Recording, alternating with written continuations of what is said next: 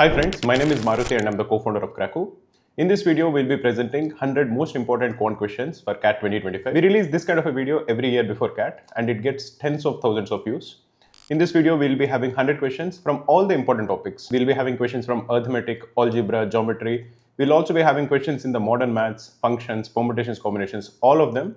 And the weightage that we have given is according to their importance. So there'll be a lot of questions from arithmetic, decent number of questions from algebra and geometry, and some questions from the remaining topics. Initially, we'll be showing you the question. Please pause the question at that time and try to solve it on your own. And after that, I'll be giving you the explanation. If you have any doubts with any of these 100 questions, please do comment below this video. I look at all the comments and I'll try to reply to them to the best of my ability. In addition to it, I also wanted to tell you that in the run-up to CAT, we will be releasing the 25 LRDI sets maybe in the next 1 week or so.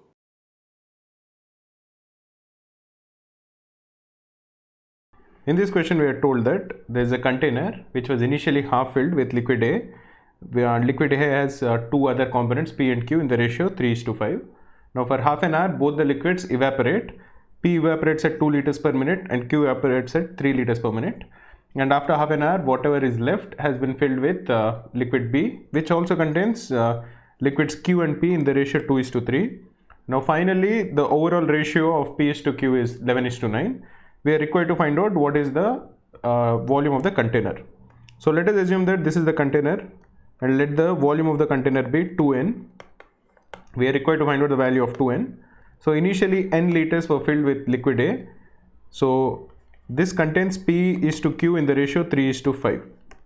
So initially, if you are looking at how much of P was there, this is liquid P and this is liquid Q. Initially, they are in the ratio 3:5. The total volume is n. So initial volume of P is 3/8 into n, and the initial volume of Q is 5/8 into n. But both of them evaporate. Both of them evaporate for 30 minutes. Now P evaporates at 2 liters per minute. So in 30 minutes, 60 liters of P evaporates. So whatever is left of P is 3/8 by n minus 60.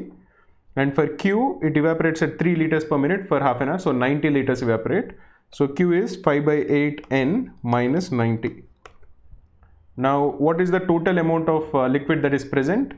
2 liters and 3 liters, that is 5 liters per minute evaporate. So 150 liters evaporate. So whatever is left is n minus 150 is left. 150 liters is evaporated. So when liquid B is used to fill, the amount of liquid B that is used is n plus 150 of liquid B is used. Now liquid B also contains P and Q. The ratio of P and Q, be careful over here. The ratio that is given to us is Q is to P is 2:3. Therefore P is to Q will be 3:2. Now this is the amount that is left. Now what is the amount that is added of P?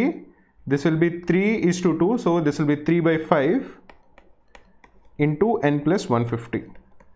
This is added. Similarly for Q, it will be 2/5 into n plus 150. This is added from liquid B. Therefore the total amount of liquid P that is available is the sum of these two, and the total amount of liquid Q that is there in the container will be these two. So if you add both of them together, for example, the total volume of P that is available is 3/8 n plus 3/5 n minus 60, and 3/5 into 150 is 90. So this will be plus 30. This you can sum it up as by 40. 3 into 5 is 15 plus 8 into 3 is 24. So that is 39 by 40 n plus 30. So the total amount of P that is available is 39 by 40 n plus 30. Similarly for Q, it is the sum of these two, that is 5/8 n plus 2/5 n. This is minus 90, and 2/5 into 150 is 60. So minus 90 plus 60 is minus 30. This will be 25 plus 16. So this is 41 by 40 n minus 30.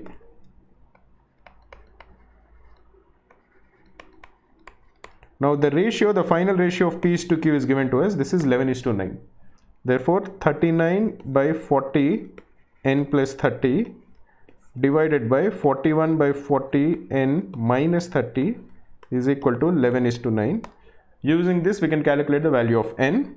This is 39 into 9. 39 into 9 is 40 into 9 minus 9. So that will be 351 n by 40 plus 270 is equal to 41 into 11 is 451 n by 40 minus 11 into 30 is 330.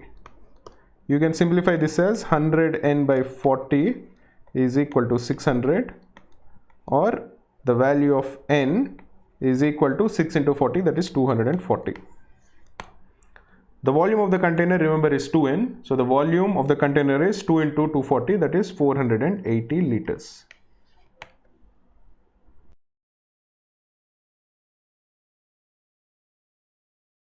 In this question we are given that the mean score of 10 batsmen of the Hyderabad cricket team is 60, and if the top 5 scores are removed, then the average falls by 5. That is, the average of the bottom 5 batsmen is 55. We are also told that the top 6 scores are distinct integers. What is the maximum possible score of any batsman? So let us assume that all the 10 batsmen are arranged according to descending order. So this will be 1, 2, 3, 4, 5, 6, 7, 8, 9 and 10. Suppose these are the scores of all the 10 batsmen. We don't know the scores. We'll just put some marks according to each of the numbers. The sum of the scores of the bottom 5 is 55 into 5. This is 275. What is the total score of all the 10 batsmen? The total score of all the 10 batsmen is 60 into 10, which is equal to 600. Therefore, the sum of the top 5 batsmen is 600 minus 275, that is equal to 325. Now you want to maximize the score of any batsman, so you will maximize the score of the batsman who has scored the highest.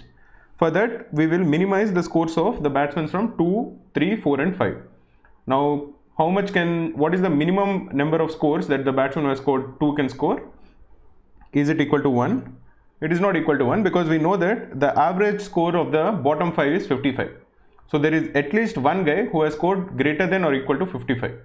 And the person who has scored 5th has scored more than the person who has scored 6th. Similarly, the person who has scored 4th has scored greater than or equal to the person who has scored 5th, and so on. So in order to minimize the score of the 5th person first, we will have to ensure that the players who have scored the 6th highest to the 10th highest, all of them have scored 55. Because we know that their sum is constant and their sum equals 275. The highest, that is the 6th highest score, will be minimum if all of them have scored 55. Because if one of them, suppose the 10th guy has scored only 0, then these 4 guys have to score 275, and their average will be around 63.75. So one of them has to score more than 63, more than 64 basically. You don't want that to happen. So what you are essentially saying is this 275 will be evenly distributed amongst the players 6 to 10, so that all of them have scored 55. And now you know that the scores of the first 6 batsmen are distinct integers. That is, all the players from 1 to 6, all of them have scored differently. This would imply that the 5th highest player has scored a minimum of 56, the 4th highest player has scored a minimum of 57, 3rd highest player has scored a minimum of 58, and the 2nd highest score has scored a minimum of 59. So now we will calculate the minimum possible sum of scores of the batsmen who have scored from 2nd to 5th, and then subtract it from 325 to get the maximum possible score of the top batsman. So we'll first calculate 59 plus 58 plus 57 plus 56. 59 plus 56 is equal to 115. Similarly, 58 plus 57 is equal to 115. So the sum of these 4 numbers is 230. But we know that the sum of all the 5 numbers is 325. So the maximum possible score of the player who has scored the highest is 325 minus 230, which is equal to 95. This is 325 minus 230. Note what we have actually done. We know that the players who have scored from 6th to 10th, their score is constant, their score is 275, and we want the highest amongst them, that is the 6th highest player, to score as low as possible, because that would keep the scores of all the players from 2 to 6 also low. This would imply that all the players from 6 to 10 have scored 55 each. This would imply that 5th, 4th, 3rd and 2nd have scored 56, 57, 58 and 59, and hence the score of the top batsman will be highest, and that will equal 95, which is the answer.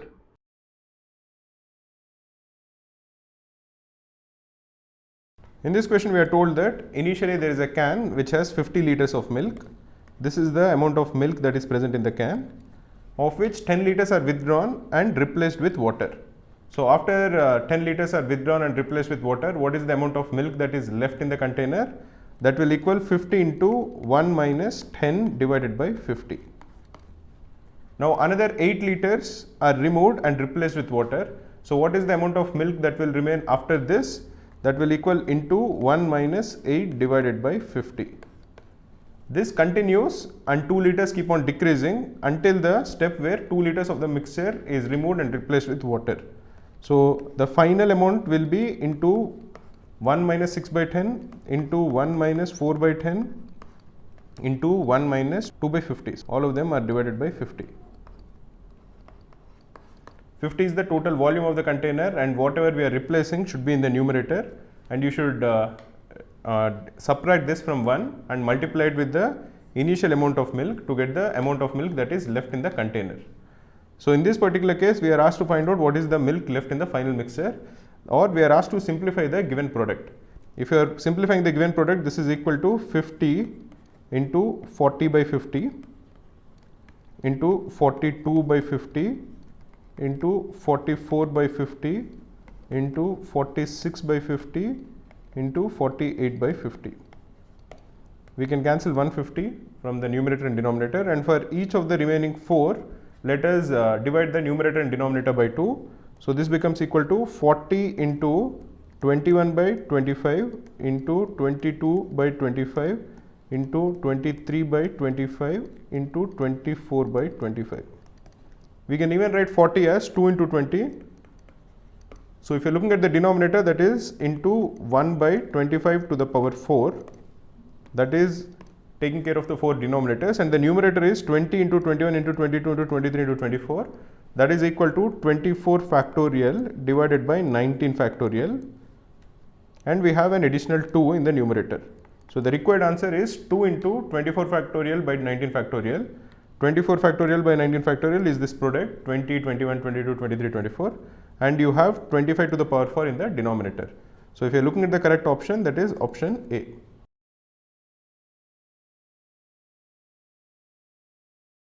In this question it is given that Ravi attended a party along with his friends, and in the party every person drank some apple juice and some orange juice. Now all the friends have drank different amounts of apple juice and different amounts of orange juice, but the total amount of juice that they have drank, each person, is 1300 ml.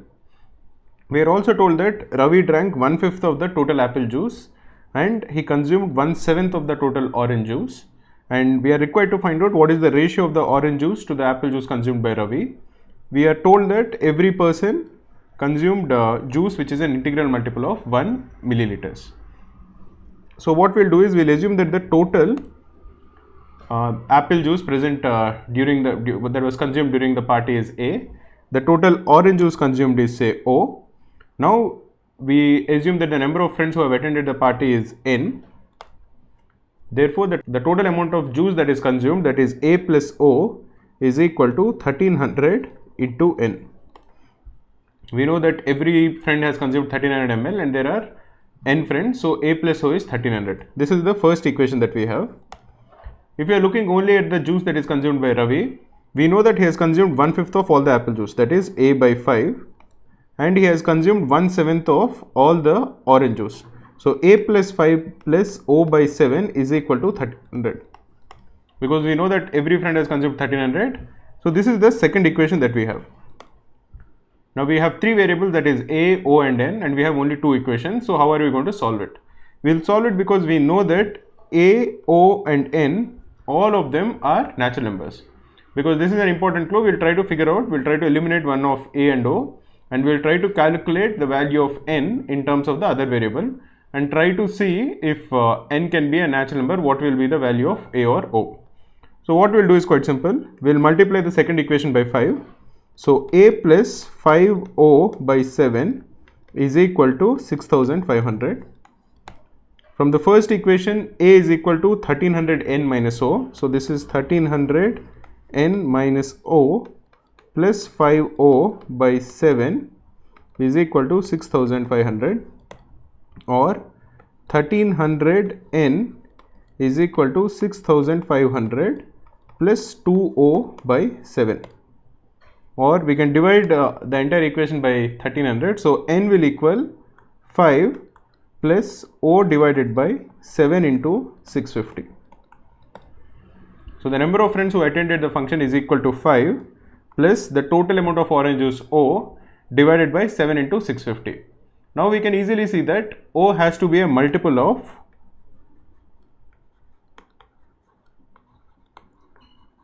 7 into 650. What is 7 into 650? This is equal to 4550. Because if O is not a multiple of 4550, then the number of friends who attended the party will not be a natural number, and that is clearly not true. You can't have 500 people or 5.5 people attending a party. The number of people who attended the party has to be either 5 or 6 or 7. It has to be a natural number. So we know that O has to be a multiple of 4550. But what is there any limit for the number of for the values that O can take? There are limits. If you see, A plus 5 plus O by 7 is equal to 1300.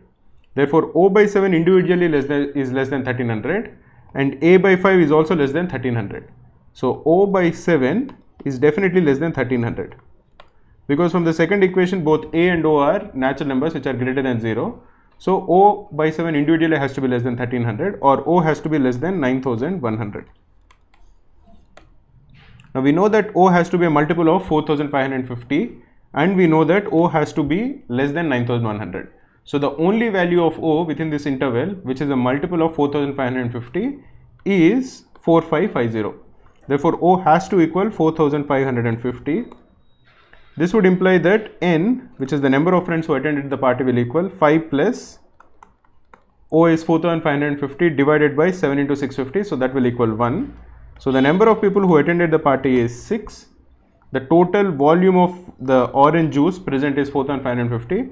So we can easily calculate A, which is the total amount of apple juice.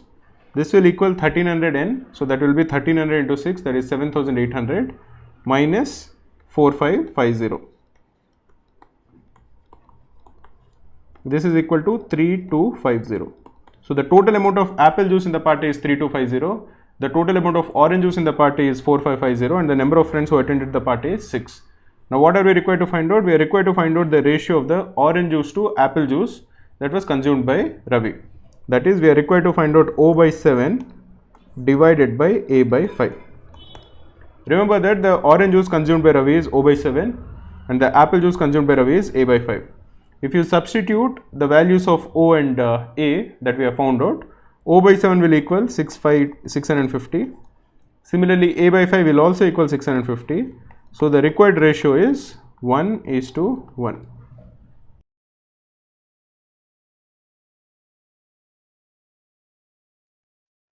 In this question, we are told that in an infinite geometric progression, the sum of any three consecutive terms equals 26 times the sum of all the terms that come after them. What is the ratio of any term of the geometric progression to the sum of the terms that come after it? If you have an infinite geometric progression which is of the form A, AR, AR square and so on till infinity, the sum of this infinite geometric progression will be equal to A, which is the first term, divided by 1 minus R. This is valid only if R lies between 1 and minus 1. In this particular case, if you are looking at the three terms as A, AR and AR square, the terms which come after these three terms will be AR cube, AR to the power 4, AR to the power 5 and so on till infinity.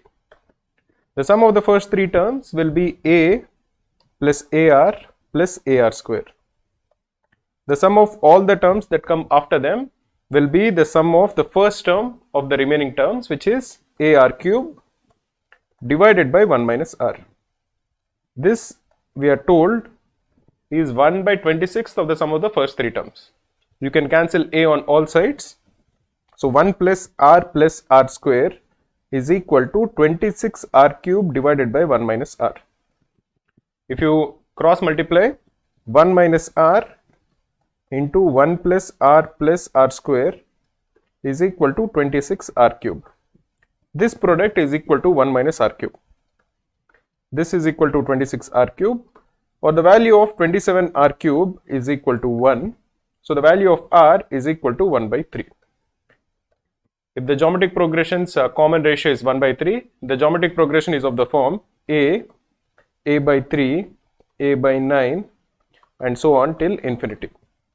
Now the sum of any of this term to the sum of all the terms that come after it can be easily calculated. What is the sum of a by 3 plus a by 9 plus dot dot dot till infinity?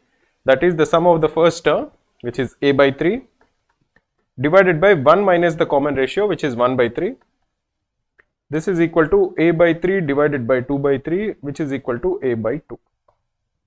Therefore, the given ratio will be a divided by a by 2, which is equal to 2. So the required ratio is 2, which is option C.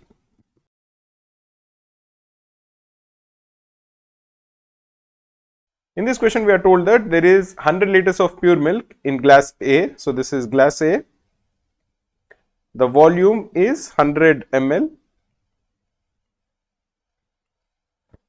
And we have glass B. The volume is 200 ml. Initially, we have 100 ml of milk. This is milk and this is 100. And the amount of water in glass A initially is 0. In glass B, on the other hand, we have milk is 0 and water is 200 ml. It is filled with water. Now 40 liters are removed from A. So milk will be 60, water will still be 0 and they are poured into B. So B will have 40 ml of milk and 200 liters of water. And from the resulting solution, again 40 liters are removed from the resulting solution from B and inserted into A.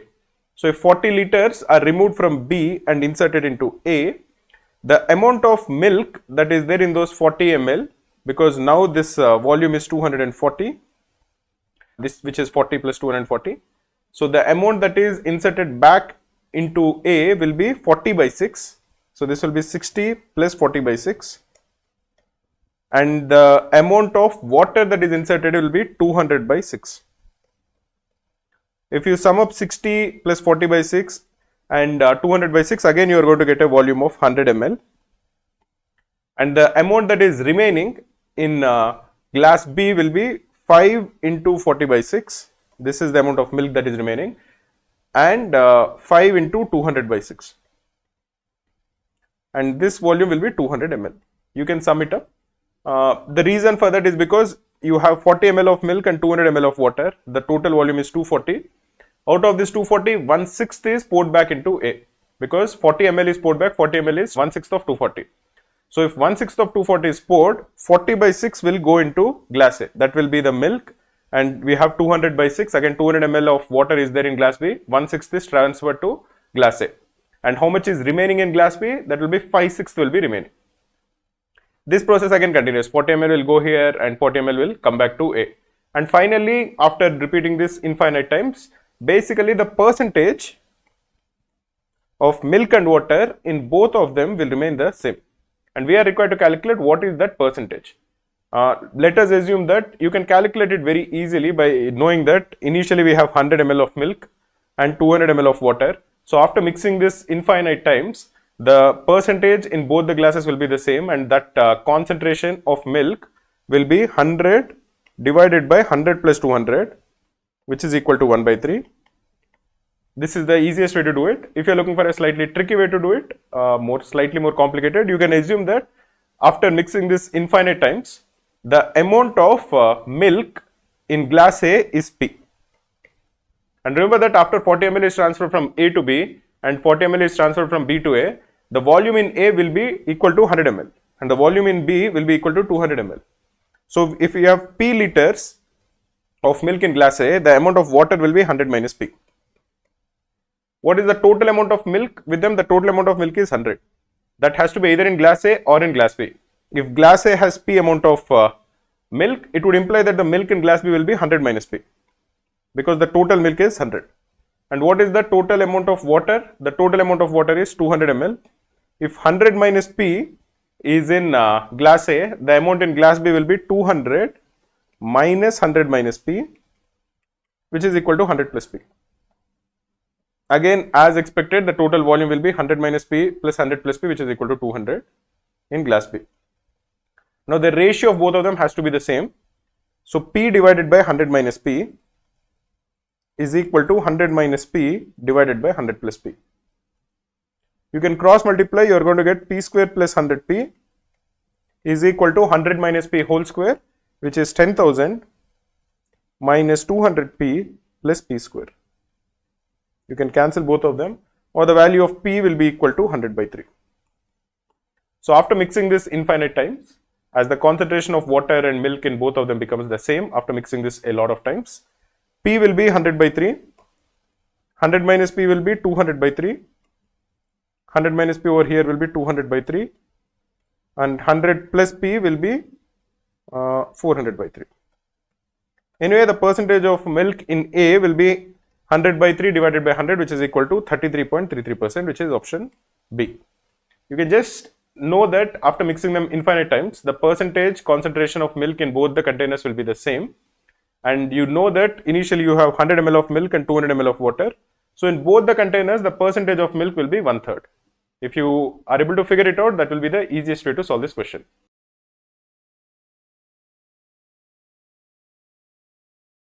In this question, we are given that there are 4 unique even numbers which are arranged in ascending order, and the sum of those 4 numbers is 162. Now we have made some changes to the numbers, and we are required to find out which of the following can be their new sum. So let the original numbers be 2a, 2b, 2c and 2d.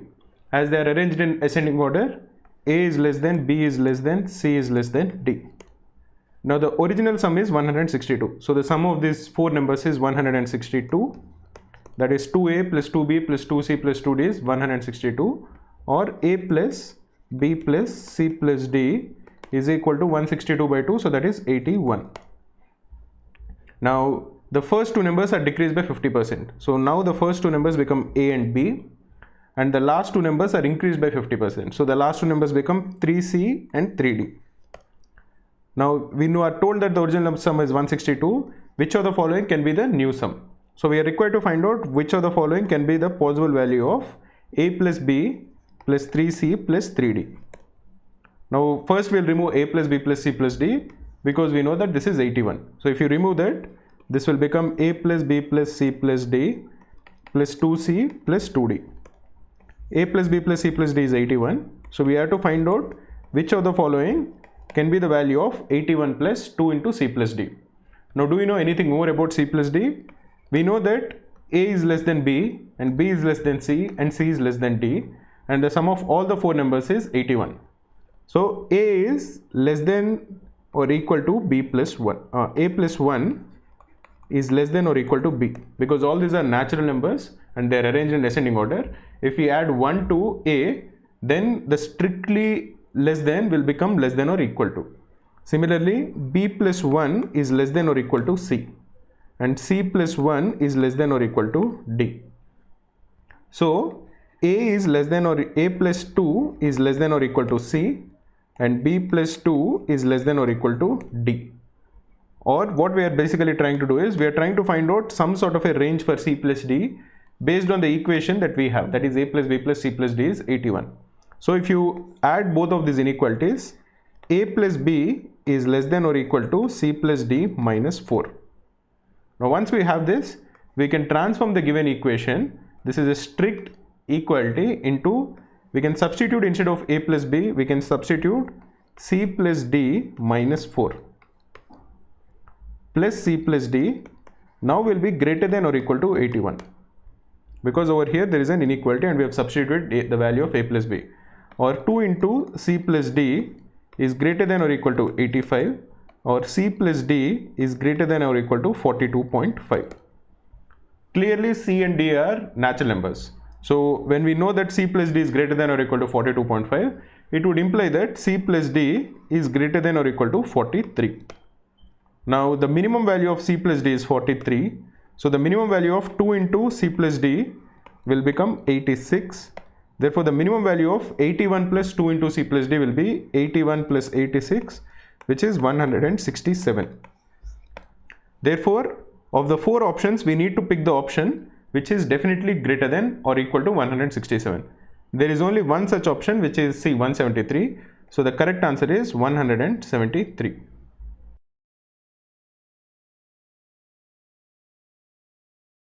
We are told that a shopkeeper buys 3 varieties of rice. The varieties of rice are, they cost rupees 20, rupees 30 and rupees 40 per kg, and they are mixed in the ratio of 5:6:7. So what is the average cost price? The average cost price will be 20 into 5 plus 30 into 6 plus 40 into 7 divided by 5 plus 6 plus 7. This is equal to 20 into 5 is 100, plus 30 into 6 is 180, plus 40 into 7 is 280, divided by 5 plus 6 plus 7 is 18. This is equal to 560 divided by 18. This is equal to 280 divided by 9. We are told that he sells this at a profit of 10%. This is the cost price per kg. So the selling price per kg will be 280 divided by 9 into 1.1, which is 1 plus 10%. This is equal to 28 into 11 by 9, which is equal to 308 by 9, which is equal to 34 2 by 9. So the cost per kg will be rupees 34 2 by 9.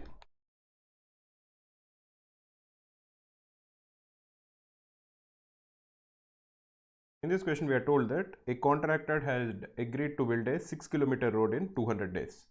He employed 140 persons for this work, and after 60 days, he realized that only 1.5 kilometers of the road was completed. So 140 people worked, and they worked for 60 days. And after working for 60 days, how much distance of the road were they able to build? They were able to build 1.5 kilometers. So how much of the road is remaining? You have 4.5 kilometers of the road which is remaining.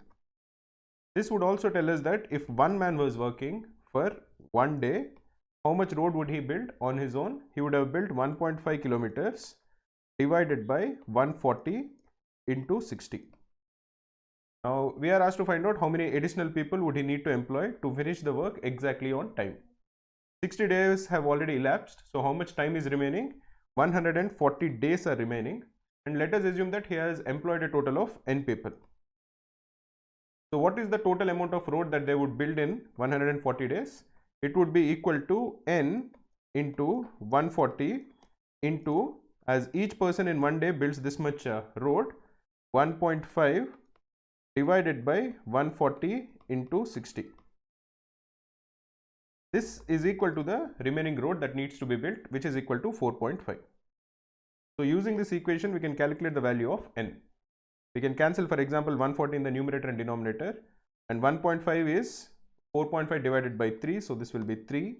For the value of n is equal to 60 into 3, which is equal to 180. So the total number of men that should work for 140 days to finish the 4.5 kilometers which was remaining on time is 180. We are asked to find out how many additional people he should hire. He already has 140 people. So he needs to hire 180 minus 140, which is equal to 40 additional people to finish the work on time.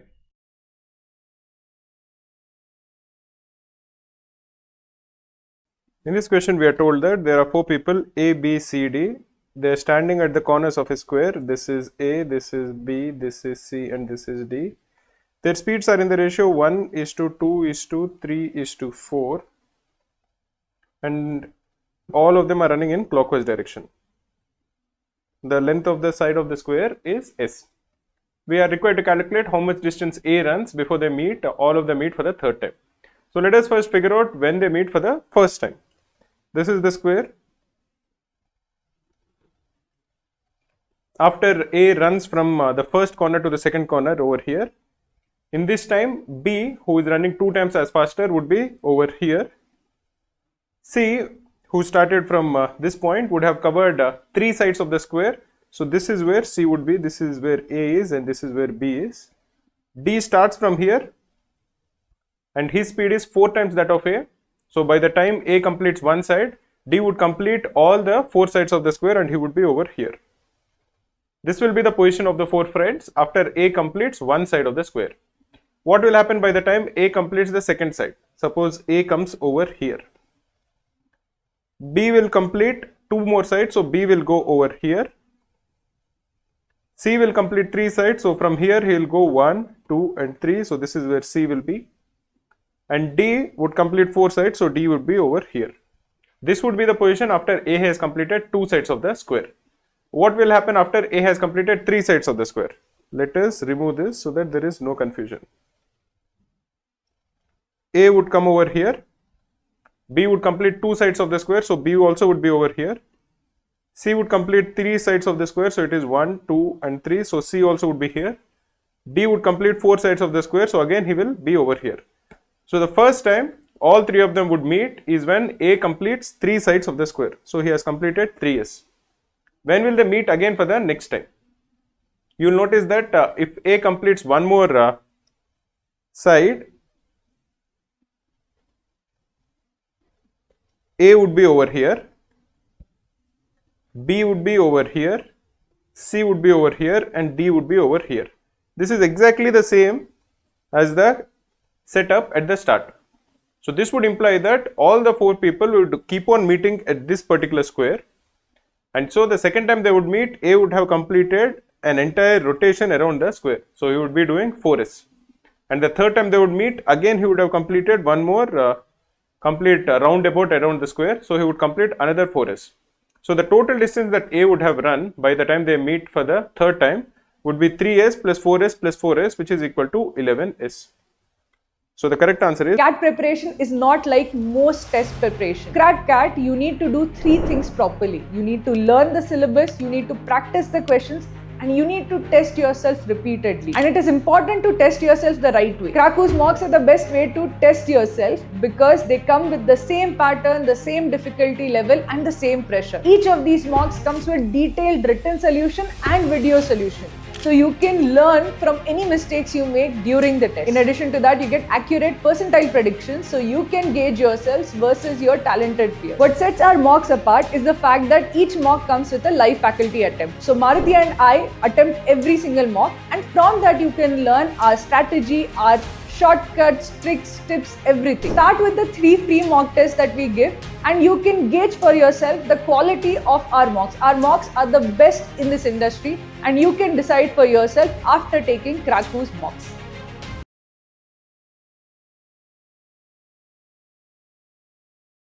in this question we are told that there are 5 pipes A, B, C, D and E. They can fill the tank in some time that is given. A can fill the tank in 60 minutes. B can fill the tank in 20 minutes. C can fill the tank in 30 minutes. D can fill the tank in 8 minutes. And E can fill the tank in 32 minutes. As we are given the times that each of the pipes takes to fill the tank, let us try to convert it into efficiency. That is how many liters of water each of the pipe fills it. So to do that, we need an estimate of the volume of the tank. To get the estimate of the volume of the tank, we will consider these 5 numbers and take their LCM. What is the LCM of these 5 numbers? That is, what is the least common multiple of each of these numbers? The least common multiple of 60 and 20 is 60. For 60, 20 and 30 will also be 60. For 60 and 8 it is going to be 120. For 120 and 32 it is going to be 480. So let us assume that the volume of the tank is the LCM of these 5 numbers, which is equal to 480 liters. We have assumed it to be 480 liters just because it will make our calculations easy. So pipe A fills the tank in 60 minutes, that is, it fills 480 liters in 60 minutes. So every minute it is going to fill 8 liters. So it fills in 8 liters per minute. Pipe B takes 20 minutes to fill 480 liters. So every minute it fills 24 liters. Pipe C takes 30 minutes to fill 480 liters. So every minute it fills 16 liters. Similarly, pipe D fills 480 liters in 8 minutes. So every liter it fills 60 liters per minute. And pipe E takes 32 minutes to fill 480 liters. So every minute it fills 480 divided by 32, that is 15 liters every minute. We are also told that out of these 5 pipes, 2 pipes have been converted into emptying pipes, and we have to figure out which are those 2 pipes. We have been given some information to find it out. we are told that when one filling pipe and one emptying pipe operates, then the tank can be filled in 60 minutes. If the tank is being filled in 60 minutes, every minute the amount of water that is being effectively filled into the tank is 480 divided by 60, which is 8 liters. So every minute, if a filling pipe and an empty pipe are working together, they are filling 8 liters per minute. So looking at the options, can you figure out any two numbers which are varying by exactly 8? You will have two cases. One is that they are 24 minus 16, this is 8. The other one is that the filling pipe is 16 liters, it is filling 16 liters per minute, and the emptying pipe is emptying out 8 liters. There is no other combination where the two numbers differ by exactly 8. So we don't know which of the two is filling and which of the two is emptying, but there are only two cases possible in this particular situation. There is some other information that is given. Another combination of filling and emptying pipes takes exactly 8 by 45th of the time taken by the previous combination to fill the tank. So the amount of time taken by this combination to empty the tank is 8 by 45 into 60 minutes. This is 3, this is 4. Or they empty the tank in 32 by 3 minutes. That is, they empty 480 liters in 32 by 3 minutes. So every minute, what is the amount of water that they are emptying out? It will equal 480 divided by 32 by 3. So this is 15, or this is equal to 45 liters. So every minute another combination is emptying out 45 liters per minute. So can you figure out any two numbers which differ by exactly 45? There are only two numbers which differ by exactly 45 liters. That is 60 and 15. So in this case, you can say for sure that the second emptying pipe has to be the one which is emptying 60 liters per minute. So that has to be D. So this is definitely an emptying pipe. And the second filling pipe has to be the one that is filling 15 liters per minute. So this has to be E. So if you're looking at the pipes which are emptying and the pipes which are filling, you need two each. So you know that pipe D is definitely an emptying pipe and pipe E is definitely a filling pipe. But when you're looking at the first case, we don't know for sure which of them is emptying and which of them is filling. So in this case, there are two cases possible in the first scenario. The first case possible is that B is filling and it is filling 24 liters per minute and C is emptying. This is one case possible. Or C is filling where it is filling 16 liters per minute and A is emptying. So any of these two cases are possible. So we can't say for sure which of the pipes have been converted to emptying pipes. So the answer is can't be determined. We can determine one of the emptying pipes, but we can't determine for sure which is the second pipe which is emptying.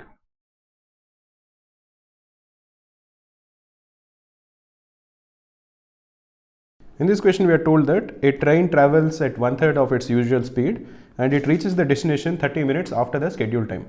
So let us assume that its original speed or the scheduled speed is s and the normal time it takes is t.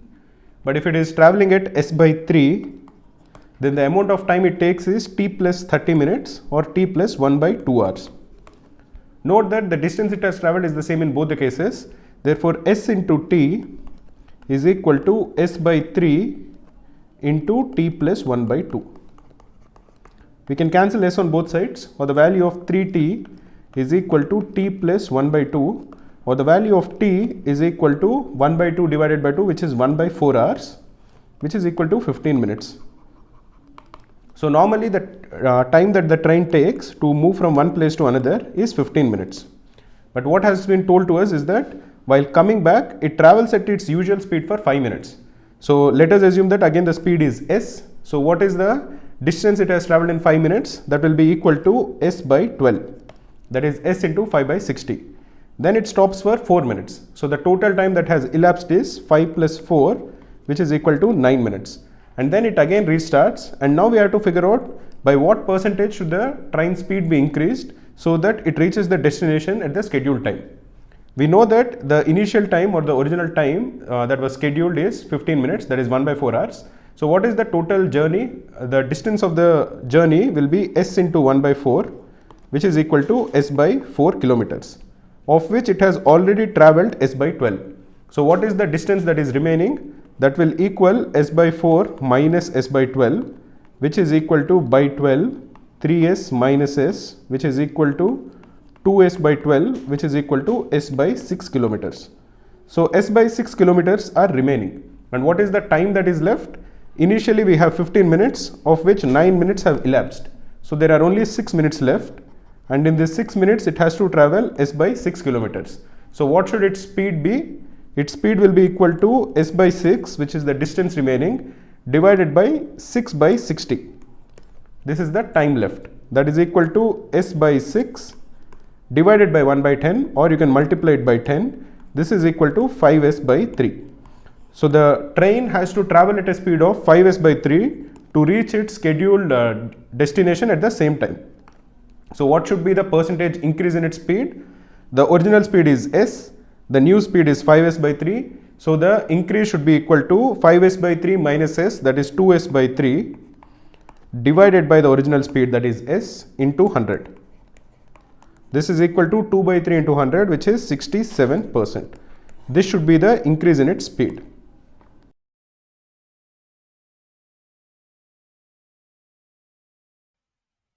In this question, we are told that a bus is starting from A and going towards B, and another bus is starting from B and coming towards A. The distance between A and B is 18 kilometers, and the respective speeds of both the buses are given. One of them is 25 kilometers per hour and the other is 18 kilometers per hour.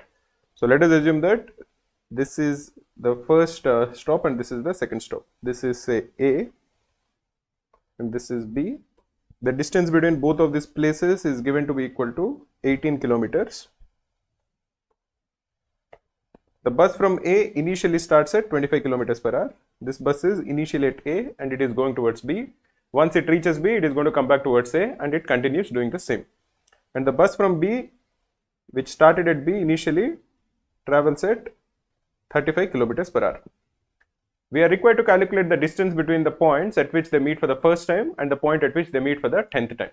Let us first try to understand the cycle of their meeting. When they meet for the first time, if you assume that the time it takes is t1, the distance that bus A travelled is 25 t1 and the distance that bus B travelled is 35 t1.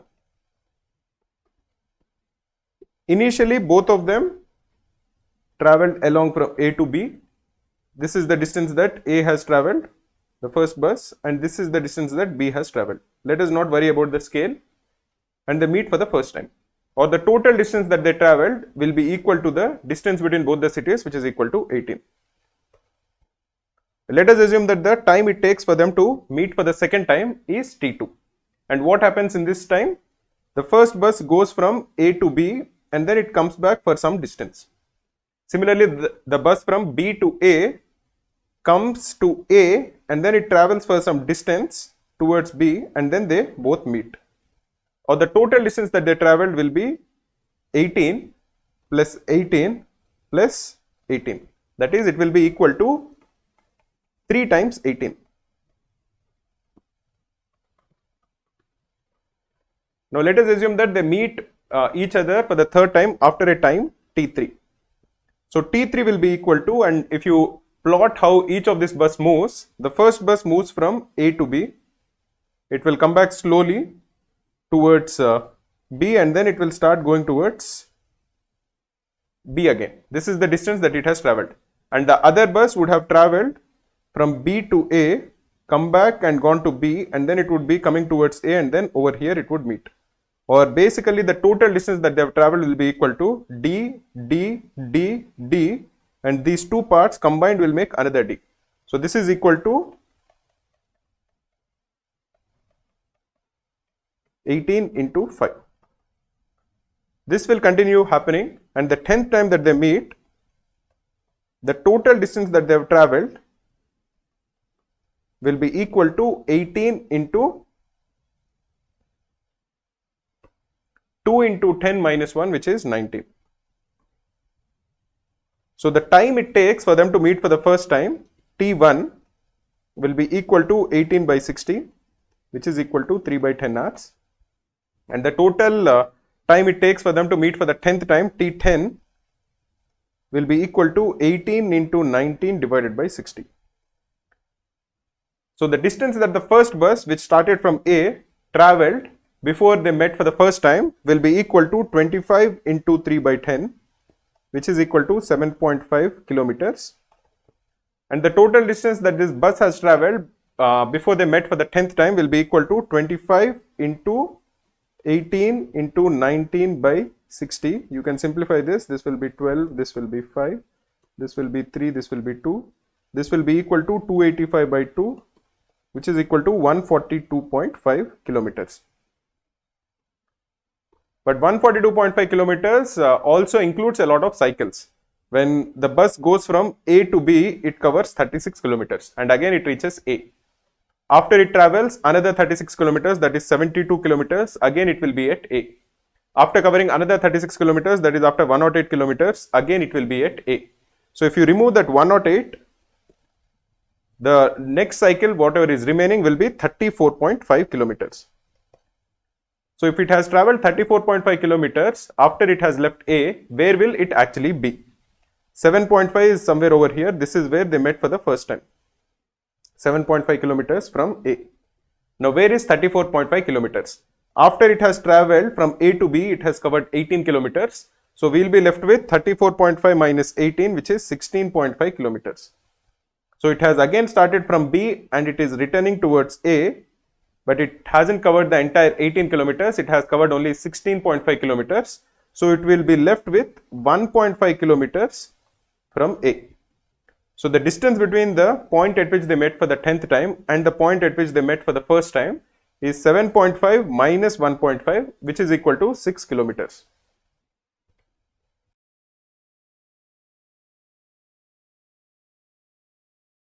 In this question, it is told that Mr. Vinay is moving up an escalator and he takes 100 steps while going up. So on a normal day, there is an escalator which is going up and Mr. Vinay walks on it and he walks say 100 steps. The escalator moves E steps and then he reaches the top. So the total number of steps on the escalator N is equal to 100 plus E. We are told that on a particular day there was a power failure for 20 seconds and therefore he has taken 18 seconds more than his usual time to reach the top of the escalator. We are supposed to calculate the number of steps on the escalator. So we are supposed to calculate N, for which we need to calculate capital E. To calculate capital E, we need to figure out the ratio of the speed of the escalator to that of Mr. Vinay. We have been given some more information about the power failure. So let us look at a normal day. On a normal day, say Vinay takes h steps per second and the escalator moves E steps per second. In the 20 seconds when there is no power failure, the total number of steps that they take will be equal to 20 into h plus E. Now because there is a power failure, the total time that he has taken is not 20 seconds, it is 18 seconds more. So this is 38 seconds. So on a normal day, this is how it will actually look. For the first 20 seconds, only Mr. Vinay is moving. There is power failure. There is no power over here. And after that, the power comes back. So there is 20 seconds of no power and then 18 seconds of power. Total time that it has taken is equal to 38. In the 20 seconds when there is no power, only Vinay is traveling. So he will be traveling at h steps per second. And in the 18 seconds when there is power, both Vinay is traveling and the escalator is moving up. So they will be moving at h plus e seconds, h plus e steps every second. But the total number of steps that they go up will remain the same. It will equal 20 into h plus e. So if you write the equation 20 into h plus e, which is the total number of steps that they have covered, is equal to 20h, which Vinay has traveled when there is no power, plus 18 into h plus e. These 18 seconds there is power and this is the extra time that he has taken to go up. So if you simplify, you are going to get that 20h plus 20e is equal to 20h plus 18h plus 18e. You can cancel the common terms and 2e will equal 18h or e is equal to 9h. So if Vinay travels one step, if the speed of Vinay is equal to 1, the speed of the escalator is equal to 9. So if Vinay has traveled 100 steps while going up, the escalator would have covered 900 steps. And therefore the total number of steps on the escalator N is equal to 100 plus 900, which is equal to 1000.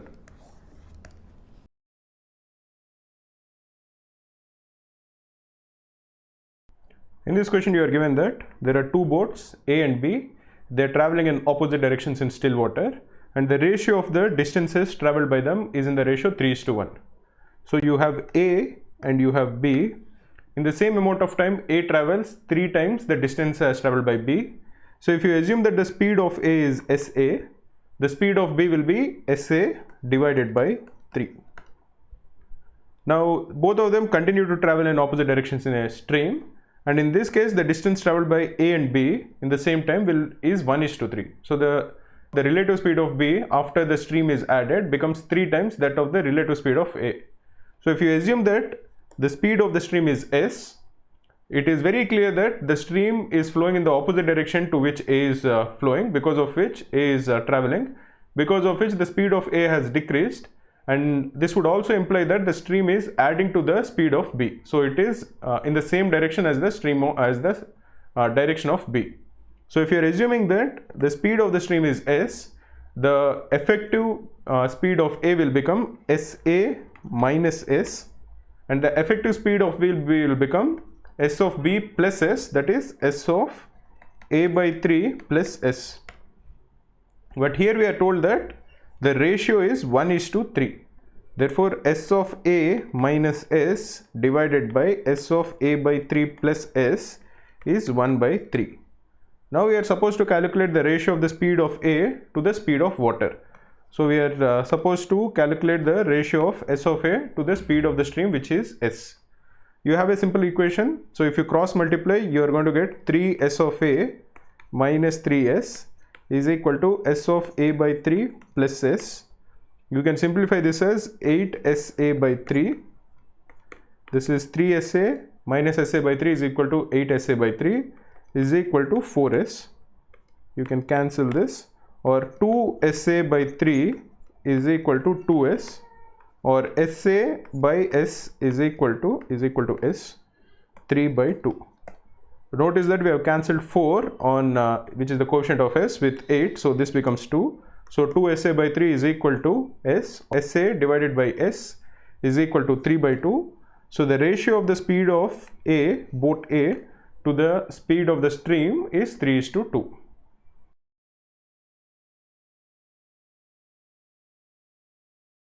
In this question we are told that Aman and Bala started running from the same point along a hexagonal track, and they are running in the same direction, and the ratio of their speed is A:B. If they meet only at the corners of the hexagon, not necessarily at all the corners, then which of the following cannot be the value of the ratio of A:B? So let us first draw a hexagon so that we get an idea. So suppose this is a hexagon, and suppose this is the hexagon around which they are running. Now the ratio of their speeds is A:B. Now when there are two people who are running around a track, whether it is a hexagonal track or whether it is a circular track or whether it is a square track, if it is any closed track, if they are running in the same direction and if the ratio of their speeds is A:B, if they are running in the same direction, then the number of places that they meet will be equal to A minus B. This is assuming that A and B are in the lowest possible ratios, that is there are no common factors between A and B. So the ratio shouldn't be of the form 6:2, it should be of the form 3:1, because this is the lowest possible form. Now if they are running in the opposite direction and if the ratio is again A:B, then the number of places that they meet is A plus B. Just to give you an idea, if the ratio of Aman and Bala is say 6:5 and they are running in the same direction, then they will meet at exactly one place. They will keep meeting, but the place at which they meet will be the same at all the future meeting points. But if they are running in opposite directions, then the number of points at which they meet will be 6 plus 5, which is 11. This is a concept, this is an important concept which will help us in solving these kind of questions. Now this is true for a circular track, this is true for a hexagonal track, this is true for all tracks which are closed. So if you are looking at the given options, the option A says that the ratio of A:B is 7:6. Then at how many points would they meet? Because they are running in the same direction, they would meet at exactly one point, that is 7 minus 6, and that point will be the starting point, so which is a corner. So this is not the correct answer. We are trying to look for an option in which they wouldn't be meeting at the corners. If the ratio of their speeds is 3:1, then how many points would they meet? They would meet at exactly 3 minus 1, which is 2 points. And what are those 2 points? It is the starting point and it is the point which is exactly opposite it. So both of these are also corners, so this is also not the correct answer. If you're looking at 5:2, the number of points at which they meet, this is in option C, will be 5 minus 2, which is 3. Now what are those 3 points? If you look at it, those 3 points will be the again 3 other corners, which even includes the starting points. So all the 3 points at which they meet are also corners, so this is also not the correct answer. If you're looking at the fourth option, the fourth option is 5 minus 1. This is the ratio is 5:1. So the number of meeting points is 5 minus 1, which is 4. Now you know that if you are looking at the number of vertices of the hexagon, there are 6. In the first option, we have the ratio, the number of meeting points is 1, which is a factor of 6. In the second option, the number of meeting points is 2, which is also a factor of 6. In the third option, the number of meeting points is 3, which is also a factor of 6. So you know that all of them will be at some corner or the other. In the fourth case, the number of meeting points is 4. So you know that by symmetry, all 4 cannot be at the corners of a hexagon, because there are 6 corners and you can't distribute 4 of these meeting points such that all 4 of them will be both symmetrical as well as at the corners. So the correct answer will be option D, which is 4, because all the 4 points cannot be at the corners. You can even prove it. You can assume that the length of the hexagon is A, each side of the hexagon. So the total distance or the total circumference is 6A. So if you're trying to figure out what is the meeting point, the meeting point will be, the time at which they meet will be 6A divided by 4. This is the relative speed of 5 minus 1 into 5. This is the distance of the first meeting point from the starting point. So if you look at it, this will be 30 by 4. This is 3, or this is 7.5A, so something like over here. So the first guy who is traveling at 5 times, who is faster, will finish one round. By the time he finishes one round, the second guy would have finished something like 1.2A distance, because by the time the first guy has finished 6A, and so by the time the second guy comes to the middle of the second side, so he completes another 1.5A, by which time the second guy, who is the slower guy, would have finished an additional 0.3A. So the first guy would have finished one round, so would have completed 6A, and the second guy would have completed 1.2A. Now the first guy would have finished another 1.5A, by which time the second guy would have run 0.3A, which is 1/5 of 1.5A. So the total distance traveled by the faster guy is 7.5A, and the total distance traveled by the slower guy is 1.5A. As you can see, the distance between these two is 6A, so the faster guy has exactly lapped the slower guy. So they would meet at the midpoint of the second side, which is not a corner. Now this is the long procedure of doing it. What is the short procedure of doing it? We'll just figure out, as we have done, the number of meeting points in each of the 4 options. In the first 3 options, 1, 2 and 3 are factors of 6, so all of them will be corners and also be symmetrical. The last one will be 4, so you can't find 4 corners which are all equidistant from each other. So the correct answer in this case is option D. If the ratio of the speeds is 5:1, the meeting points will not all be corners.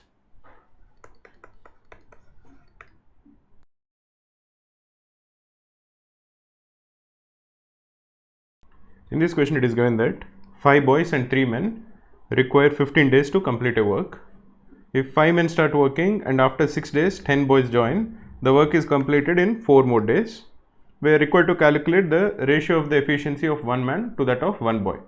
So what we will assume is that the ratio of one man, let us say, is m units per day.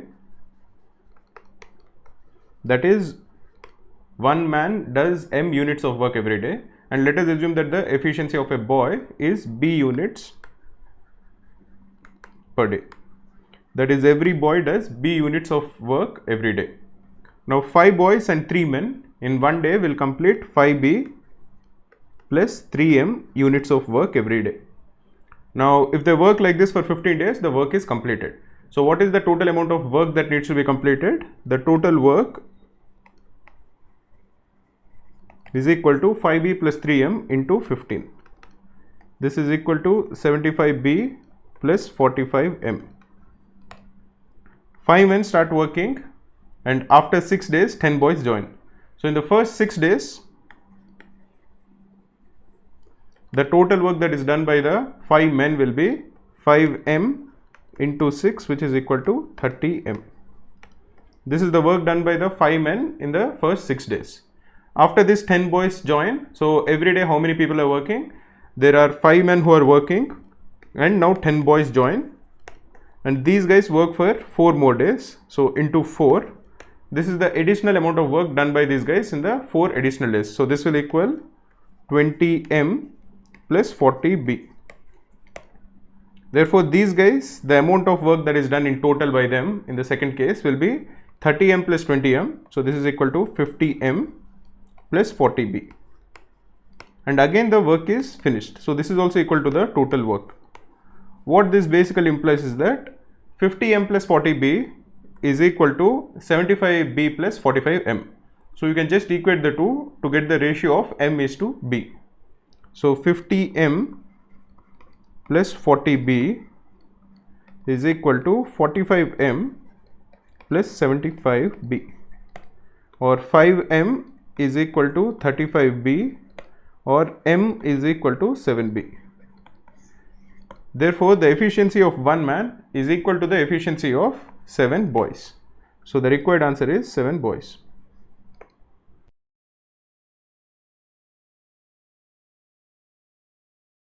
Okay, in this question it is given that on a straight road there are 2 points P and Q. Virat and Rohit are two persons who are standing at points P and Q respectively. So suppose this is P and this is Q. Virat is standing here and Rohit is standing here. They start running towards each other at constant speed. So Virat is going towards Rohit and Rohit is going towards Virat. As soon as they reach the opposite point, they immediately turn back and run towards their respective point. So they keep going like this. Virat keeps going towards Q, and after reaching Q, he will come back towards P. The same process continues till one of them has completed 10 trips. One trip is going to the opposite point and returning back.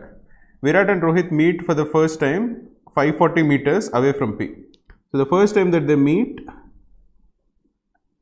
will be 540 meters away from P. So let the distance between P and Q be L. Therefore Virat has run 540 meters and Rohit has run L minus 540 meters the first time that they meet. The second meeting takes place 600 meters away from Q. So the second time is when this is 600 meters and this is L minus 600. Find the distance in meters of the third meeting point from Q. So we need to find out where they meet for the third time. It is known that both the people never cross each other while traveling in the same direction. That is, they are always crossing each other whenever they are traveling in the opposite direction. So to start off, let us put a simple table. This is Virat, this is Rohit, and this is the total distance that both of them have traveled. The first time that they meet, Virat has traveled 540 meters. This is the total distance traveled by both of them before the first meeting. Virat has traveled 540 meters and Rohit has traveled this, which is L minus 540. Now if you include both of them, that is Virat plus Rohit, both of them together have covered L. That is, they have covered the distance between P and Q once.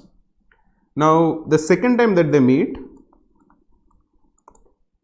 if you are looking at Virat, he will cover the entire distance L and then come back and meet Rohit here. So he has covered L plus 600. Similarly, if you are looking at Rohit, he also covers L and then he comes back and he meets Virat here. So he has covered L plus L minus 600. So this is 2L minus 600 is the distance travelled by Rohit, and the total distance travelled by both of them will be 3L. That is because the total distance travelled by them will be 3 rounds, which is actually equal to L plus 600 plus 2L minus 600.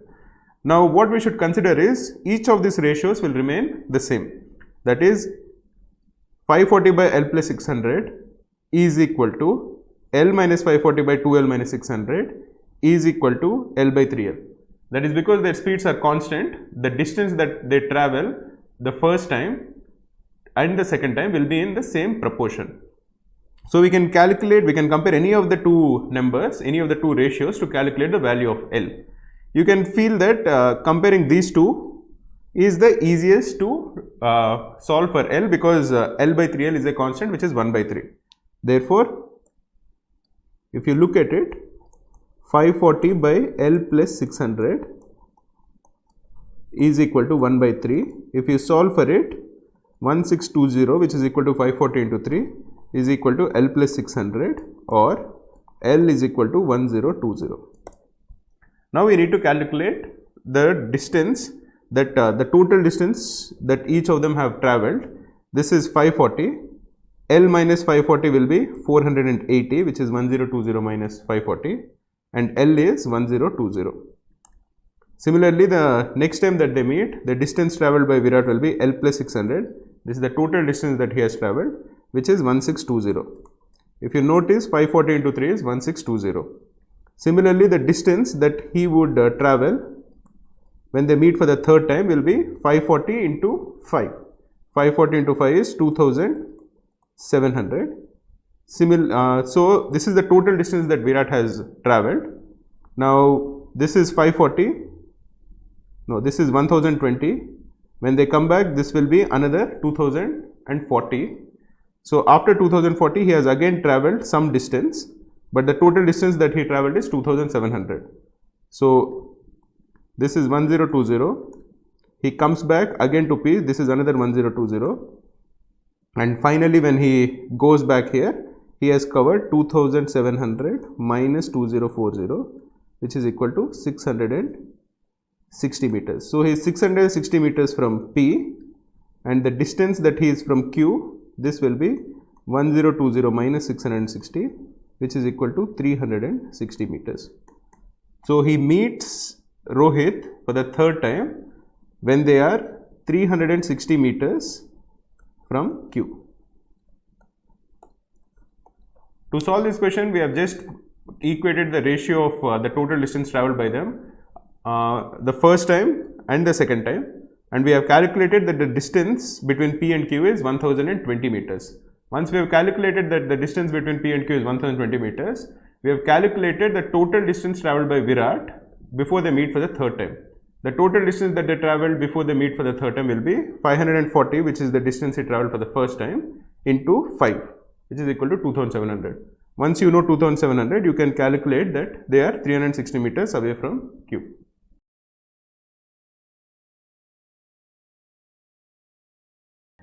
In this question, it is given that 10 men can complete a piece of work in 8 days.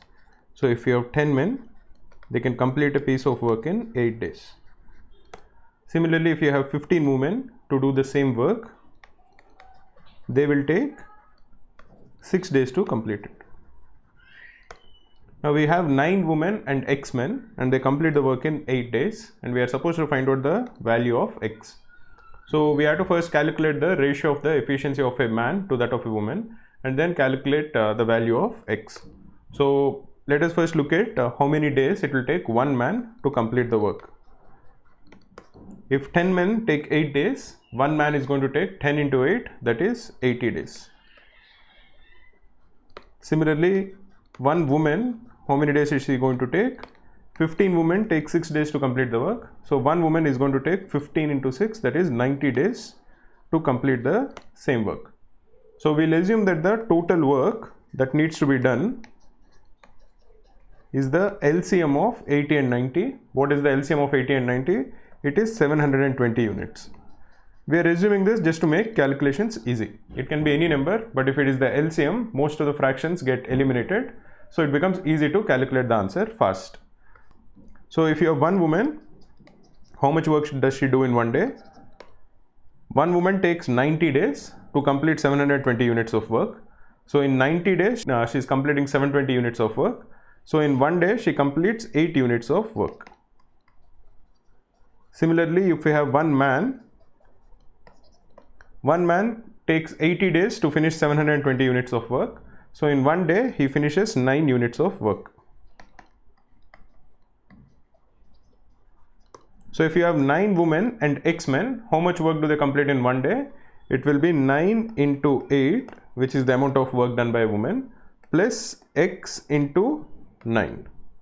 So the amount of work done by these guys in one day is 9 into 8, that is 72, plus 9x. This is the amount of work that they do in one day. So how much work do they do in 8 days, which is what they have taken to finish the work? It will be 8 into 72 plus 9x. But it hasn't mentioned that this is equal to the total work done, which is 720 units. So this is equal to 720, or you can divide 720 by 8, that will be 90. So 72 plus 9x is equal to 90, or 9x is equal to 90 minus 72, which is 18, or x is equal to 2. So the number of men who have joined 9 women to finish the work in 8 days is 2.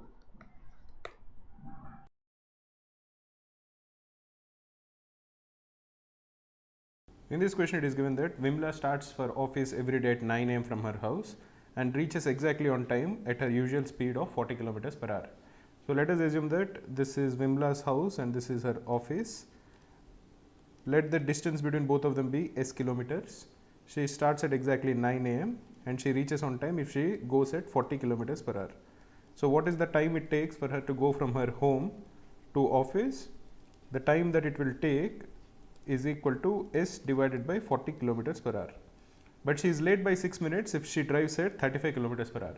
That is, if she is driving at 35 kilometers per hour, she is going to take s divided by 35, and this is 6 minutes longer. So s divided by 35 minus s divided by 40 is equal to 6 minutes, that is 6 by 60 hours, that is 1 by 10 hours. Using this, we can calculate the distance between her home and her office. So let us multiply both the sides of the equation by 35 into 40. So the left hand side will become equal to 40s minus 35s is equal to 40 into 35 divided by 10. We have just multiplied both sides with 40 into 35, so that some of the terms get cancelled. So the left hand side will become equal to 5s.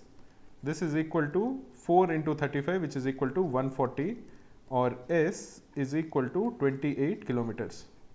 So the distance between her home and her office is equal to 28 kilometers. What is then told is that one day she covers 2/3 of this distance to office in 1/3 of her usual time. What is the usual time that it takes for her to go to office? It will be s divided by 40, that is 28 divided by 40 is the usual time that it takes for her to go to office. 28 by 40 is 7 by 10 hours. If you multiply it by 60, you are going to get 42 minutes. So usually the distance is 28 kilometers and it takes her 42 minutes. But this one particular day, she again starts from her home and she covers 2/3 of the distance, that is 28 into 2 by 3 in 1/3 of the time, that is 42 divided by 3 is 14 minutes.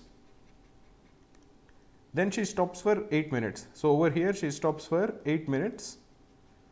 So what is the distance that is remaining? That will be 28 minus 28 into 2 by 3, that will equal 28 into 1 by 3 kilometers is remaining. And if she has to reach her office on time, how much time is remaining? It will be 42 minutes minus 14 minus 8, that is 42 minus 22, which is equal to 20 minutes. So she has to cover 28 into 1 by 3 kilometers in 20 minutes. So what should her speed be? It will be 28 into 1 by 3, which is the distance remaining, divided by 20 divided by 60 hours, which is the time remaining. 20 by 60 is 1 by 3. So you can cancel 1 by 3 and 1 by 3 in the numerator and denominator. So her required speed will be 28 kilometers per hour. To crack CAT with confidence, you need a lot of practice and a lot of testing. And the questions that matter the most are the questions that have come in CAT previous year's paper. Each of these CAT previous year's paper you can attempt on Cracku. You can download it as a PDF or you can actually take it in the mock format. Not only that, but each of these questions has a detailed written solution as well as a video solution. You can take these in the mock format and later you can analyze your strengths and weaknesses. You can pinpoint the areas you need to improve in. So see how real CAT questions are asked. Learn from the detailed solutions. So build speed, accuracy and confidence. So visit Cracku today and start solving our previous year's CAT papers.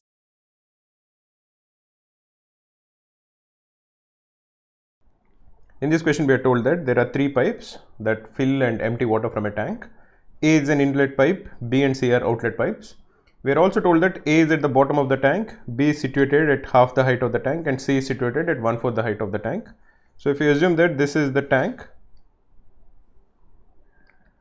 now say this is the tank and This is where this is 1/4 of the tank, say this is half the tank, and the top will be another half of the tank.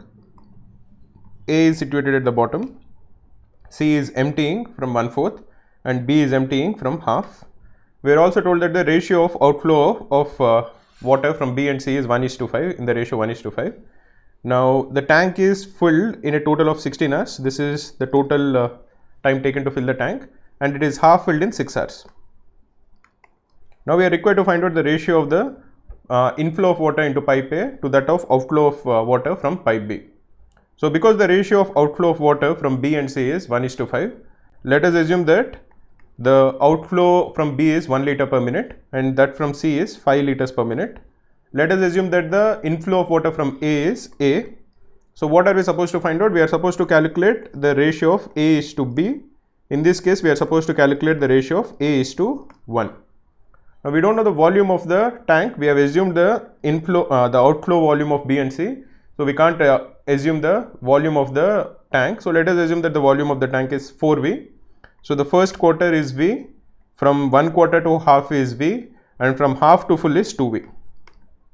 Now we don't know how much time it has taken for A to fill the water for till 1/4. So let us assume that the time taken by A to fill the tank for to fill 1/4 of the tank is T.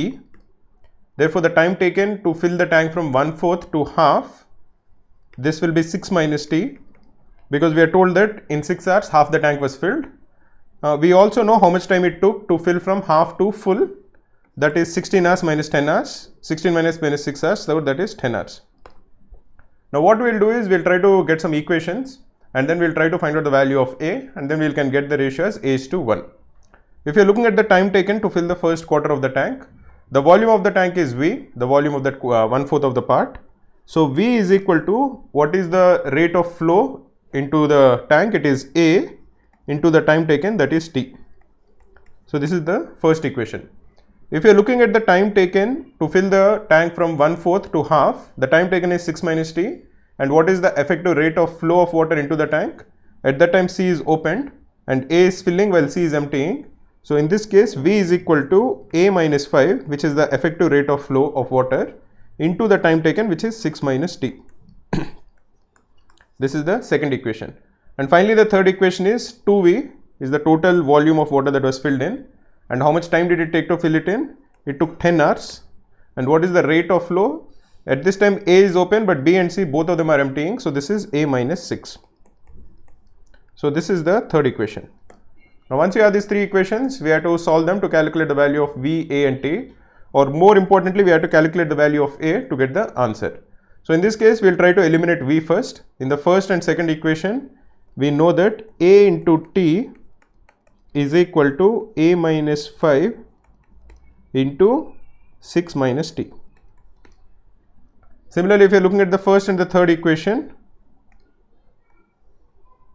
similarly if you are looking at the first and the third equation, A into T is equal to, this is V and this is 5 into A minus 6. So now again we have two equations in A and T and two unknowns. Now we will try to again eliminate T and find out the value of T in terms of A using both the equations. Then we will equate both of them and calculate the value of A to get the answer.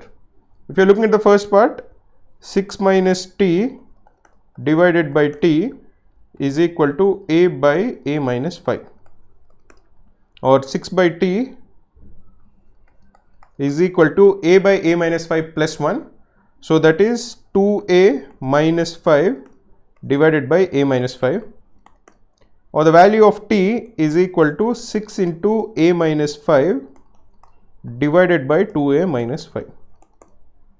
Similarly, in this case, the value of T is equal to 5 into A minus 6 divided by A.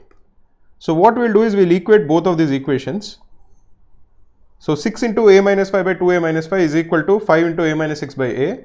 We will get a quadratic equation in A, which we will solve to find out the value of A. So this implies that 5 into A minus 6 divided by A is equal to 6 into A minus 5 divided by 2A minus 5. Or you can simplify this as 5 into A minus 6 into 2A minus 5 is equal to 6 into a minus 5 into a. The left hand side will become 2a square minus 12a minus 5a, so minus 17a plus 30 into 5. This is equal to 6a square minus 5a, so minus 30a. Now you can again simplify this as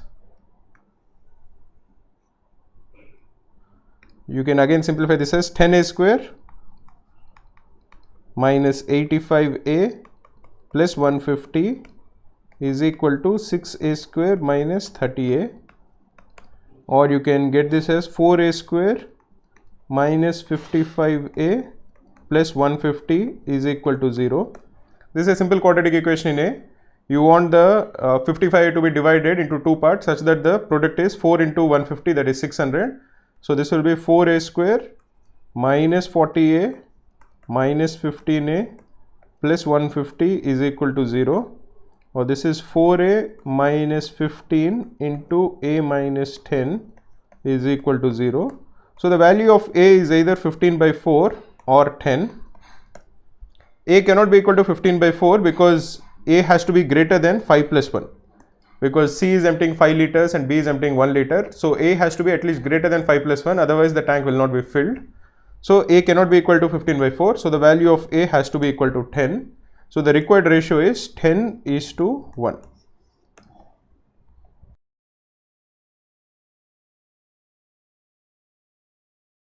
In this question, it is given that the cost price of two scooters is in the ratio 3:4. So the cost price of the first scooter, let us assume, is equal to 3k, and the cost price of the second scooter is equal to 4k. This is the cost price. Now Ajay made 1 lakh and 2 lakh profit from selling each one of them. So the selling price of the first scooter will be 3k plus 1, and the selling price of the second scooter will be 4k plus 2. This is the selling prices. Now which of the following cannot be the ratio of their selling price? So if you want to find out the ratio of the selling price, the ratio of the selling price is 3k plus 1 by 4k plus 2. Now here we don't know the value of k, we just know that k is greater than 0. We know that 3k and 4k are cost prices of scooters, so they cannot be negative. Now we are given 4 options and we have to figure out which of the 4 options cannot be the ratio of their selling price. So let us start with the first one.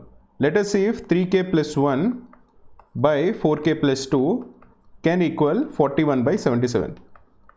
We'll solve this to get the value of k, and we will see if that is a actual value of k, that is a permissible value for k. You can just cross multiply. 77 into 3 is 231k plus 77 is equal to 41 into 4 is 164k plus 82. So if you bring both the terms with k to the same side, it will be 67k will equal 5, or k is equal to 5 by 67. Now this is a number which is greater than 0. So this is a permissible value for the ratio. Hence option A cannot be the answer. We can do the same for even option B. If you are assuming that 3k plus 1 by 4k plus 2 is equal to 53 by 81, we can again cross multiply and we are going to get 243k plus 81 is equal to 53 into 4 is 212k plus 106, or 31k is equal to 25. So k will equal 25 by 31. This is also a positive number, so this is also a permissible value for the ratio. Hence it is not the answer. We are looking for a value which is non-permissible. Let us look at the third one. So 3k plus 1 by 4k plus 2 is equal to 37 by 49. We'll again cross multiply. 49 into 3 is 147k plus 49 is equal to 37 into 4 is 148k plus 74, or k is equal to minus 25. Here you can observe that because k is the cost price of the bikes, it has to be a positive number. So this is not a permissible ratio, hence this is the correct answer. Now this is one way of solving it. There is another shortcut which we can use to solve it. If you observe the ratio, it is 3k plus 1 by 4k plus 2. Initially the ratio of the cost prices are 3k and 4k, which is 3 by 4. Now to the numerator you have added 1 and to the denominator you have added 2. That is, you have basically added 1 by 2, which is 0.5, which is less than 3 by 4. So 3k plus 1 plus 4 by 4k plus 2 is less than 0.75, because the number that you added 1 by 2 is less than 3 by 4, which is the original ratio. Hence the cumulative ratio will become less than 0.75. Another way to look at it is 3k plus 1.5 by 4k plus 2. This is exactly equal to 0.75, because you can take 2k plus 1 common, so this will become 3 by 4. So if the numerator is 3k plus 1 instead of 3k plus 1.5, the given equation, that is 3k plus 1, is less than 3k plus 1.5. So 3k plus 1 by 4k plus 2 will be less than 3k plus 1.5 divided by 4k plus 2. But this is equal to 0.75. So the given ratio of the selling prices is less than 0.75. Now we can easily calculate the ratios, the given 4 ratios. You will have your calculator in the examination. We can easily calculate them quite fast. So for example, 41 divided by 77, this is equal to 0.53. The second one is 53 divided by 81. This is 0.65. The fourth option is 61 divided by 97. This is equal to 0.62. And 37 divided by 49 will equal 0.755. If you look at the 4 options, the first option, the second option and the fourth option, all of them are less than 0.75 and all of them will be permissible values.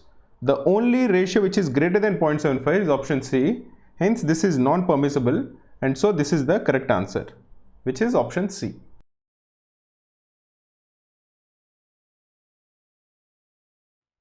In this question we are told that Raj invested 10,000 rupees in a fund, so he has 10,000 with him, and the first year he incurred some loss. Let us assume that the loss percentage is X%. So what is the value of the fund after the first year when there was a loss of X%? It will be 10,000 into 1 minus X by 100, which if you simplify will be equal to 10,000 minus 100x. We are told that this is greater than 5,000. That is, whatever was 10,000 after getting a loss is greater than 5,000. This would imply that the loss percentage X is less than 50%. Because if he had lost more than 50%, then the value remaining would be less than 5,000. Now this balance was invested and the percentage of growth in the next year is 5 times the percentage lost in the first year. So in the second year, the percentage gain is 5x%. And now the overall return on investment is 35%. The amount invested is 10,000. If the overall return is 35%, the final amount will be 13,500. So if 10,000 minus 100x gains 5x%, then it becomes 13,500. Or if you are looking at the profit in the second year, that will be 13,500 minus 10,000 minus 100x. So the profit in the second year will become equal to 3,500 plus 100x. If you divide it by the initial investment, which is 10,000 minus 100x, this is 5x%, or this is equal to 5x by 100. You can cancel 100 in the numerator and denominator of the left hand side. So this becomes equal to 35 plus x divided by 100 minus x is equal to 5x by 100, which is x by 20.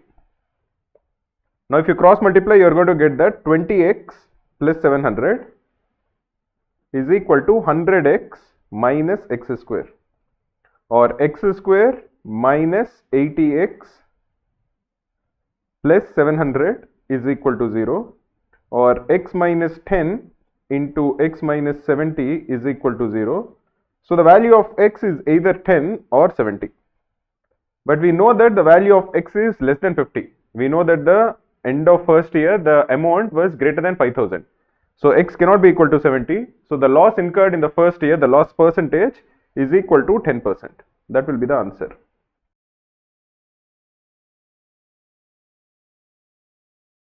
In this question we are told that a shopkeeper obtains a profit of 25% on an item by selling it at the mark price.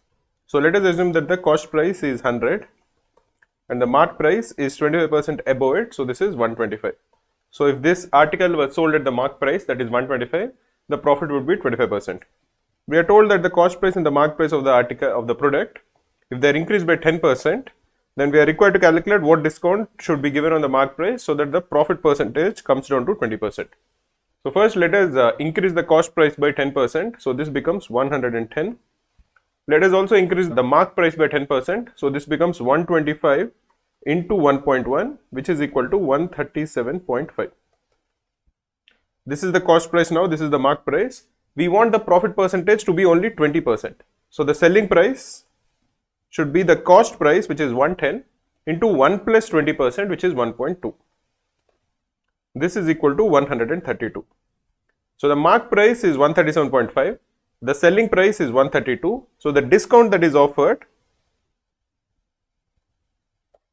is equal to mark price minus selling price, which is 137.5 minus 132, which is 5.5.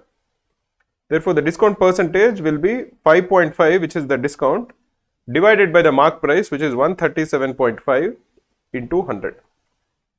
This is equal to 550 divided by 137.5. 550 divided by 137.5 is 4. So this is equal to 4%. So the discount that has to be given is equal to 4%.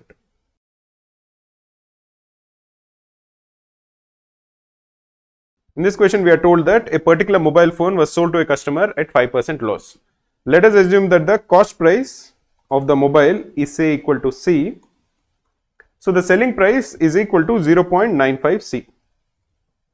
But we are told that if we had sold it for 90 rupees more, so that is if the selling price was 0.95 C plus 90, then the shopkeeper would have made a profit of 1%. That is, then the selling price would have been 1.01 C. Using this equation, we can calculate the value of C, because then 90 is equal to 1.01 C minus 0.95 C, which is equal to 0.06 C, or the value of C is equal to 90 divided by 0.06, which is equal to 1500. So the answer for this question is option D, which is 1500.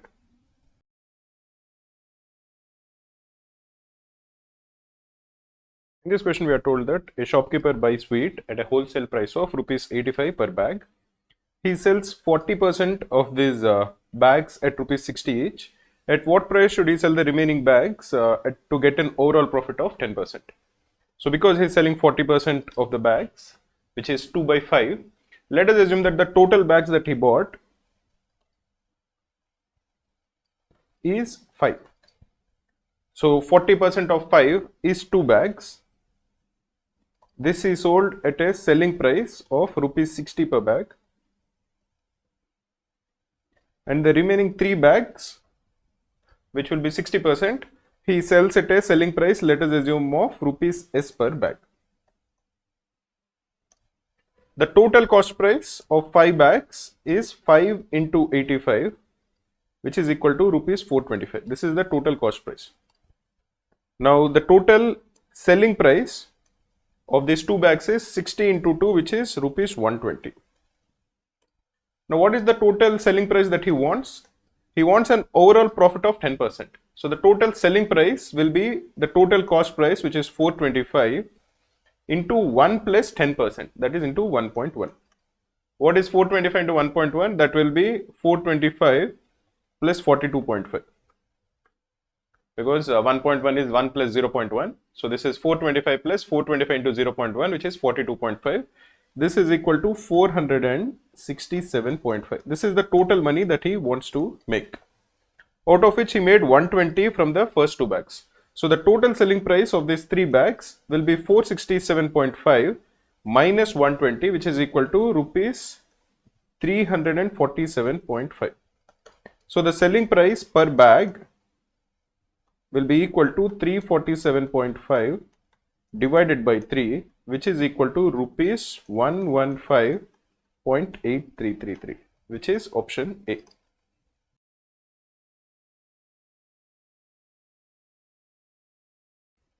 In this question, we are told that there are 3 people, Ira, Myra and Kyra. They invest in a business. Myra starts investing 6,000 per month, and after 4 months, Ira starts investing, and Kyra starts investing after that. We are told that at the end of the year, Myra received 50% of the profit, and we are asked to find out after how many months after Ira did Kyra start investing.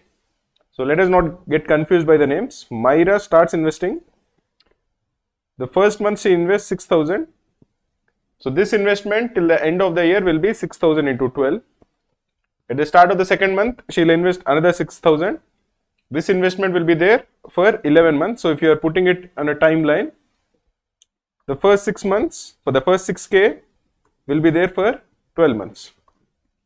The second 6K will be there for 11 months.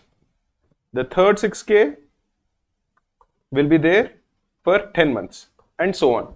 So the total investment of Myra is 6K into 12 plus 6K into 11 plus 6K into 10 plus dot dot dot and so on into 6K into 1. This is equal to 6K, which is basically 6,000 into 1 plus 2 plus dot dot dot till 12. This is equal to 6K into what is 1 plus 2 plus dot dot dot till 12. The sum of the first n natural numbers, that is 1 plus 2 plus 3 plus dot dot dot till n, is given by the formula n into n plus 1 divided by 2 for any value of n. In this particular case, the value of n is 12. So that will be 12 into 13 by 2 or 13 into 6, which is 78. If you are not sure, you can just count up all the numbers from 1 to 12. You are going to get 78. This is the total investment of Myra. After Myra, who starts investing? Ira starts investing. And Ira starts 4 months after Myra has started. So the first investment of 6K that Ira makes will be there for a total of 8 months, because at the end of the year she will return, she will get her profit.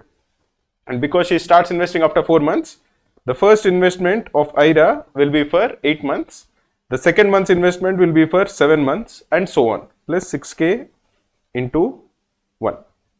This is equal to 6K into 1 plus 2 plus dot dot dot till 8, because her first investment was for a total of 8 months. This is equal to 6K into 36. Similarly, let us assume that the last person, Kyra, invests for, the first investment she makes is for say n months and she is investing 12,000 every month. So her total investment will be 12K into n plus 1 divided by 2. Or this is equal to 6K into n plus 1. We are told that Myra, who invested first, receives 50% of the profit. So 6K into 78 has to be equal to 6K into 36 plus Kyra's investment, which is 6K into n plus 1. We can cancel 6K, and 78 minus 36 is 42. So the value of n into n plus 1 is equal to 42, or the value of n is equal to 6. So the first investment that Kyra made was for a total of 6 months. And the first investment that Ira made was for a total of 8 months. So the number of months after Ira that Kyra has actually invested is 2 months.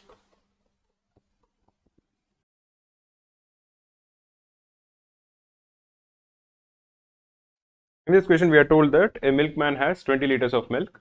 He buys it at some cost price and then he replaces X liters of milk with water and sells it at the original cost price. Let us assume that the cost price of the milk is rupees 1 per liter. He sells 20 liters of the mixture and therefore the total selling price will be equal to rupees 20. This gained him a profit of 25%. So the cost price of the original mixture is 20 divided by 1.25, which is 1 plus 25%, which is equal to 20 divided by 5 by 4, which is equal to rupees 16. This would imply that the number of liters of water that he replaced, that is the number of liters of milk that he replaced with water, will be equal to 20 minus 16, which is equal to 4. So the correct answer is option D.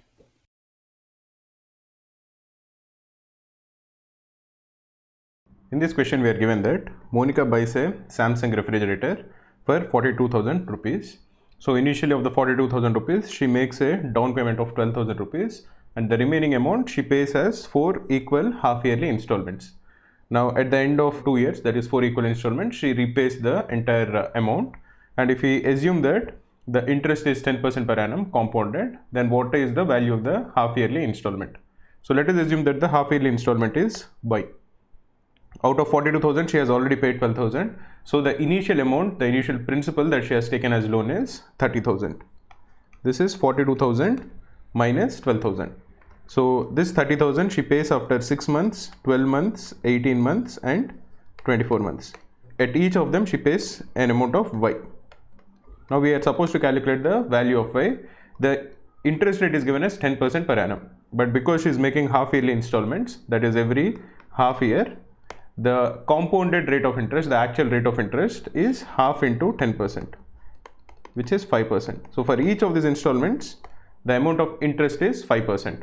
So what we know is that the interest, the amount from 30,000 at the end of 6 months will become the amount due 30,000 into 1.05, because the effective interest rate is 5%. Out of this 30,000 minus 0.05, she repaid y. So the effective interest will become 30,000 into 1.05. This is the amount due, of which y has been returned. So the principal from 6 months will become 30,000 into 1.05, which is the amount due, minus y. This will be the principal from 6 months to 12 months. And at the end of 12 months, the amount due will become into 1.05. But again, y is returned at the end of 12 months. So the amount due will become minus y. From 12 months to 18 months, again, you have to multiply it by 1.05 to calculate the amount due. But again, y is returned. So this is minus y. This is the amount due at the end of 18 months. So from 18 months to 24 months, at the end of 24 months, again you multiply this with into 1.05. So this is the amount due at the end of 24 months. And this has been repaid when she pays back y. So this will equal y. This is the simple equation that we are getting, and if we use it, we are going to get the value of y. So you can simplify this as, on the left hand side, we'll keep the constant, that is 30,000 into 1.05 to the power 4. Note that it is 1.05 once, into 1.04 twice, into 1.05 3 times, into 1.05 4 times. This is equal to y into 1.05 cube. This is the initial 1.05. This is 1, 2 and 3. Plus 1.05 whole square. This is from the second point. This is 1.05 and 1.05 plus 1.05. This is the third installment that she has repaid, plus 1. This is the final installment that she has repaid. So if you can just simplify this, you can use your calculator to find it. This is 30,000 into 1.05 to the power 4 divided by 1.05 whole cube plus 1.05 whole square plus 1.05 plus 1 is going to give you the value of y, which is the value of the installment. You can use your calculator to find it. This will come to something close to 8,460, which is the answer.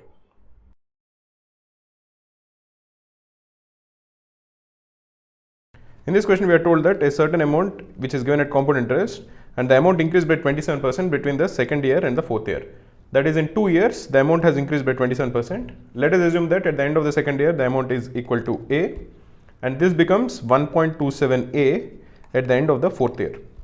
So if you assume that the rate of interest is say R%, then A into 1 plus R by 100 whole square is equal to 1.27A, or the value of 1 plus R by 100 whole square is equal to 1.27. We are required to calculate after how many years does the amount double itself. That is, we are required to calculate the value of n for which 1 plus R by 100 whole to the power n is greater than 2 for the first time. So we can do that by trial and error. We have 1 plus R by 100 whole square to be equal to 1.27. So we can calculate the value of 1 plus R by 100 whole to the power 4. This will equal 1.27 into 1.27, which will be approximately equal to 1.61. This is still less than 2. So if you calculate the value of 1 plus R by 100 whole to the power 6, this will equal 1.61 into 1.27. This will be approximately equal to 2.05, which is greater than 2 for the first time. Because you can even calculate the value of 1 plus R by 100 to the power 5, this will be less than 2. So the minimum amount of years it takes for the amount to double itself is equal to 6. So the correct answer is 6 years. One of the things that I want to tell you is in these last few days in the run up to CAT, solving a lot of questions will be very useful to you. So we have created a lot of PDFs which include useful questions. You can download those PDF. You have to just Google search Cracku, Quant, topic-wise questions and you will get the PDFs and try to solve them on your own. Once you solve the question or once you struggle to solve the question, the link for the video solution is given in the PDF itself. These PDFs have been downloaded thousands of times in the last few weeks. I'm sure they'll be very useful to you. Download these PDFs and try to solve them. Again, just you have to Google search Cracku, Quant, topic-wise questions to get the PDFs.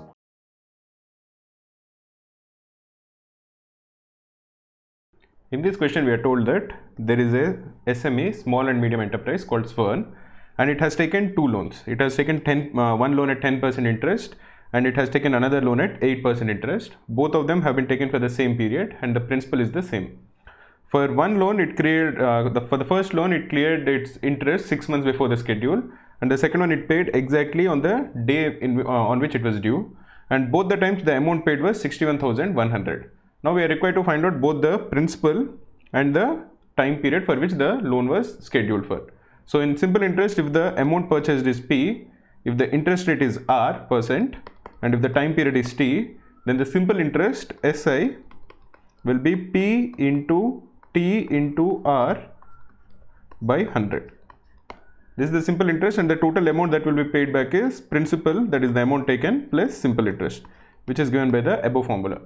In this case, we are given the amount that is paid, we are given the rate of interest for both of the loans, and we have to calculate both the principal as well as the time period. So we will have two equations and we will have two unknowns, we will have to just solve them.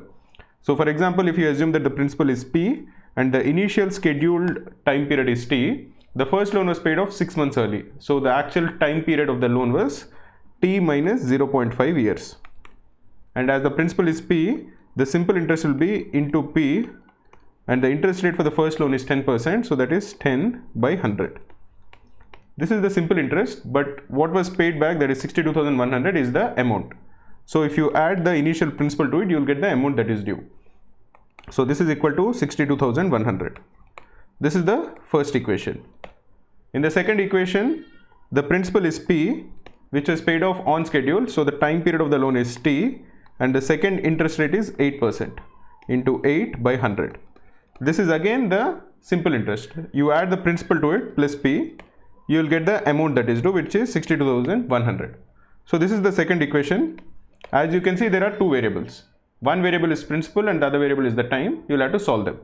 So to solve them, we can use multiple ways in which we can solve them. One of the ways that I will use is, I will first equate the right hand side of equation 1 and equation 2. Because the left hand side is the same, the right hand side also has to be the same.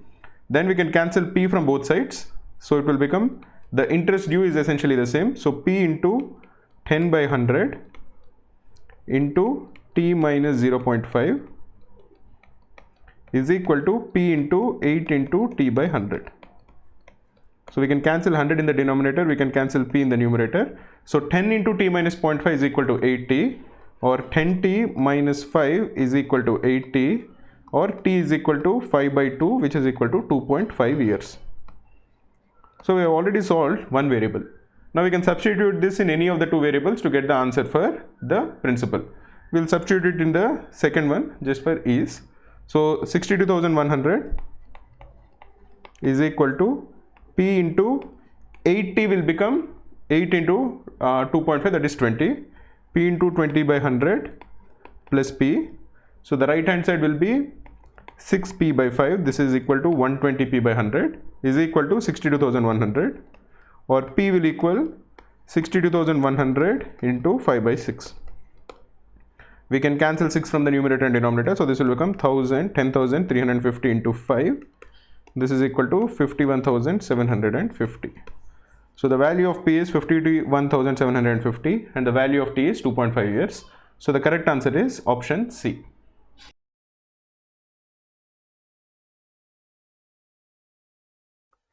In this question, we are told that Bank A offers 6% interest rate compounded half yearly. So essentially, this is 3% interest rate every 6 months. We are told that there are two people, one is Raju and one is Rupa. Both of them have invested in two other banks. Both of them are getting simple interest. The interest rate on Raju's bank is half of that of Rupa's bank. So if you assume that Raju's interest rate is R%, Rupa's interest rate will be 2R%. And Rupa has invested 10,000 rupees. Raju has invested for 1 year and Rupa therefore has invested for twice that period, so for 2 years. We are told that the interest that Raju would get is the same that he would have got if he had invested in the first bank, which was giving him 3% interest rate compounded semi-annually. What is the interest that he would get at the end of 1 year from bank A? That would be P into 1.03 whole square, because he has invested for 1 year, which is 2 times 6 months, and the interest is 3% every 6 months, because the overall interest rate is 6%, but this is compounded semi-annually, that is half yearly. So the interest from the first bank will be P into 1.03 whole square minus P. This is P into 1.0609 minus P, which is equal to 0.0609 P. Or essentially the interest rate R, because this is for 1 year, is 6.09%. Therefore, the interest on the second bank, which is twice this, will be 12.18%. This is simple interest.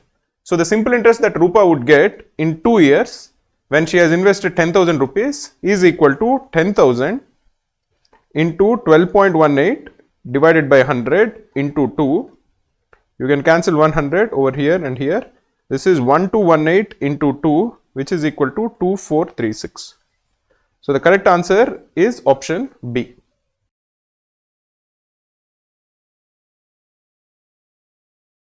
In this question, the compound interest paid by a person in 8 years is 5 times the compound interest paid by him in 4 years. We are required to find out the approximate rate of interest. So let us assume that the principal amount of the loan is P and the rate of interest is R. Then what is the compound interest at the end of 8 years? That will be the amount at the end of 8 years, which is P into 1 plus R to the power 8 minus the principal, which is P. Similarly, what is the compound interest after 4 years? This will be the amount after 4 years, that is P into 1 plus R to the power 4 minus P. Now the compound interest after 8 years is 5 times the compound interest after 4 years. So that would mean that P into 1 plus R to the power 8 minus P, this is the compound interest after 8 years, is equal to 5 into 1 plus R, 5P into 1 plus R to the power 4 minus 1. We can cancel P. So this will be 1 plus R to the power 8 minus 1 is equal to 5 into 1 plus R to the power 4 minus 5. Now how are we going to solve this? This is a R to the power 8 polynomial.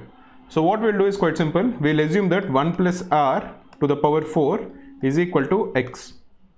So the given equation will be X square minus 1 is equal to 5X minus 5, or X square minus 5X plus 4 is equal to 0. Therefore, X minus 1 into X minus 4 is equal to 0. So either X is equal to 1 or X is equal to 4. If X is equal to 1, 1 plus R to the power 4 is equal to 1. This would imply that R is equal to 0. So clearly that is not possible. In any case, we have to assume that compound interest is always greater than or equal to 0, greater than 0. The rate of interest cannot be 0. If you are assuming that X is equal to 4, it would imply that 1 plus R to the power 4 is equal to 4, or 1 plus R whole square is equal to 2, or 1 plus R is equal to square root of 2, which is approximately 1.414. Therefore, the value of R is 1.414 minus 1, which is approximately 0.414 or 41.4%. So the correct answer is 41% approximately.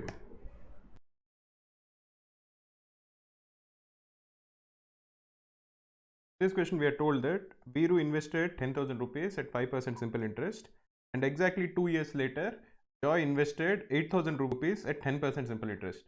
We are asked to calculate how many years after Viru's investments will their balances, that is the principal plus the accumulated interest, become equal. So let us assume that Viru has invested for T years.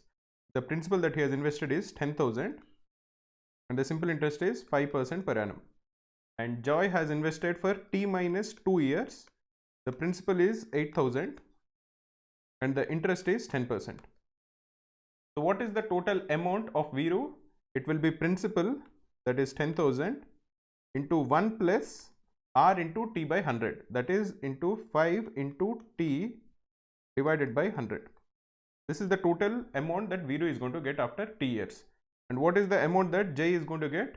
It is principal, that is 8,000, into 1 plus the rate of interest is 10 into the time period of investment is T minus 2 divided by 100.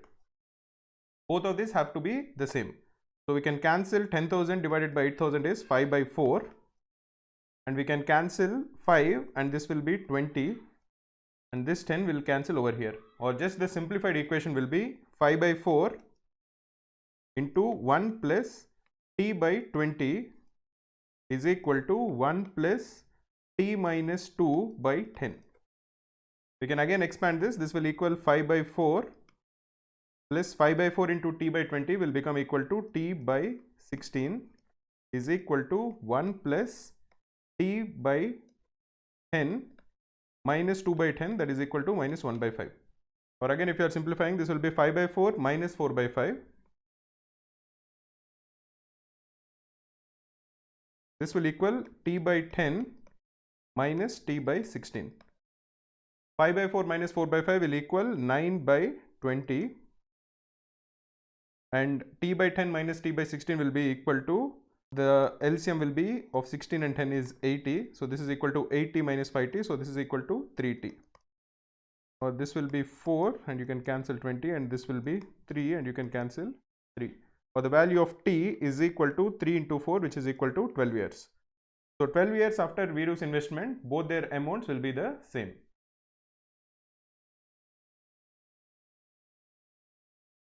In this question, it is mentioned that a gentleman decided to treat a few children in the following manner. He has a few chocolates. Let us assume that he has 2x chocolates. Then he gives half of the stock of the toffees plus one extra chocolate to the first child.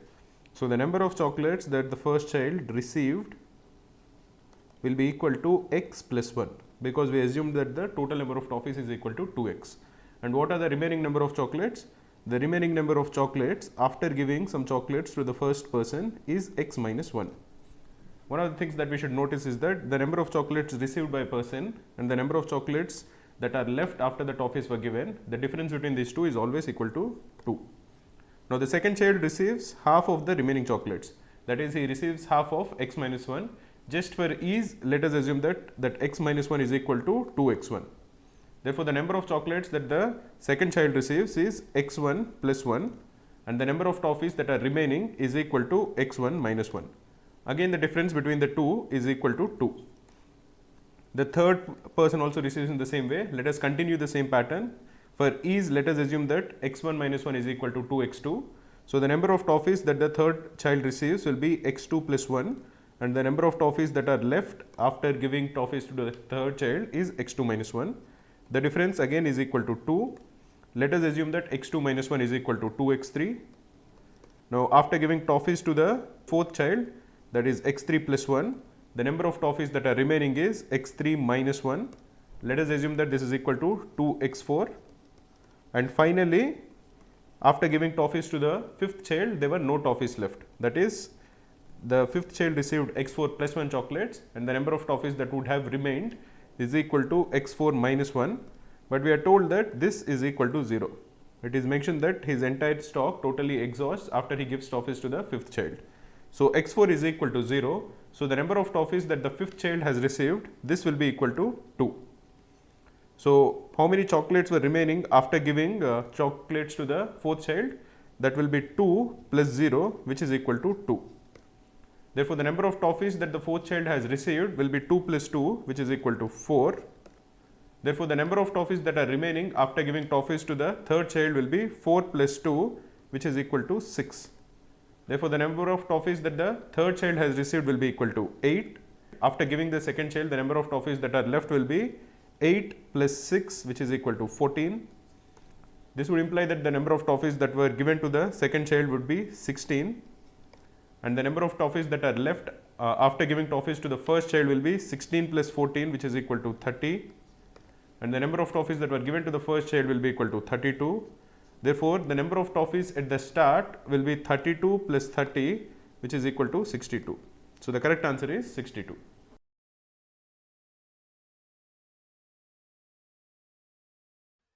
In this question, we are given two equations. We are told that 3x plus 2 times modulus of y plus y is equal to 7 and x plus modulus of x plus 3y is equal to 1, and we are required to calculate the value of x plus 2y. If you look at the equations, we have x, we have y, we have modulus of x and we have modulus of y. So let us consider 4 cases. The 4 cases involve the sign of x and y. In the first case, let us assume that x is greater than 0 and y is greater than 0. In the second case, let us assume that x is greater than 0 and y is less than 0. In the third case, let us assume that x is less than 0 and y is greater than 0.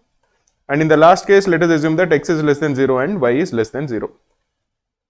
In the first case, modulus of x will be x, modulus of y will be y. In the second case, modulus of x will remain x, but because now y is less than 0, modulus of y will be minus y. In the third case, x is less than 0, so modulus of x is equal to minus x and modulus of y is equal to y. In the third case, both of them are less than 0, so modulus of x is equal to minus x and modulus of y is equal to minus y. Now, if you are looking at the cases where x is less than 0, because the second equation has x plus modulus of x, we will look at the fourth case first, because then we will calculate the answers faster. Because modulus of x is equal to minus x, the second equation would transform to equal x plus modulus of x plus 3y is equal to 1.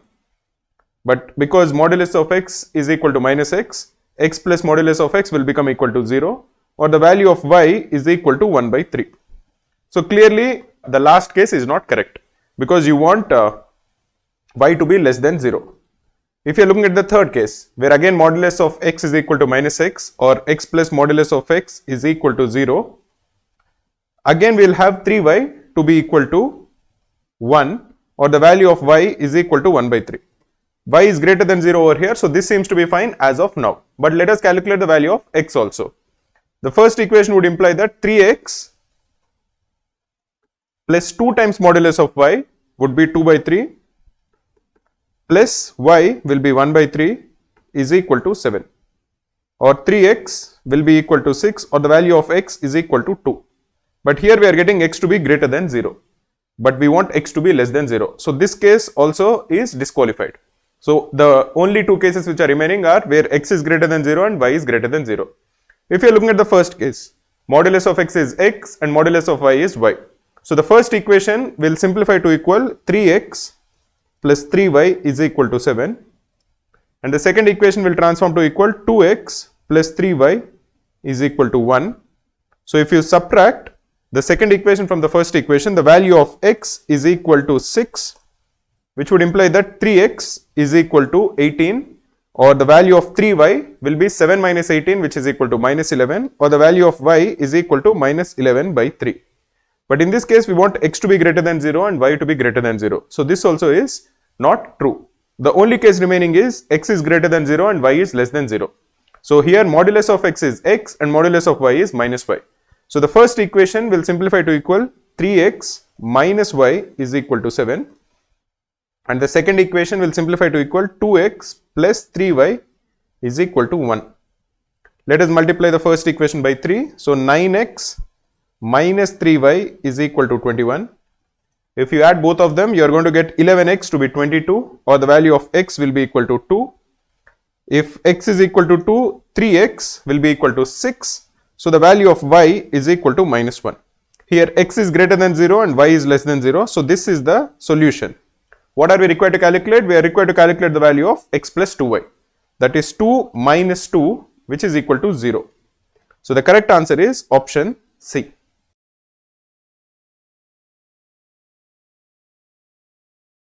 Here we are given one equation. We are told that modulus of x plus y plus modulus of x minus y is equal to 8.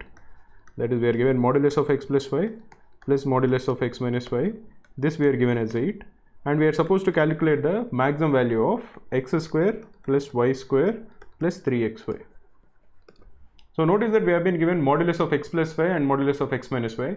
We are not given modulus of x or modulus of y, and we are asked to find out the maximum value of a expression which contains x and y. So what we'll do is quite simple. We'll assume that modulus of x plus y is equal to modulus of a. Basically, we are assuming that x plus y is equal to a and x minus y is equal to b. Therefore, we will get that modulus of x plus y is equal to modulus of a plus modulus of x minus y is equal to modulus of b. This is given as 8. Then we are going to transform x square plus y square plus 3xy in terms of a and b, and then we'll try to maximize that value, because that is an easier way where we can easily understand the relationship between a and b. It is difficult to understand the relationship between x and y in the given equation which contains modulus of x plus y and modulus of x minus y. But in the second case, where you have transformed this into modulus of a plus modulus of b, the relationship between a and b is much easier to understand. So now that we have modulus of a plus modulus of b is equal to 8, let us transform whatever is required to be maximized also in terms of a and b. This is x square plus y square plus 3xy is what we have to maximize. If you look at x plus y is equal to a and x minus y is equal to b, we will get that x plus y whole square is equal to a square and x minus y whole square is equal to b square. Once you have this, you know the value of x plus y whole square. That is equal to x square plus y square plus 2xy. This is equal to a square, and x square plus y square minus 2xy is equal to b square. So if you are trying to find the if you are trying to transform the expression x square plus y square plus 3xy in terms of a and b, if you add x plus y whole square and x minus y whole square, you are going to get that a square plus b square is equal to 2 into x square plus y square. Here 2xy term gets cancelled, or x square plus y square is equal to a square plus b square divided by 2. Similarly, if you are looking to find out the value of xy, if you subtract a square minus b square, you are going to get that this equals 4xy, or a square minus b square by 4 is equal to xy, or a square minus b square into 3 by 4 is equal to 3xy. So to calculate x square plus y square plus 3xy, you just add a square plus b square by 2, which is equal to x square plus y square, to that of 3 by 4 into a square minus b square, which is the value of 3xy. So the given expression which is supposed to be maximized actually equals a square plus b square by 2 plus 3 by 4 into a square minus b square. You can simplify this as 5 by 4 a square minus b square by 4. This has to be maximized, and you are told that modulus of a plus modulus of b is equal to 8. So when does 5 by 4 a square minus b square by 4 be maximized? You can see that this will be maximized if b is equal to 0 and a equals either plus 8 or minus 8, because both of them will give you the same answer. So in this case, a is equal to 8 and b is equal to 0, or the required maximum value will be 5 by 4 into 8 into 8. This is 2. So the maximum value is 80.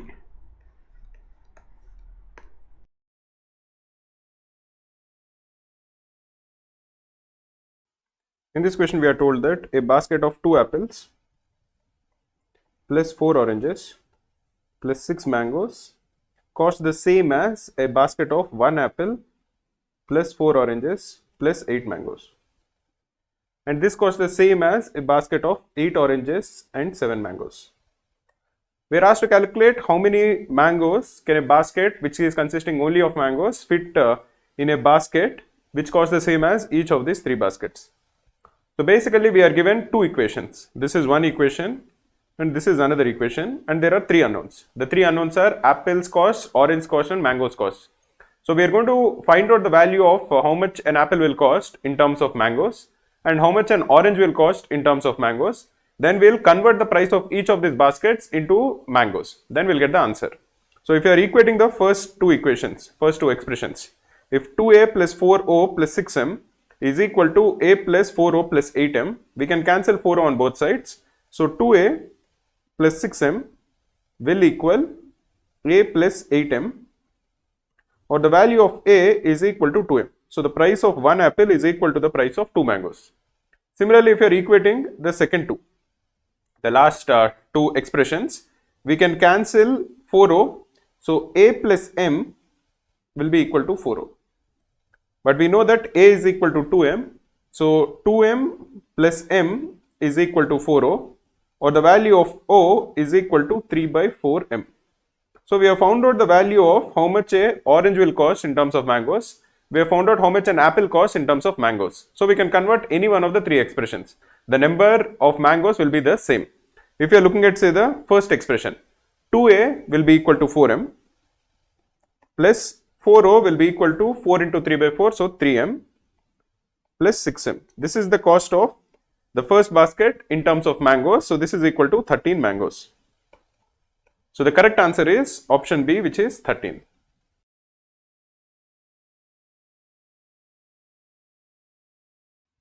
In this question we are told that 4x minus 3y plus 2 is equal to 0 and a comma b is a solution to the equation. This would imply that 4a minus 3b plus 2 is equal to 0. And we are asked to simplify an expression. The expression contains minus 8 to the power b into 498a minus 369b divided by 16 to the power a. The first thing to notice is that the expression in the numerator, which is 492a minus 369b, can be simplified because we can take 123 common. This is equal to 4a minus 3b. We know that the value of 4a minus 3b will be equal to minus 2 because 4a minus 3b plus 2 is equal to 0. So this is equal to 123 into minus 2, which is equal to minus 246. Now if you are looking at the entire expression, this will be minus 8 to the power b into minus 246 divided by 16 to the power a. Minus into minus is plus. So this can be simplified to write 2 to the power 3b because 8 to the power b is equal to 2 to the power 3b divided by 2 to the power 4a because 16 to the power a is 2 to the power 4a into 246, or this is equal to 2 to the power 3b minus 4a into 246. 3b minus 4a will be equal to 2. So this will be equal to 2 square into 246, which is equal to 4 into 246, which is equal to 984. So the required answer for this question is 984.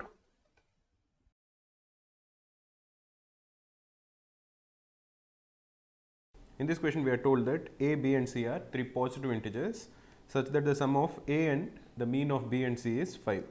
That is a plus b plus c divided by 2 is equal to 5. We are also told that the sum of b and the mean of a and c is 7.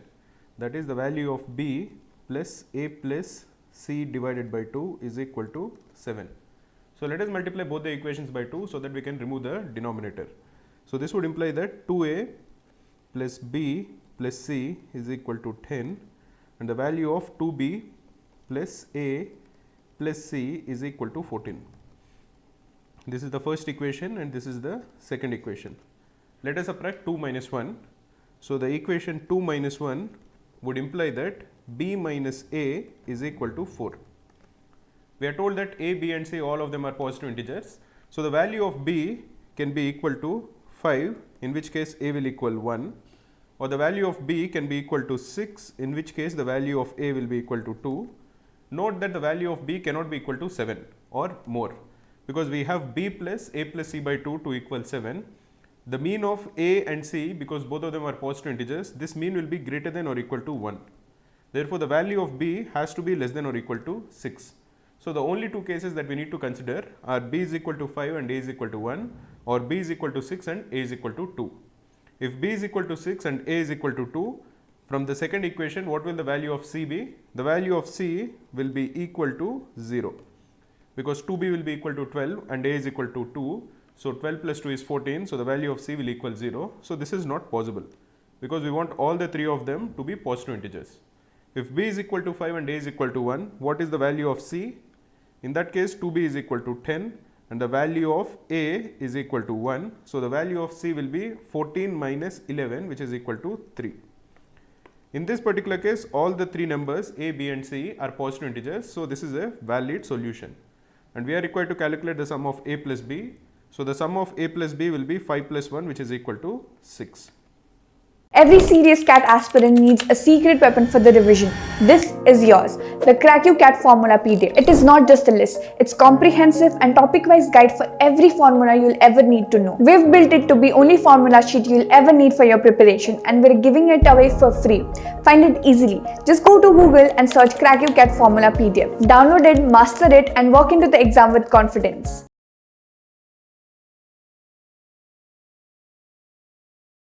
In this question, it is given that f of x is a 4-degree polynomial and the coefficient of x to the power 4 is 1. We are also told that f of 1 is equal to 5, f of 2 is equal to 10, f of 3 is equal to 15 and f of 4 is equal to 20, and we are required to find out the value of f of 5. So as f of x is a 4-degree polynomial, let us assume that f of x is equal to x minus a into x minus b into x minus c into x minus d.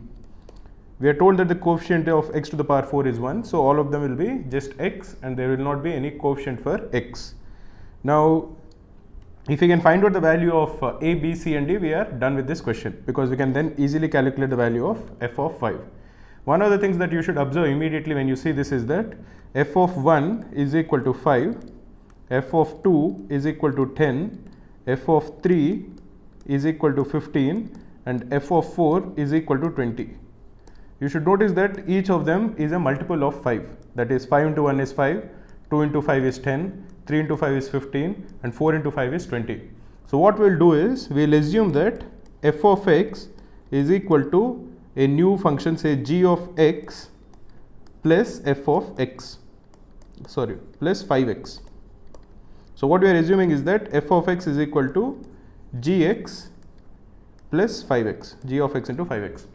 Now if you notice, f of 1 is equal to 5, so g of 1 will equal f of 1 minus 5, which is equal to 0.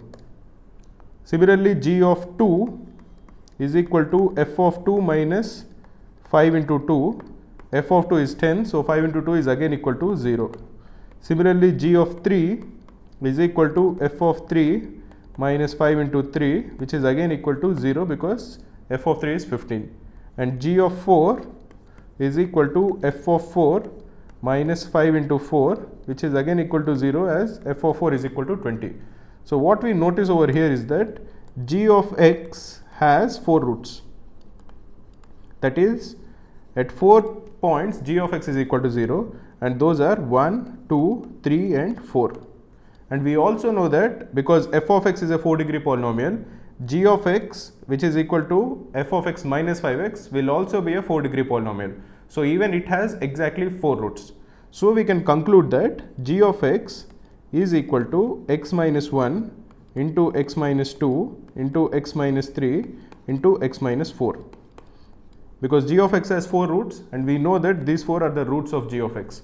So then we can easily calculate that f of x is equal to g of x plus 5x.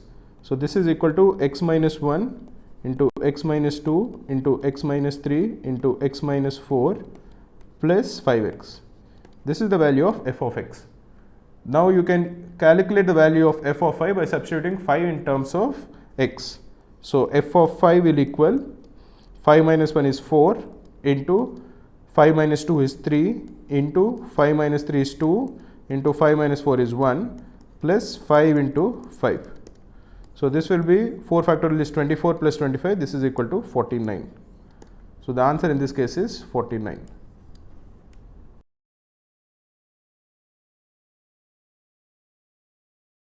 In this question, we are given an equation in logarithm of x minus 1 and logarithm of x minus 3, and we are required to calculate the sum of all the possible solutions of x. So if you look at the equation that is given, we are told that log of x minus 1 to the base 9 is equal to log of x minus 3 to the base 3. When is a logarithm defined? A logarithm is defined only if the argument is greater than 0. So the argument that we have, which is that x minus 1 and x minus 3, both of them have to be positive. So both of them have to be greater than 0, or x has to be greater than 1 and x has to be greater than 3. This would imply that both of them are satisfied if and only if x is greater than 3. So this is a prerequisite for the logarithm to be actually defined. Now if you look at what the equation is implying, you can extract both the bases, because the bases are 9 and 3, which are both powers of 3, and represent this as log of x minus 1 to the base divided by log of 9 is equal to log of x minus 3 divided by log of 3. What is the value of log 9? Log 9 is equal to log of 3 square, or that is equal to 2 into log 3. So this can be replaced with 2 into log 3. You can cancel log 3 on both sides and take 2 to the other side. So log of x minus 1 will become equal to 2 into log of x minus 3, or if you want to take 2 inside the logarithm, x minus 1 will become equal to x minus 3 whole square. This is a simple quadratic equation in x, so we can solve for x and find both the roots of x, and then we can add their sum if both of them are greater than 3. So x minus 1 is equal to x square minus 6x plus 9, or x square minus 7x plus 10 is equal to 0. This is the simplified quadratic equation. You can write this as x minus 5 into x minus 2 is equal to 0, or the roots of this quadratic equation are x is equal to 5 or x is equal to 2. But we know that the value of x has to be greater than 3 for the given equation to be defined. So x is equal to 2 is not a possible solution for x. So this equation has only one possible solution, that is x is equal to 5. Therefore, the sum of all the possible solutions of x is equal to 5.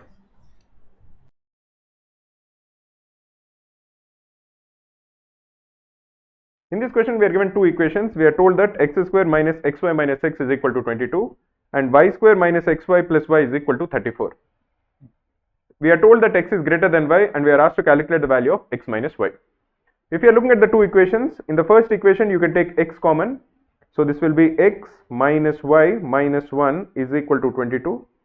And in the second equation you can take y common. So this is y into y minus x plus 1 is equal to 34. On the first glance, it looks like both the equations have nothing in common. But if you are looking at the second terms of both the equations, both of them seem quite similar. For example, if you multiply the second equation with minus 1, then it becomes equal to minus y into y minus x plus 1 is equal to minus 34. What is minus of the second term?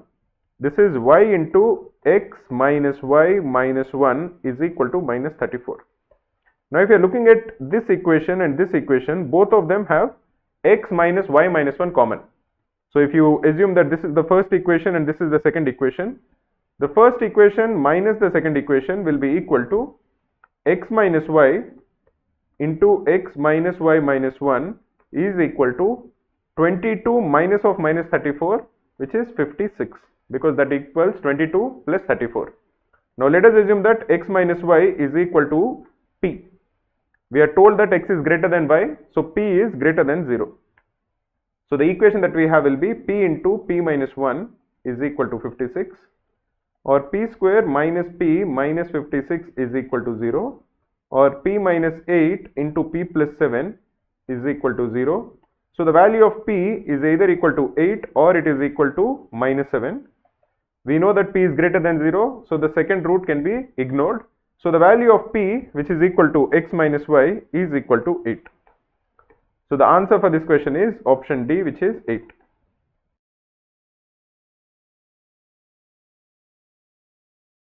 In this question, we are given a quadratic equation ax square minus bx plus c, and we are told that one of the roots of this quadratic equation is 2 plus square root of 3, and we are told that a, b and c are rational numbers. So we know that the quadratic equation is ax square minus bx plus c is equal to 0. This would imply that the sum of the roots of this quadratic equation will be b by a.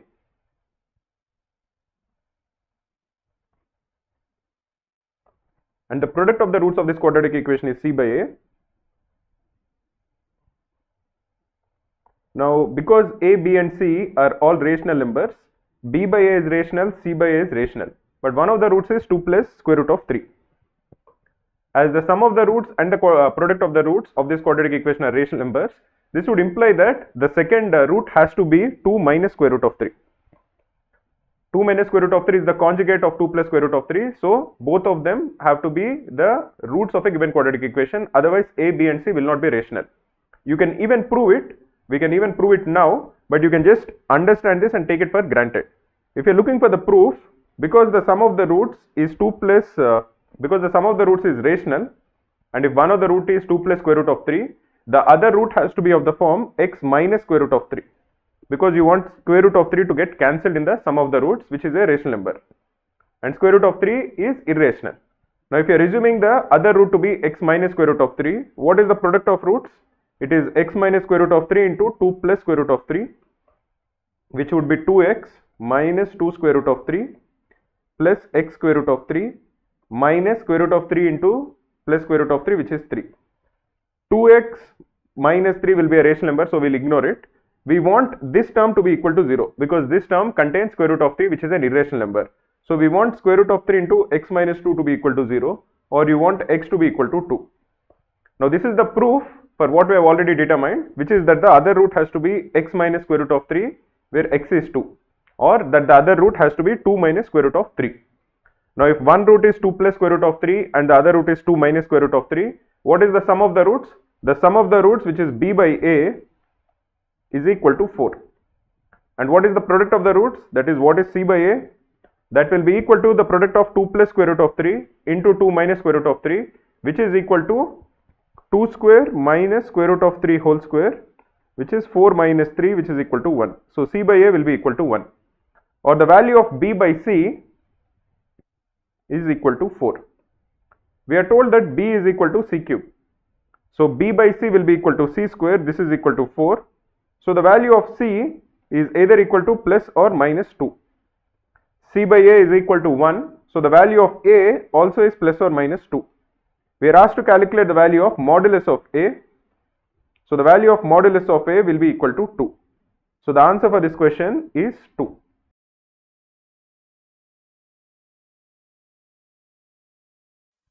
In this question we are told that f of x is equal to x square minus 4x plus 4, and we are required to calculate the sum of the roots of the equation f of x is equal to 9. If you are looking at f of x is equal to x square minus 4x plus 4, which is equal to x minus 2 whole square. And we are required to calculate the value of x, for which f of x is equal to 9. For simplification, as we want f of x to be equal to 9, let f of x be equal to p. So let us first calculate the value of p, where f of p is equal to 9. F of p will be equal to p minus 2 whole square. So p minus 2 whole square is equal to 9, or p minus 2 is equal to either 3 or p minus 2 is equal to minus 3. Or the value of p is either equal to 5 or the value of p is equal to minus 1. But what is p? P is basically equal to f of x. So we want f of x to be equal to either 5 or f of x to be equal to minus 1. But f of x is x minus 2 whole square, and x minus 2 whole square cannot be negative. So we want x minus 2 whole square to be equal to 5, or again we want either x minus 2 to be equal to square root of 5 or x minus 2 to be equal to minus square root of 5.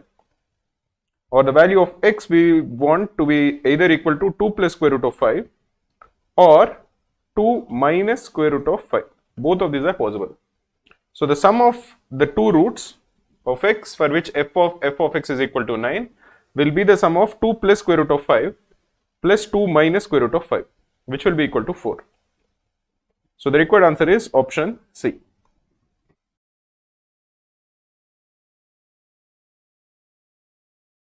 In this question, we are given a cubic equation which is of the form x cube minus px square plus 108x minus 216 is equal to 0.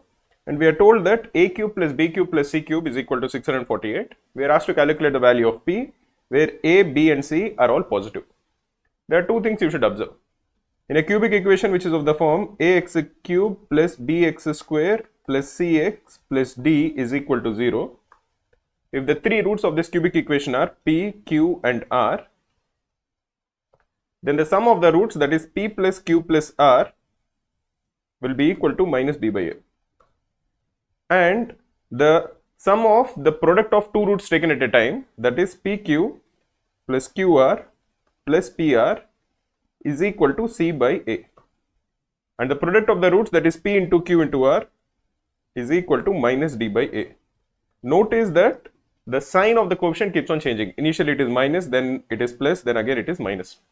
The second thing you should observe is that whenever you are given AQ plus BQ plus C cube, there is a good chance that we have to use the expression AQ plus BQ plus C cube minus 3ABC, because this can be easily factorized to equal A plus B plus C into A square plus B square plus C square minus AB minus BC minus AC.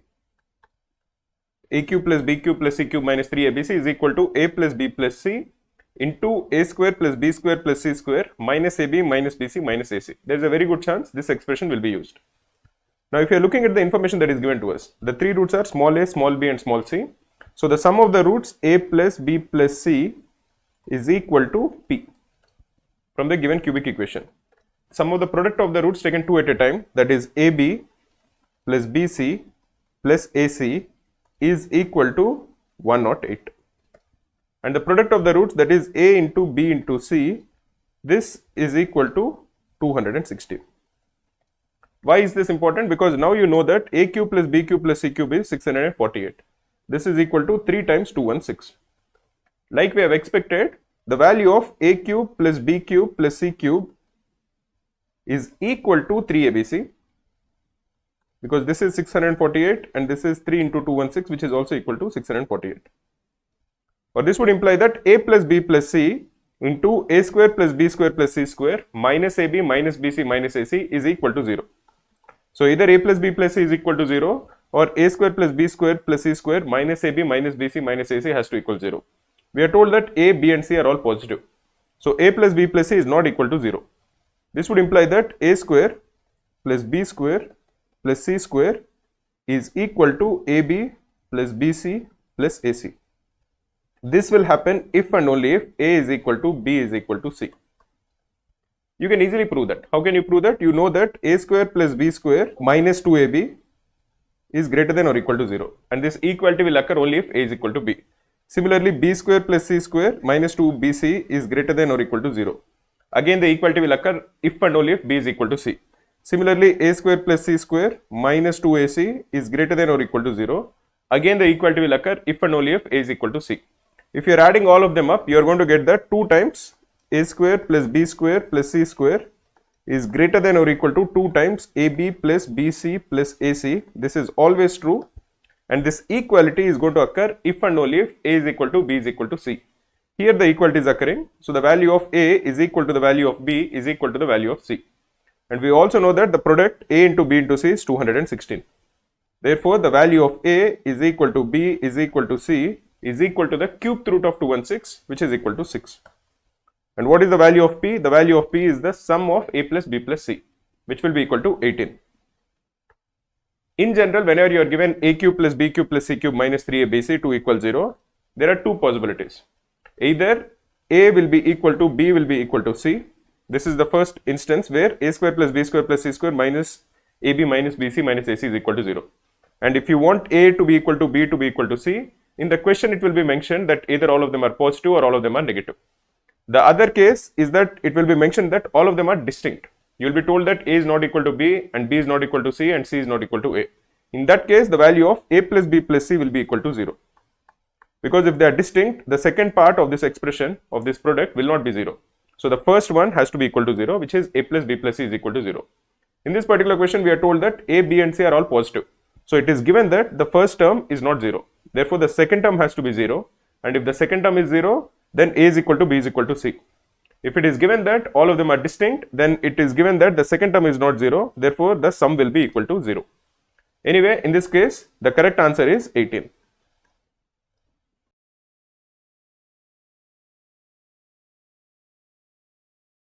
Hi friends, welcome to Cracku's video series. In this particular question, I'll be solving this slightly difficult question that came in slot 3.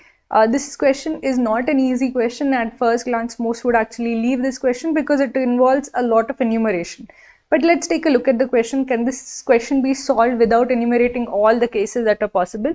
So let's take a look at the question. The number of distinct pairs of integers m comma n satisfying modulus of 1 plus mn less than modulus of m plus n, which is less than 5, is how much? So I see there are two moduli signs and there is 5 also, and there is a strict less than condition over there. So first thing that I'll actually do is that I'll take the square of the equation just to remove the modulus sign. So if I take the square of the equation, what do I get? 1 plus mn the whole square should be less than, because modulus sign, it gets removed when you take the square of the equation. So that should be less, and all this is positive, and 5 is also positive. So there is no changing of the inequality sign. So this should be strictly less than m plus n the whole square, which should be less than 5 square, which is 25. So if I expand this, I get 1 plus n square plus 2mn should be less than m square plus n square plus 2mn and should be less than 25. But I want to cancel off these 2mn, so I can, if I cancel this off, I get that 1 plus n square should be less than n square plus n square. So if I take all of these terms to the other side, I get 0 should be should be less than m square plus n square minus m square n square minus 1.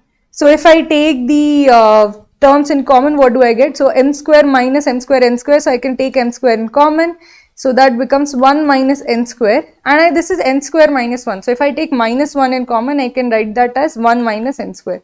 So what do I get? I get that 0 should be less than m square minus 1 times 1 minus n square.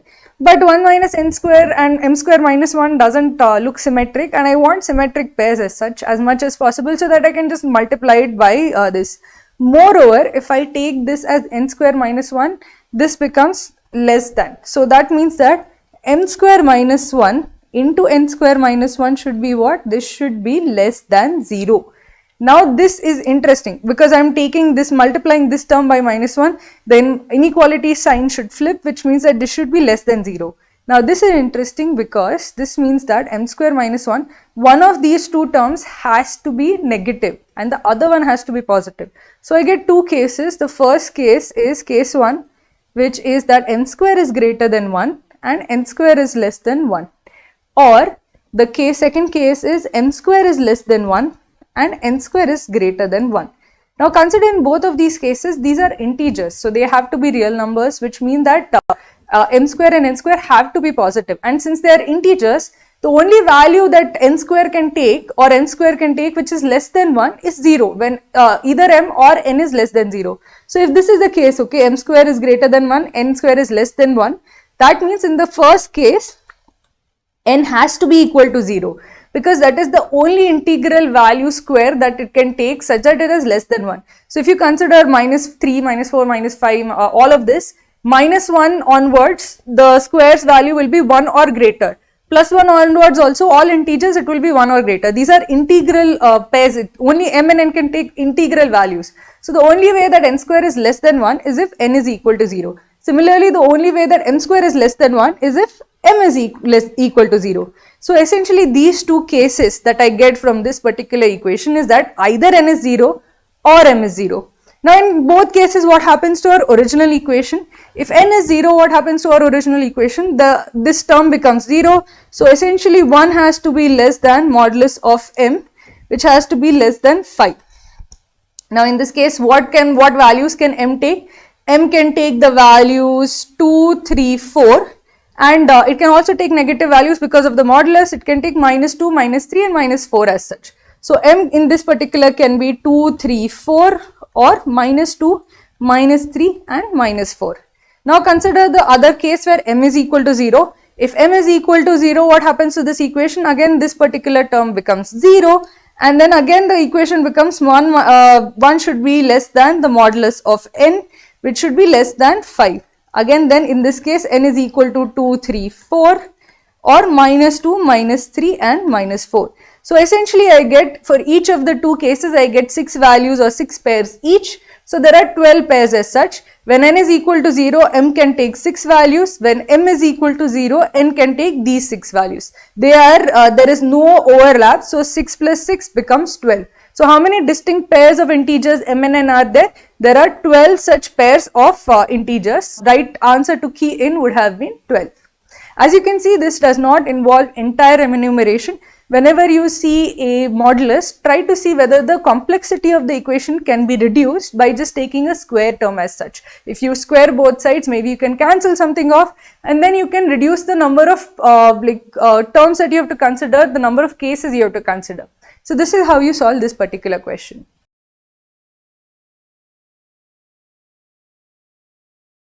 In this question, we are told that we are required to find out the solution set for x such that log of x minus 4 by x minus 1 to the base 3 by 4 is greater than 0. So whenever you have a logarithm, say log b to the base a, for this to be defined, you want b, that is the argument, to be greater than 0. So the first condition that you have is that x by minus 4 by x minus 1, this has to be greater than 0. So we'll try to find out the solution set for this. And we'll also look at the second part, which is that we are told that this is greater than 0.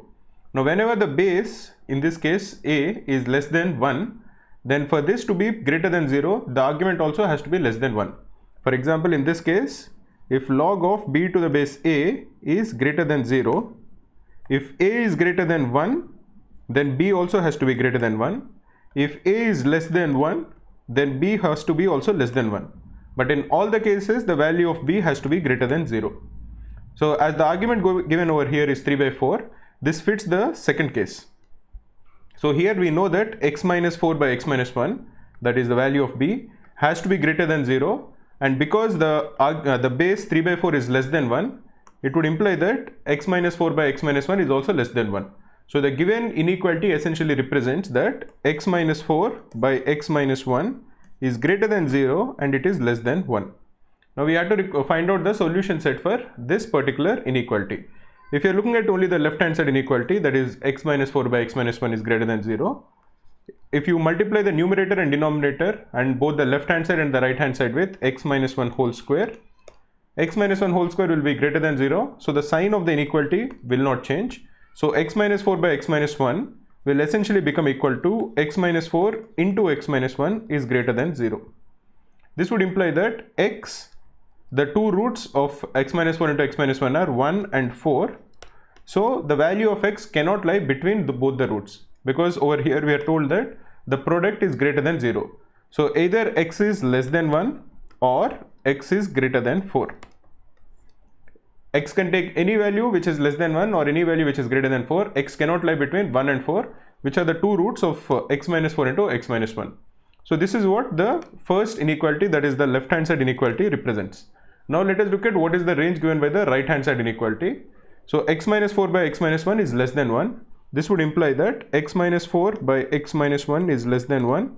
If you bring 1 to the left hand side of the inequality, it becomes x minus 4 by x minus 1 minus 1 is less than 0, or x minus 4 minus plus 1 minus x by x minus 1 is less than 0, or this implies that minus 3 by x minus 1 is less than 0.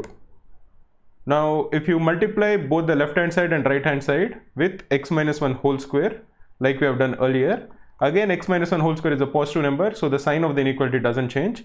So this becomes equal to minus of 3 into x minus 1 is less than 0. Now you can divide both the left hand side and right hand side with 3, which is also greater than 0. So this implies that minus of x minus 1 is less than 0. You can simplify this as 1 minus x is less than 0 or x is greater than 1. So now that you know that x is greater than 1, and the earlier inequality said that either x can be less than 1 or x can be greater than 4, the only way in which both of these are satisfied is if x is greater than 4. So the solution set is that x has to be greater than 4, because we want both of them to be simultaneously true. We want x to be either less than 1 or x to be greater than 4, and we want x to be greater than 1. These two cannot go hand in hand. Both of them are contradicting each other. So the only way this is possible is if x is greater than 4 and x is greater than 1. But if x is greater than 4, then automatically x will be greater than 1. So the solution set is that x is greater than 4.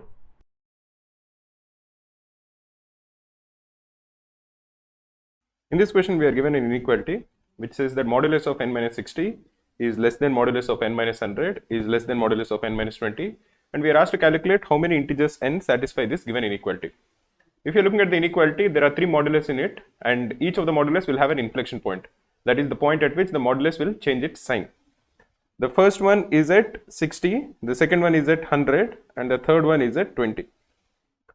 So let us consider four cases. The first case is when n is less than 20. The second case is when n lies between 20 and 60. The next case is when n lies between 60 and 100. And the last case is when n is greater than 100. Because we have to look for even the inflection points at 20, 60 and 100. In the first one we will include 20, in the second one we will include 60, and in the third one we will include 100. Now if you are looking at the first interval when n is less than or equal to 20, then the value of modulus of n minus 20 will be 20 minus n. And the value of modulus of n minus 100 will be 100 minus n. And the value of the modulus of n minus 60 will be 60 minus n, because n is less than 20. So the given inequality will transform to become equal to 60 minus n is less than 100 minus n. This is the first part of the inequality. And we want the second inequality also to be true, which is that 100 minus n should be less than 20 minus n. If you are simplifying the first part, we can cancel minus n from both sides. So we want 60 to be less than 100, which is true. And we want, again we will cancel minus n from both sides, and we want 100 to be less than 20. This is not true. So both the inequalities should be true in this interval, which is not happening. So there will be no value of n which is less than or equal to 20 for which these two inequalities will be true. That is, modulus of n minus 60 is less than modulus of n minus 100, as well as modulus of n minus 100 being less than modulus of n minus 20. Let us look at the second interval. In the second interval, 20 is less than n is less than or equal to 60. If 20 is less than n, the value of modulus of n minus 20 will be n minus 20. The value of modulus of n minus 100 will be 100 minus n, and the value of modulus of n minus 60 will be 60 minus n. So the given inequality will become equal to 60 minus n is less than 100 minus n, and 100 minus n is less than n minus 20. Both of these should be true. The first inequality can be simplified to equal 60 is less than 100, which is always true. And the second inequality would imply that 120 is less than 2n, or the value of 60 is less than n. But in this interval, we assumed that n is lying between 20 and 60. N is not greater than 60. So again, there will be no value of n which lies between 20 and 60 such that both of these given inequalities will be true. Let us look at the third interval. In this case, modulus of n minus 60 will be n minus 60. Modulus of n minus 100 will be 100 minus n, and modulus of n minus 20 will be n minus 20. So the first part of the inequality will be that n minus 60 is less than 100 minus n, and the second part is that 100 minus n is less than n minus 20. The first part can be simplified to equal 2n is less than 160, and the second part can be simplified to equal 2n is greater than 120. Or basically we want n to be less than 80 and we want n to be greater than 60. In the given interval where n is lying between 60 and 100, there are some integers which lie between 60 and 80, and they are 61, 62, ... till 79. So there are 19 such integers in this interval. Let us look at the last interval where n is greater than 100. If n is greater than 100, the values of all of these modulus will become very easy. Value of modulus of n minus 100 is n minus 100, value of modulus of n minus 60 is n minus 60, and value of modulus of n minus 20 is n minus 20. So in this particular case, the two inequalities are n minus 60 is less than n minus 100 and n minus 100 is less than n minus 20. We can cancel n. So we want minus 60 to be less than minus 100, which is not true, because minus 60 is actually greater than minus 100. So the first part of this inequality is not true whenever n is greater than 100. In the second part, minus 100 is actually less than minus 20. This is true, but we know that the first part is not true. So both the inequalities are never satisfied whenever n is greater than 100. So the only set of integers which satisfy this given inequality, this whole inequality, lie between 60 and 80, and there are 19 such integers. They are 61, 62 dot dot dot till 79. So the correct answer is option B.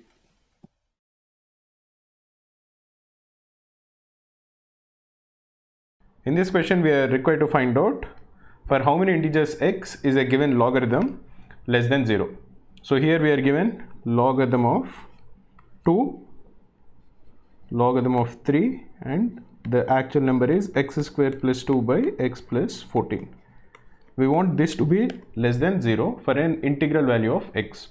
So let us first consider log x square plus 2 divided by x plus 14 to the base 3 as a.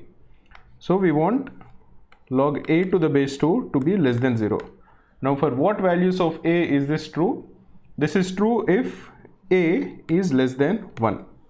But for the logarithm to be defined, a has to be greater than 0. So a has to lie between 1 and 0.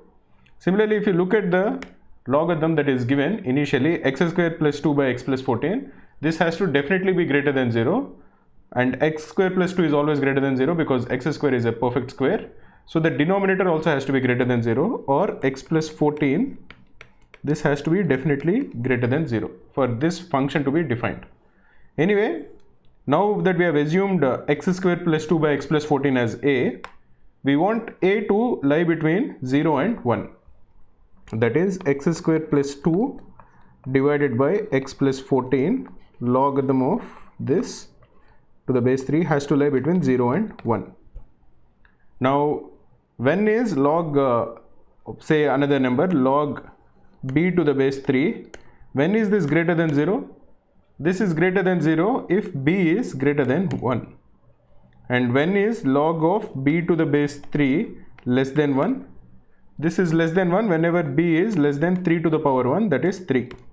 So in this case you want x square plus 2 divided by x plus 14 to lie between 1 and 3.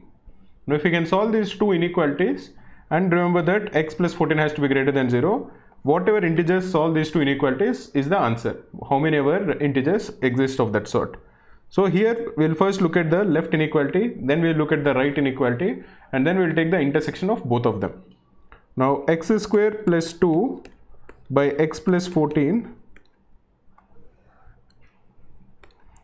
x plus 14 is greater than 1. This is the left inequality, and the right inequality is x square plus 2 by x plus 14 is less than 3.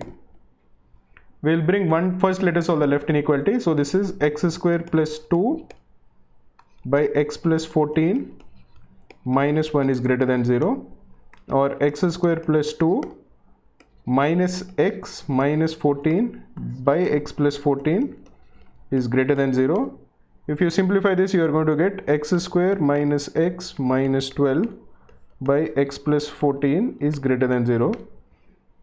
We know that x plus 14 is greater than 0, so it is, we'll just neglect the or ignore the denominator. So you want the numerator, that is x square minus x minus 12, to be greater than 0. You can factorize the numerator as x minus 4 into x plus 3 has to be greater than 0.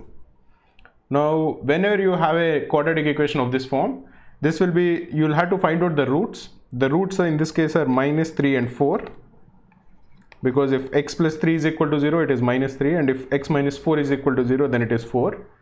Now the multiplication of this quadratic equation will be greater than 0 if and only if x doesn't lie between the two roots. That is, x has to be either greater than 4 or x has to be less than minus 3. This is one interval that we have found out. Let us solve the other inequality. So x square plus 2 by x plus 14 is less than 3, or x square plus 2 by x plus 14 minus 3 is less than 0, or x square plus 2 minus 3x minus 42 by x plus 14 is less than 0. Again we'll simplify this and we'll ignore the denominator, as the denominator x plus 14 has to be greater than 0, or x has to be greater than minus 14. So the numerator will look like this: x square minus 3x minus 40 is less than 0, or x minus 8 into x plus 5 is less than 0. The roots of this quadratic equation will be minus 5 and 8. As it is a less than 0 symbol, it implies that x has to lie between these two, minus 5 and 8. So x has to be between minus 5 and 8, and x also has to be greater than 4 and has to be less than minus 3. So the only values of x which satisfy both this and this interval conditions will be, first x is less than minus 3 and greater than minus 5, so the only thing is minus 4. Second, x has to be greater than 4 and x has to be less than 8, so that is 5, 6 and 7. These three integers also satisfied. So the total number of integers for which the given logarithm is less than 0 will be minus 4, 5, 6 and 7. That is a total of 4 integers.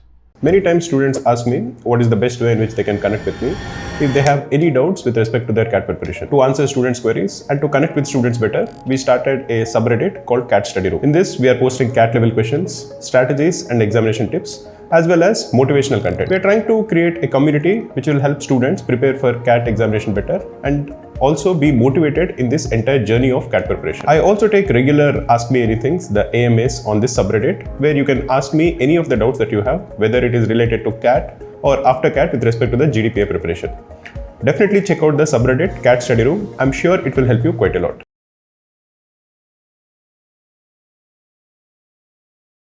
In this question, we are given an inequality x square minus 5x plus 1 by x square minus 5 by x minus 4 is less than or equal to 0, and we are supposed to find out the difference between the largest and the smallest possible value, integral value of x.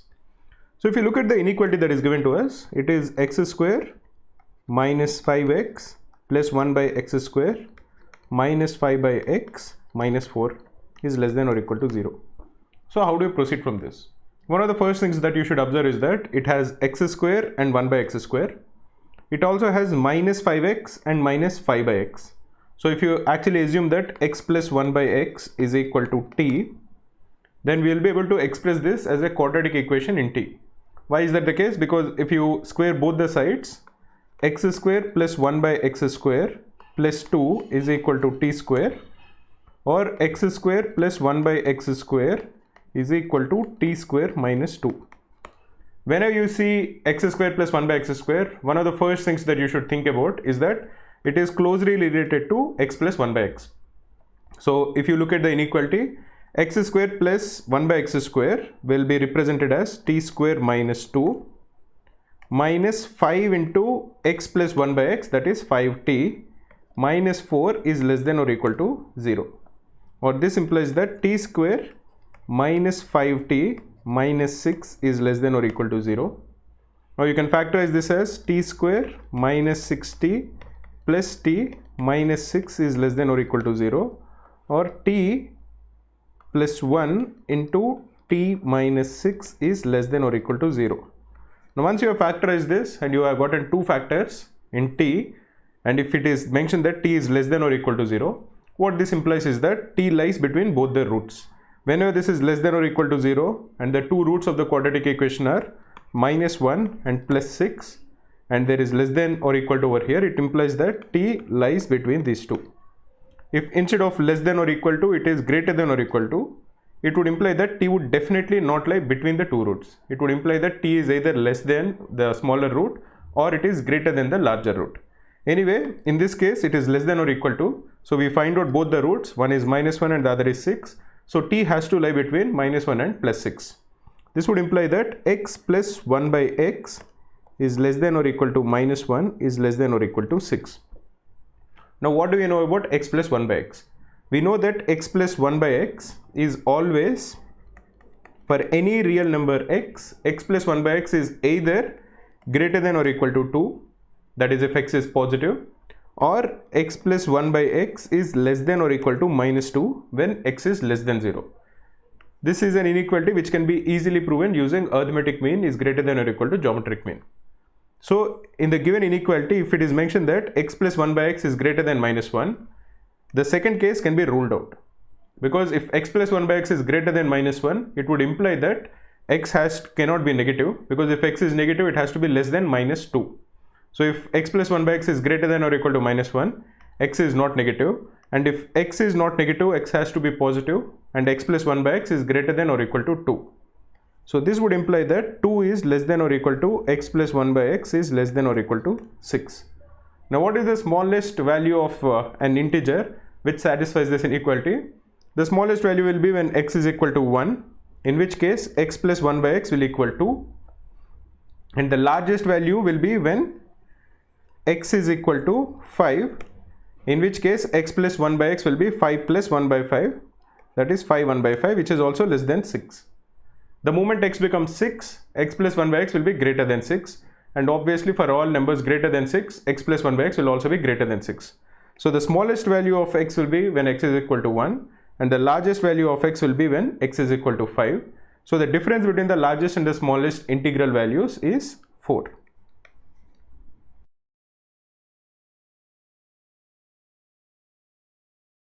In this question we are given an inequality. The inequality is a product of two terms. The first term is x plus 1 into the second term is log of 3 minus x square to the base 10 is less than 0. We are given 4 options and we have to figure out which of the 4 options the inequality does not satisfy. So if you are looking at the two terms of the product, we have to first figure out whether x plus 1 is greater than 0 or less than 0 for each of the 4 terms. And we also have to figure out whether log of 3 minus x square to the base 10 is greater than or less than 0. So when is log of 3 minus x square defined? This is defined only if the argument is greater than 0, or you want 3 minus x square to be greater than 0, or you want x square to be definitely less than 3. Only when x square is less than 3 is the argument, actually is the logarithm defined. Now when is log of 3 minus x square to the base 10 greater than 0? It is greater than 0 if the argument is greater than 1, or you want 3 minus x square to be greater than 1, or you want x square to be less than 2. So whenever x square is less than 2, log of 3 minus x square to the base 10 is greater than 0, and if x square lies between 2 and 3, log of 3 minus x square to the base 10 will be less than 0. If x square is greater than 3, then the logarithm is not defined, so we can ignore that case. Let us look at all the 4 options. We will calculate whether x plus 1 is greater than 0 or less than 0, and whether log of 3 minus x square to the base 10 is greater than or less than 0, and then we will calculate whether the product will be negative or positive. The first option is minus 7.7 by 5. This is for x plus 1. This is for log of 3 minus x square to the base 10. This is the product. The first case is when x is minus 7 by 5. In that case, what is the value of x plus 1? The value of x plus 1 will be minus 7 by 5 plus 1, which is minus 2 by 5. So this is negative. And is log of 3 minus x square to the base 10 greater than or less than 0? To calculate that, let us first calculate the value of x square. If x is minus 7 by 5, x square is equal to 49 by 25. 49 by 25 is less than 2. Therefore, the value of log of 3 minus x square to the base 10 will be greater than 0. So this is positive. So the product of both of these terms will be negative. So this satisfies the given equation, given inequality. The second option is 8 by 5. When x is equal to 8 by 5, x plus 1 will be positive. And we'll have to figure out if log of 3 minus x square to the base 10 is positive or negative. So to calculate that, again let us look at the value of x square. If x is 8 by 5, the value of x square will be 64 by 25. This is greater than 2 and this is less than 3. So the value of log of 3 minus x square to the base 10 is negative. Therefore again that product is negative. So this also satisfies the given inequality. Let us look at the third option where x is 29 by 20. If x is 29 by 20, x plus 1 is positive. And what is the value of log of 3 minus x square to the base 10? We will again calculate x square. X square will be, if x is 29 by 20, x square will be 841, which is 29 square by 400. This is also greater than 2 and less than 3. So the logarithm will be again negative and the product will also be negative. So this is also satisfying the inequality. And let us look at the last term where x is minus 43 by 30. If x is minus 43 by 30, x plus 1 will be minus 13 by 30, which is negative. And what is the value of the logarithm? To calculate that, we'll again calculate x square. x square will be 43 square by 30 square is 900. 43 square, you can use your calculator to calculate it. It will be 1849 divided by 1849, yeah, 1849 by 900. So this is greater than 2 and this is less than 3. So the logarithm is negative. The product of two negative terms will be positive. Therefore, when x is minus 43 by 30, the product is greater than 0. So this doesn't satisfy the given inequality. So the correct option is option D.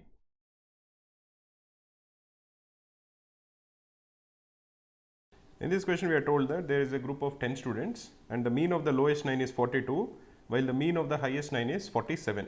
So let us assume that when you arrange the scores in ascending order, the scores are 1, 2, 3, 4, 5, 6, 7, 8, 9 and 10. What is told to us is that the mean of the lowest 9 is equal to 42. So what is the sum of this 49 scores? This 9 scores, it will be 42 into 9, which is equal to 378. And the mean of the highest 9 is 47. So if you sum up the highest 9 scores, the sum will be equal to 47 into 9. What is the value of 47 into 9? That will be 470 minus 47, which is equal to 423. So this is equal to 423. Or essentially what it is being told is that the highest score minus the lowest score will equal 423 minus 378. That is, the highest score minus the lowest score is equal to 423 minus 378, which is equal to 45.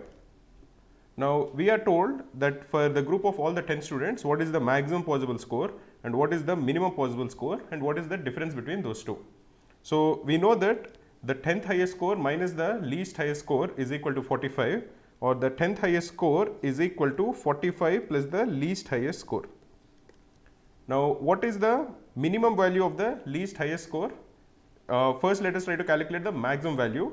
Because the mean of the smallest 9 is equal to 42, the lowest score cannot exceed 42. Because if it exceeds 42, all the scores which are above it will also be greater than 42, and hence the mean itself will be greater than 42. The maximum possible value of the least score is equal to 42. So the maximum possible value of the highest score is equal to 42 plus 45, which is equal to 87. Therefore, what is the maximum possible value of the sum? The maximum possible value of all the 10 scores will be equal to 378, which is the sum of the lowest 9 scores, plus 87. So that will be equal to 465. And the maximum value of the average is equal to 46.5. Now let us try to identify what is the minimum possible sum and minimum possible average. If you are trying to find out the minimum possible sum for the 10th highest score or the highest score, you know that the sum of the average of the highest 9 scores is equal to 47. So the 10th highest score cannot be equal to, or basically the highest score cannot be less than 47. Because if this score is less than 47, then all the scores to the left of it will also be less than 47, and hence the sum of all of these scores will also be less than 47. The average will be less than 47. This is not possible. So the minimum possible value of the highest score will equal 47. And in this case, what is the minimum possible value of the lowest score? That will be 47 minus 45, which is equal to 2. And in this particular case, what is the minimum value of the sum? The minimum value of the sum, again like we have done earlier, will be 378, which is the sum of the 9 scores which are other than the highest, plus the minimum value of the highest score, which is equal to 47. This is equal to 425, and the average min will equal 425 divided by 10, which is 42.5. So if you are looking for the difference between the mean of the maximum possible mean minus the minimum possible mean, that is 46.5 minus 42.5, which is equal to 4.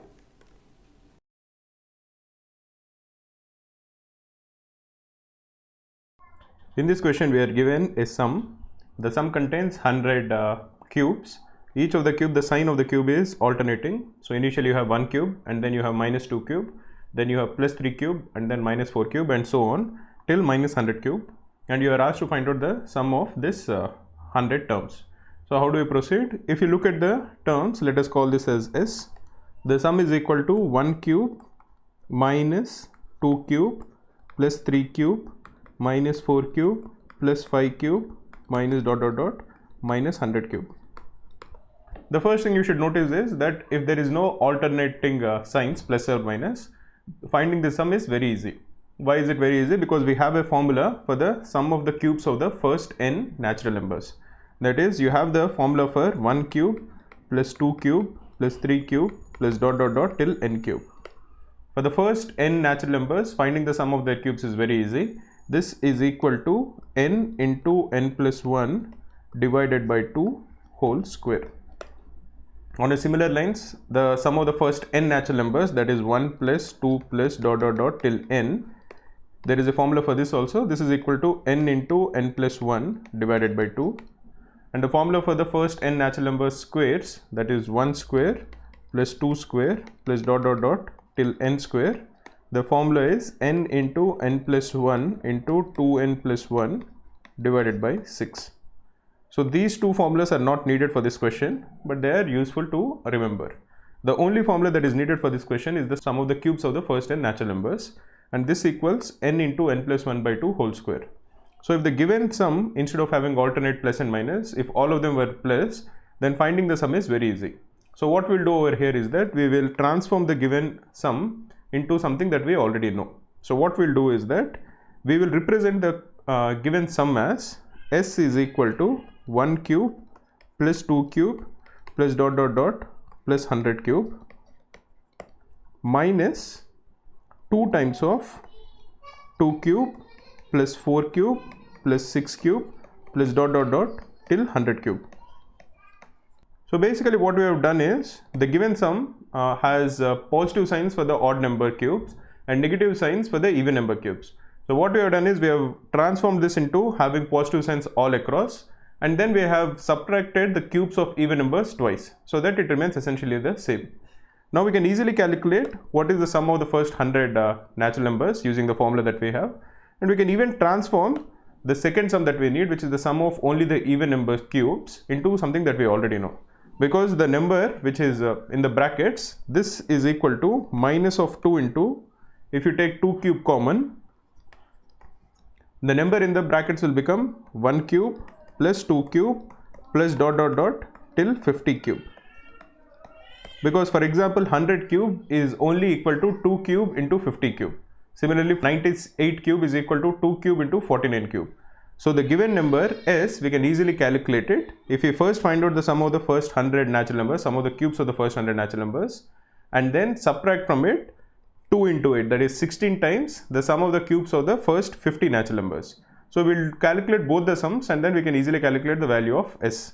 For example, the sum of the first 100 natural numbers is n into n plus 1 by 2 whole square, which in this case will equal 100 into 101 divided by 2 whole square, and the sum that we have to subtract from it is equal to minus of 2 into 2 cube is 16 into the sum of the cubes of the first 50 natural numbers. So this becomes equal to 50 into 51 by 2 whole square.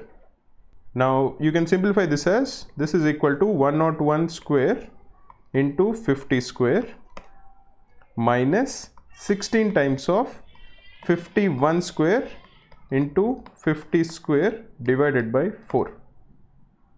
This is equal to 4 times this. So as we want to take 50 square common, this will become equal to 50 square into 101 square, which is the first term, minus 50 square into 4 times 51 square. What is 4 times 51 square? That is equal to 102 square. So this is equal to 50 square into 102 square. Notice that 51 square into 4 is basically equal to 51 square into 2 square, that is equal to 102 square. And over here we will take 50 square common. So this will equal 50 square into 101 square minus 102 square. This is again of the form x square minus y square, which will equal x minus y into x plus y, or this will equal minus of 50 square, which is 2500 into 203. Now if you notice this, this will equal minus 507500, which is option A.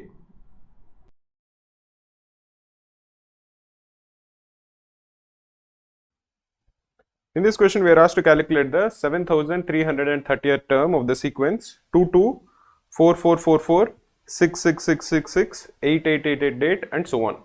So 2 is repeated 2 times. 4 is repeated 4 times. 6 is repeated 6 times, and so on. All of them are even numbers, so the 2nth term, 2n, is repeated 2n times. So after we write 2n for the last time, the total number of terms that have repeated is 2 plus 4 plus 6 plus 2n. And what is the sum? 2 plus 4 plus 6 plus dot dot dot plus 2n. This is 2 times 1 plus 2 plus dot dot dot till n. That is the sum of the first n natural numbers. We know that the sum of the first n natural numbers is equal to n into n plus 1 divided by 2. You multiply it with 2. So this is equal to n into n plus 1. So after we repeat 2n times, the total number of terms in this series is n into n plus 1. What we are required to calculate is the 7330th term. That is, we are required to calculate the smallest value of n such that n into n plus 1 is greater than 7330. What is the value of that n? The easiest way to do this is by trial and error. Let us assume that n is equal to 50. If n is equal to 50, the value of n into n plus 1 is equal to 50 into 51, which is 2550. This is clearly much lesser than 7000. If n is equal to 60, this will be 60 into 61, which is 3660. If n is equal to 70, this will be 70 into 71, which is 4970. If n is equal to 80, this will be 80 into 81, which is equal to 6480. Now you know that 6480 is very close to 7330. So now let us try n is equal to 85. So we have to calculate the value of 85 into 86. This will be equal to 7310. 7310 is just 20 less than 7330. Therefore, when n is equal to 86, the product 86 into 87 will be greater than 7330 for the first time. So the smallest value of n for which n into n plus 1 is greater than 7330 is when n is equal to 86. So the term which is repeating is 2n, which is 172. This is 2 times 86. So 172 will be the 7330th term. So the correct answer is 172.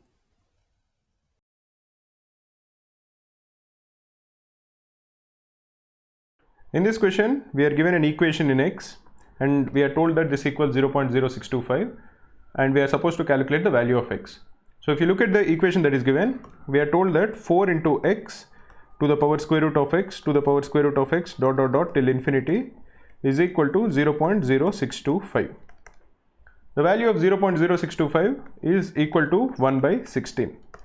So if you bring 4 to the other side, you are going to get x to the power square root of x into square root of x into square to the power square root of x dot dot dot till infinity is equal to 1 by 64, which is equal to 2 to the power minus 6. Now in this kind of a equation, if you find some sort of a pattern or some sort of a recursion, you will be able to solve this question quite fast. So what we'll do is, we'll assume that the numerator, that is the power, that is root x to the power root x to the power root x dot dot dot till infinity is equal to p. So the given equation will essentially become equal to x to the power p is equal to 2 to the power minus 6. Now if you take square root on both sides, that is square root of x to the power p is equal to 2 to the power minus 3. But what exactly is square root of x to the power p? Square root of x to the power p is basically equal to square root of x to the power p. Now if you replace the value of p, this becomes equal to square root of x to the power square root of x to the power square root of x dot dot dot dot till infinity. So this will essentially be equal to p itself. So the value of p is equal to 2 to the power minus 3, because square root of x to the power p that is square root of x to the power square root of x to the power square root of x dot dot dot till infinity, is essentially equal to p.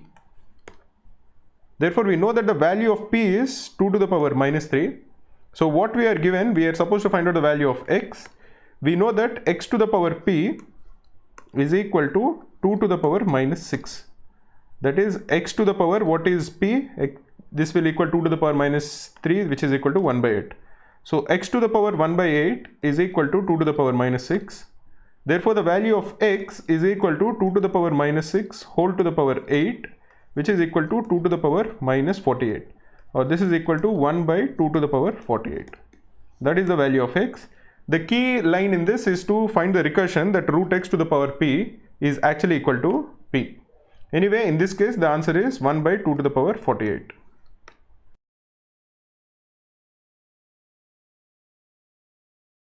In this question, we are asked to find out the number of ways we can get a pair of integers x comma a. They can be chosen such that x square minus 2 modulus of x plus modulus of a minus 2 is equal to 0. Note that x and a are integers. They can be both positive as well as negative. So what we'll do is quite simple. We'll assume that modulus of x is equal to y. So y is greater than or equal to 0. And we'll assume modulus of a minus 2 is equal to p, which is also greater than or equal to 0. Then we'll try to find out the different values for y and p which satisfy the given equation. And based on it, we'll find out the different values of x and a which will satisfy the same equation. So in terms of y, the given equation will transform to y square minus 2y plus p is equal to 0. We have p which is greater than or equal to 0, and we have y which is greater than or equal to 0. This is a quadratic equation, and for the quadratic equation to have real roots, the discriminant should be greater than or equal to 0. The discriminant is the coefficient of y whole square, that is 4, minus 4 times the constant term which is p into the coefficient of y square. So 4 minus 4p should be greater than or equal to 0, or p should be less than or equal to 1. Note that in any quadratic equation which is of the form ax square plus bx plus c is equal to 0, this quadratic equation will have real roots if and only if b square minus 4ac is greater than or equal to 0. Therefore, we want p to be less than or equal to 1. So now we have two cases. P is both an integer, and as we have discussed earlier, p has to be greater than or equal to 0. So the first case is that p is exactly equal to 0, and the second case is that p is exactly equal to 1.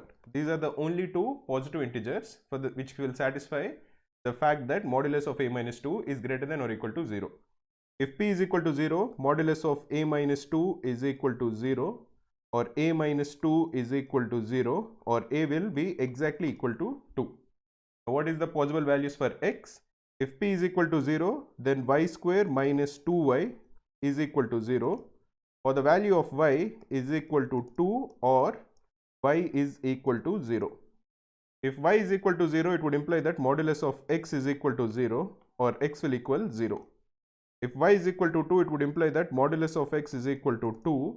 So x can be either 2 or x can be equal to minus 2. So in this particular scenario, what are the total possible cases? X can take any one of these three values, and a can take exactly one value. So the total number of cases is 3 in this particular scenario. Let us look at the second case where p is equal to 1. If p is equal to 1, then modulus of a minus 2 is equal to 1, or a minus 2 is either equal to 1 or a minus 2 is equal to minus 1. Therefore, a is either equal to 3 or a is equal to 1. So here we have two possible values for a. Now what is the scenario for x? If p is equal to 1, y square minus 2y plus 1 is equal to 0, or y minus 1 whole square is equal to 0, or y will exactly equal 1. If y is equal to 1, modulus of x is equal to 1. So the value of x is either 1 or x is equal to minus 1. So x can take two values, it can be either 1 or minus 1. Similarly, a can take two values, it can be either 3 or 1. So the total number of cases in this particular scenario is 2 into 2, that is 4 cases. So what are the total number of ordered pairs that are possible? It will be 3 plus 4, which is equal to 7 cases. So the correct answer is 7.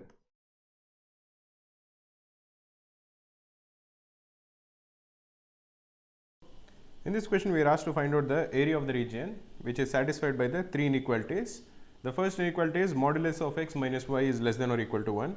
The second one is that y is greater than or equal to 0. And the third one is that y is less than or equal to 1.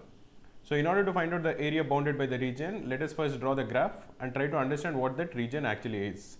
So let us first draw the y-axis and the x-axis. Now, two lines are quite easy to draw. The first one is y is greater than or equal to 0 will be above the y-axis. This is the above the x-axis. So this is the first half. And the second one, which says that y is less than or equal to 1, can also be easily drawn. For that, let us first draw the line y is equal to 1. This will be a line which is parallel to the x-axis.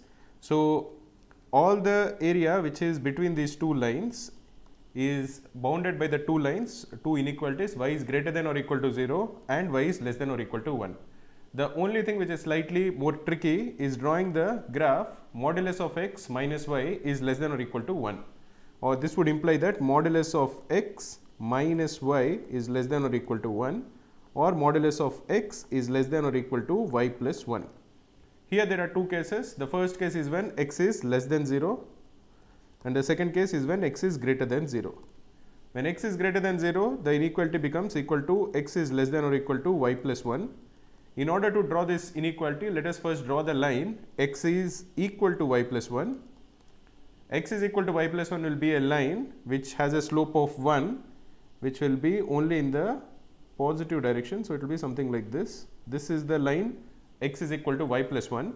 And if you are trying to figure out which of the two sides, that is it above the line or below the line, which is the inequality x is less than or equal to y plus 1, try to see if origin, which lies on one side of the line, satisfies this inequality or not. Origin is 0, 0. In this particular case, x, which is 0, is less than or equal to y plus 1. So this satisfies the inequality. So the given area is this. If you are looking at the second case where x is less than or equal to x is less than 0, then the inequality will become equal to minus x is less than or equal to y plus 1, or x plus y is greater than or equal to minus 1. So again, to draw this, let us first draw the graph, which is x plus y is equal to minus 1. That will have a slope of minus 1. It will be exactly the mirror image of the earlier line. It will be something like this.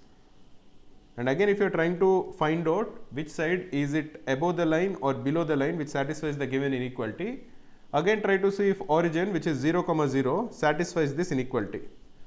0, 0 would imply that x plus y is also equal to 0, which is definitely greater than or equal to minus 1. So origin satisfies this inequality. So the required region is over here.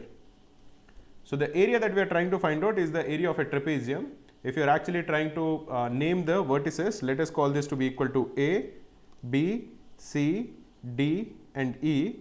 We are required to find out the area of the trapezium B, C, D, E. If you are trying to find out the area of the trapezium, the easiest way to do it is calculating the area of triangle AED, and from it subtract the area of the triangle ABC. So let us first put down the coordinates. E will be equal to minus 2, 1, D will be equal to 2, 1, C will be equal to 1, 0, and B will be equal to minus 1, 0, and A is equal to 0, minus 1. And let us assume that this point is equal to F. The area of triangle AED is equal to half into base into height, that is equal to half into DE into FA. And area of ABC will be again equal to half into base into height. So this is equal to half into BC into, if you assume that this point origin is O, AO. The length of each of this is known to us. DE is equal to 2 plus 2, that is equal to 4. So this is half into 4 into FA will be equal to 1 plus 1. So that is equal to 2 minus BC is equal to 2 and AO is equal to 1. So this is equal to 4 minus 1, which is equal to 3 units. So the required area which is bounded by these three inequalities is equal to 3 square units.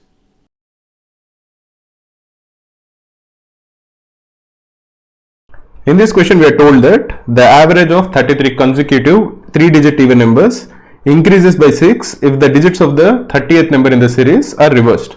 So let us assume we are given 33 consecutive even numbers. So let us assume that the first number is p, the second number is p plus 2, the third number is p plus 4, and so on. The 30th number will be p plus 58, that is p plus 29 into 2. The 31st number will be p plus 60. The 32nd number is p plus 62, and the 33rd number will be p plus 64. These are the 33 consecutive 3-digit even numbers. Now we are told that the average increases by 6 if the 30th number, that is p plus 58, the digits of this are interchanged.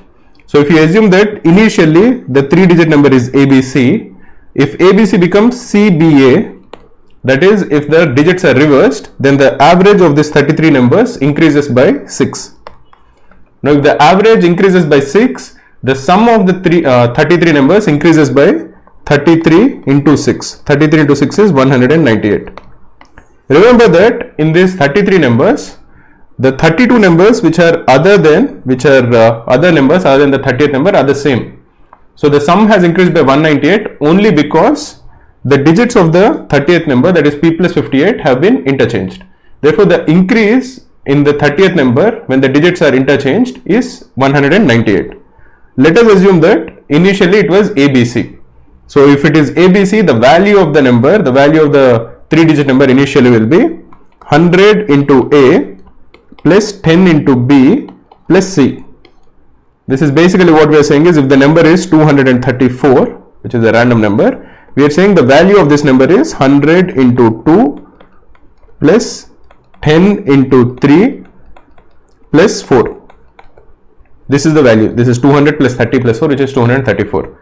So initially if you are assuming that the 3 digits are A, B, C, the value of the number is 100A plus 10B plus C. Now the value of this number after the digits are interchanged will become 100 into C plus 10 into B plus A. Now the difference between these two numbers we are already told is equal to 198. This is the increase in the value of the 30th number. So if you subtract the first number from the second number, you are going to get 99C minus 99A. This is equal to 198. As you know, 198 is 99 into 2. Therefore, C minus A is equal to 2. So what we know is that in the 30th number, the hundredths digit is 2 less than the units digit. We are also told one more thing. If the digits of the 30th term are either strictly increasing or strictly decreasing, and the hundredths digit of all the numbers are the same, what is the sum of the digits of the third term in the series? So before we figure out what the third term in the series is, let us try to first figure out what is the 30th term in the series. In this case, we know that the units, if the hundredths digit is A, the tens digit is greater than the hundredths digit. The tens digit is greater than the units digit. We know that because the units digit, that is C, is equal to A plus 2. That we have already figured out, that C is equal to A plus 2.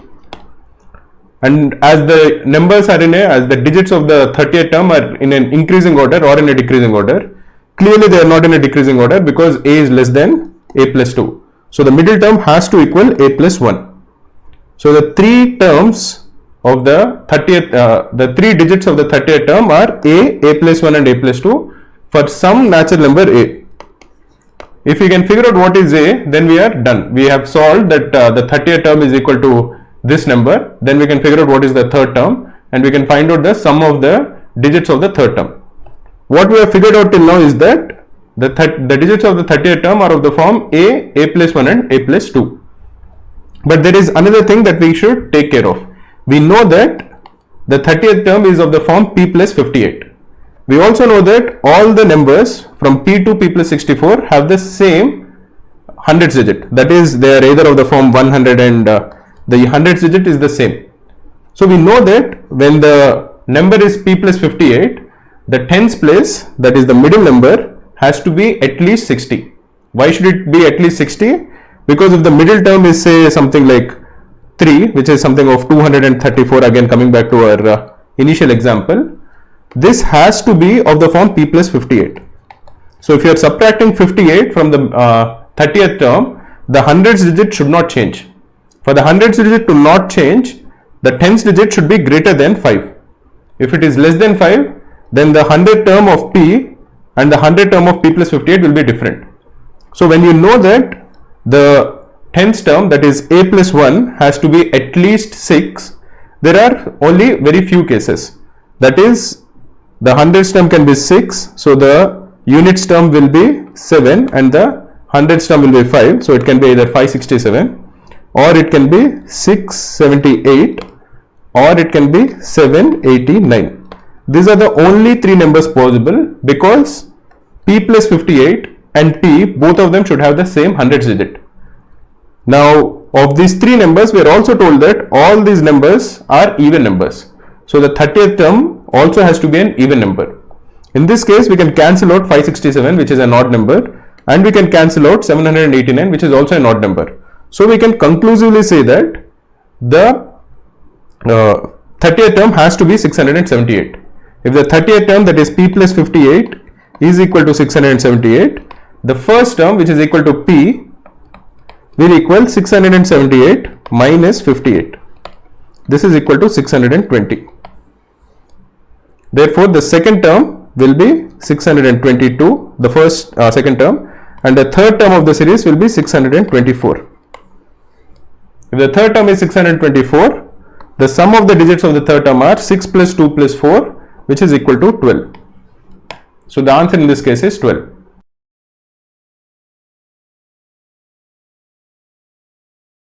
In this question, we are told that the mth and the nth term of a geometric progression are 3 by 4 and 12 respectively, where m is less than n.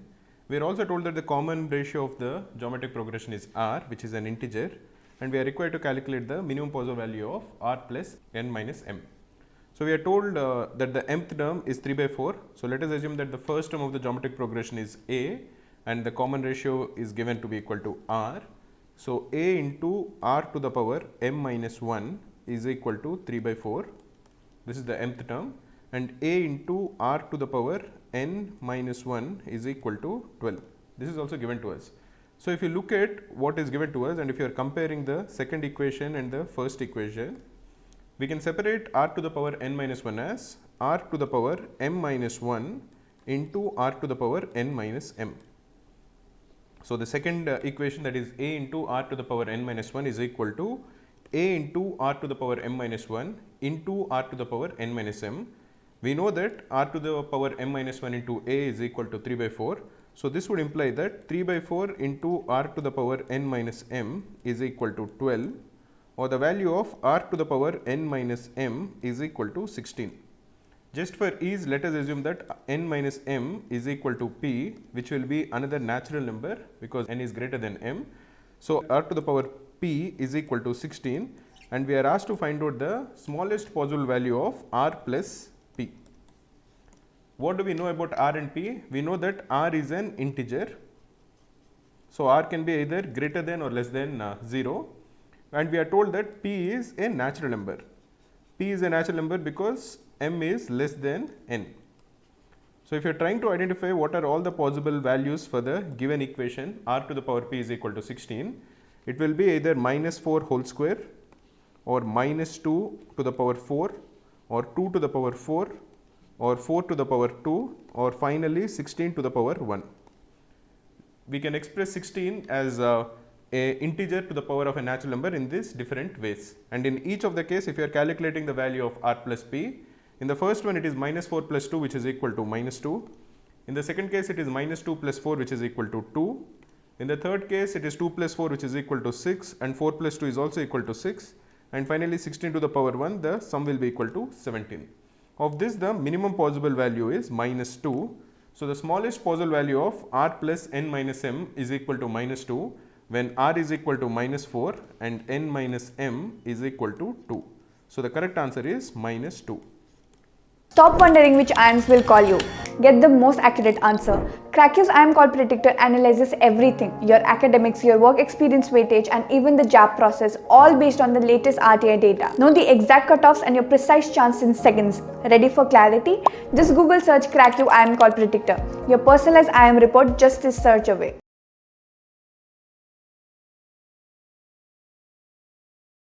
We are told that f of 1 is equal to 1.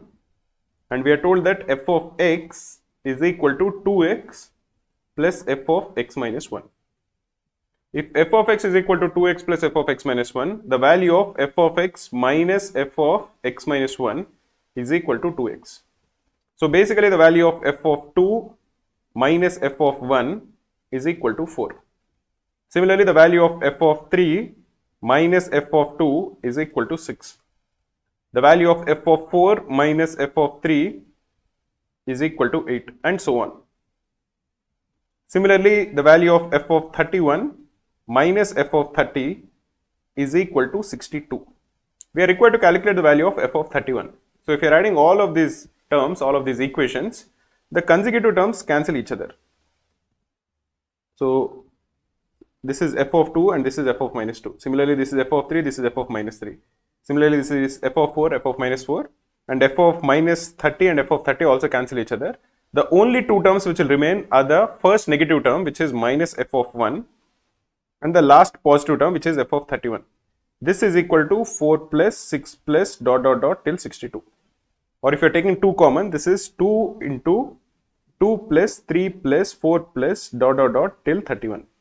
What is the value of 2 plus 3 plus 4 plus till dot dot dot till 31? The sum of the first n natural numbers, that is 1 plus 2 plus 3 plus dot dot dot till n, is equal to n into n plus 1 divided by 2. So the sum of 1 plus 2 plus dot dot dot till 31 is equal to 31 into 32 divided by 2, which is equal to 31 into 16. What is the value of 31 into 16? This will be equal to 496. But if you are looking at this sum, we have the sum from 2, 3, 4, there is no 1 in it. So the value of this sum will be 495. What is 2 times 495? 2 times 495 is 990. So the value of f of 31 minus f of 1 is equal to 990. We know that f of 1 is equal to 1. So the value of f of 31 will be equal to 991, which is option D.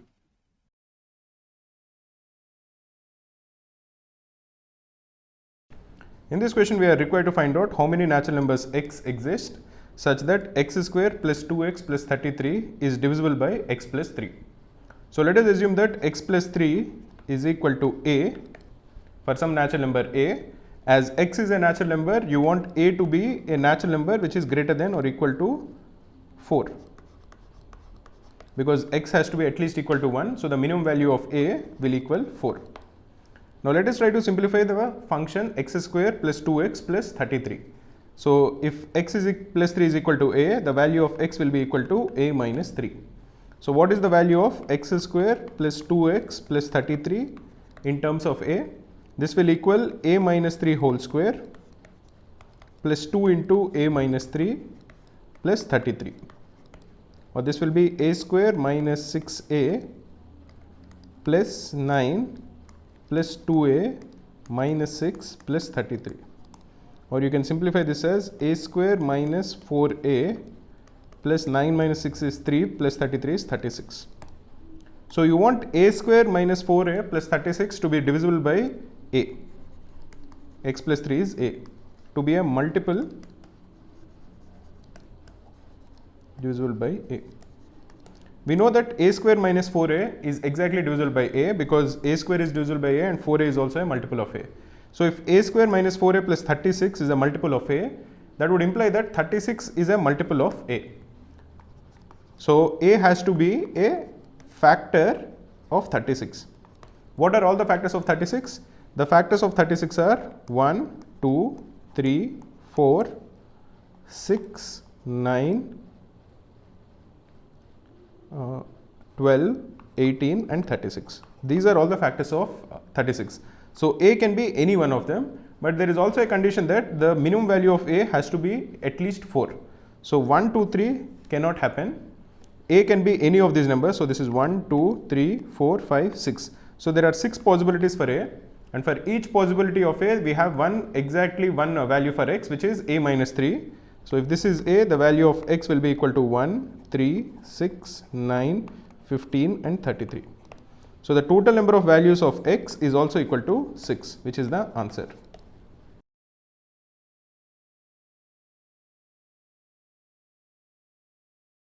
the value of x is given to be equal to 8 minus square root of 32.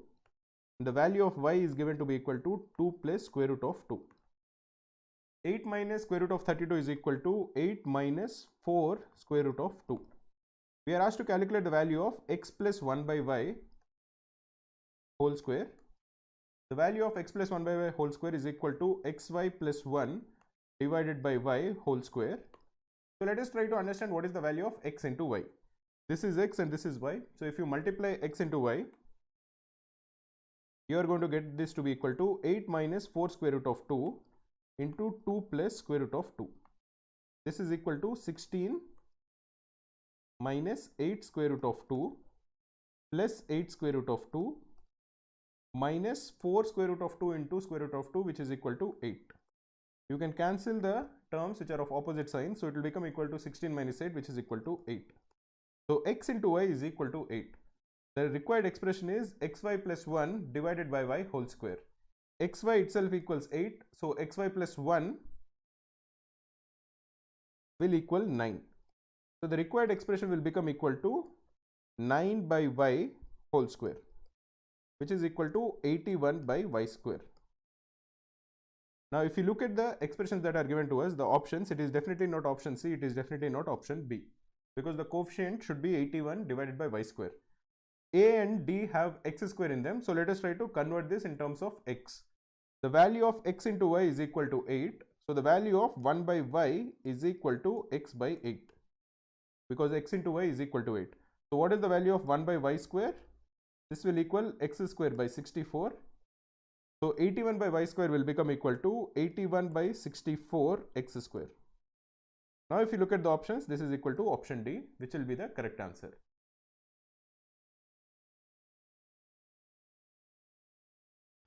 In this question, we are told that a and b are two positive integers such that 2 to the power a plus 3 to the power b minus 2 is 145. As a and b, both of them are positive integers, both of these should be powers of 2 and 3 respectively, and they should add up to 145. If you are trying to see the powers of 3, it has to be either 1 or 3 or 9 or 27 or 81, and the remaining powers of 3 will be greater than 145. So we can ignore them.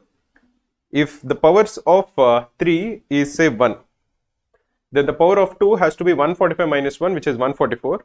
But this is not possible, because 144 is not a power of 2. The powers of 2 are 1, 2, 4, 8, 16, 32, 64 and 128. These are the powers of 2 which are less than 145. Let us look at the next power of 3. If the power of 3 is equal to 3, the power of 2 has to be 142. This also is not present in the powers of 2, so we can ignore it. If the power of 3 is 9, then the power of 2 has to be 136 minus 9, which is 145 minus 9, which is 136. This also is not a power of 2. If the power of 3 is 27, then the power of 2 has to be 145 minus 27, which is 118. This also is not a power of 2, so we can again ignore it. The only remaining number is that the power of 3 is 81, in which case the power of 2 will be 145 minus 81, which is 64.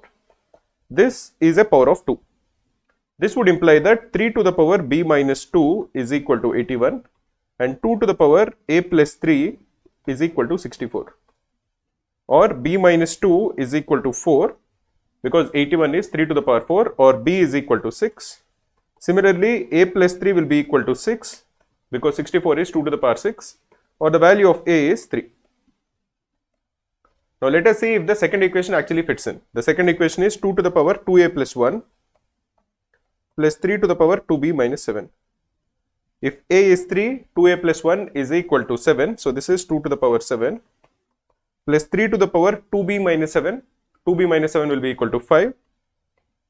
This is equal to 128 plus 243. 128 plus 243 is equal to 371. This is actually fitting. So we can confirm that the value of a is 3 and the value of b is 6. Let us look at what we are required to calculate. We are required to calculate the value of 2 to the power 3a minus 5 plus 3 to the power b minus 1. If a is 3, 3a minus 5 will be equal to 4. So we are required to calculate the value of 2 to the power 4 plus 3 to the power 5, because b is equal to 6. This will be 16 plus 243. which will equal 259. That is option A.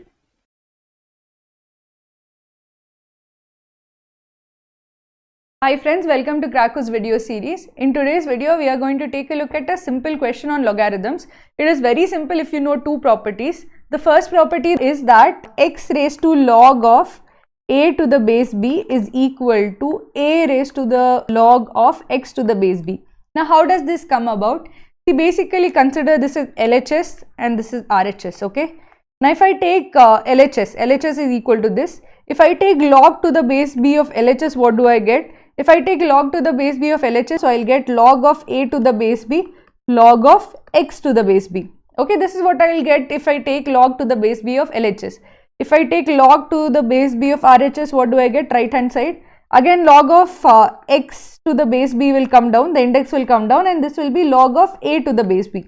If you see these two things, they are the same because essentially it's a product of two values. A into b is equal to b into a. Now, if once you understand that, you realize that both, since these two values are same, this should be equal to this. So essentially, if you have x raised to some log value, whatever is there in that log, you can bring that down as the base of your index and you can put x up. So this is the basic property that you need to learn. The second property is that log of a to the base b is 1 by log of b to the base a. If you know these two basic logarithms properties, this is a very easy question to solve.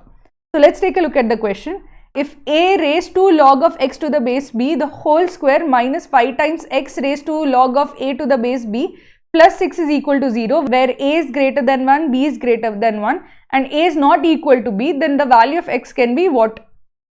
So essentially first thing that I'll notice is whatever is in this bracket, instead of a raised to log of x to the base b, I can write that as x raised to log of a to the base b. So I can write this as x raised to log of a to the base b the whole square minus 5 times x raised to log of a to the base b plus 6 equal to 0. Now let m equal to this, okay? Let m equal to x raised to log of a to the base b. Let m equal to this. So that basically means that m square minus 5m plus 6 is equal to 0. Now this is a simple quadratic equation. I can write this as m square minus 3m minus 2m plus 6 is equal to 0. I get this as m minus 3 and into m minus 2 is equal to 0, which means that m is equal to 3 or m is equal to 2. So I get two possible cases. So essentially x raised to log of a to the base b is equal to 3 or it is equal to 2.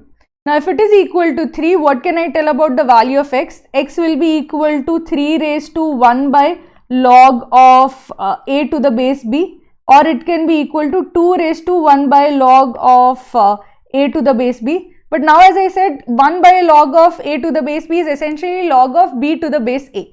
So this means that x is essentially 3 raised to log of b to the base a, or it is 2 raised to log of b to the base a. So once you know this, this is basically the value of x. So from the options, what do I get? This is wrong. It should be log of b to the base a. So a is wrong. B should not be in the base. This is right. It can be this value. And again, a should not be in the base. So the only option which is right is option B. So the answer to this question is option B. So this is basically how you should solve logarithms questions. If you knew those two properties, this was a fairly easy question to solve. If you did not know those two properties, it would have been very difficult to solve.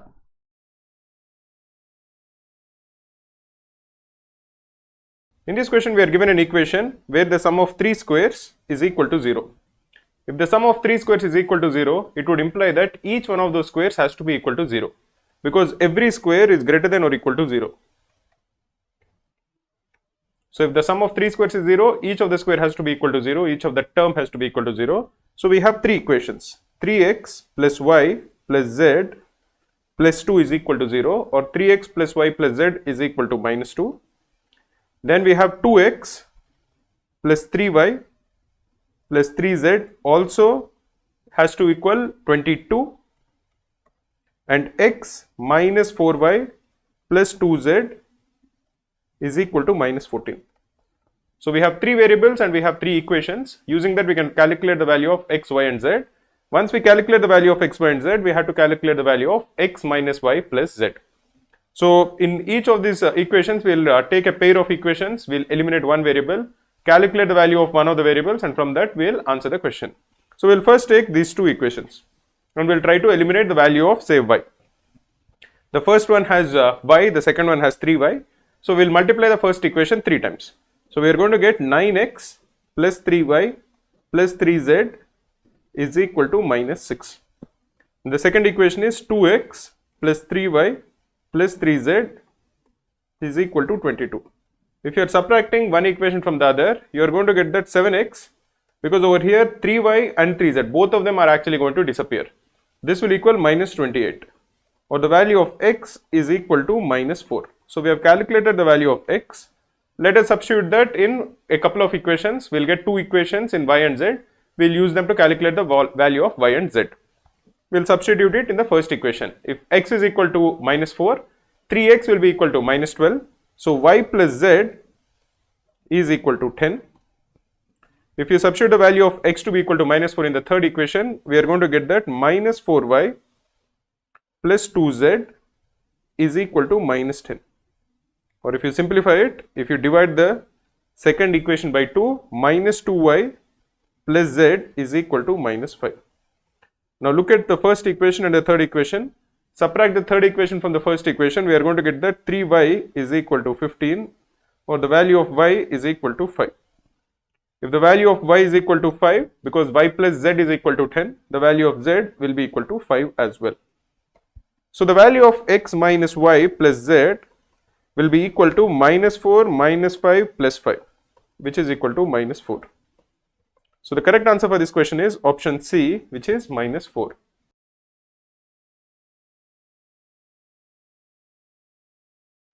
In this question, we are given an equation. We are told that log of 3 plus log of 4 plus log of x minus 1, their different bases, is minus 2 is equal to 0, and we are asked to calculate the value of 4x.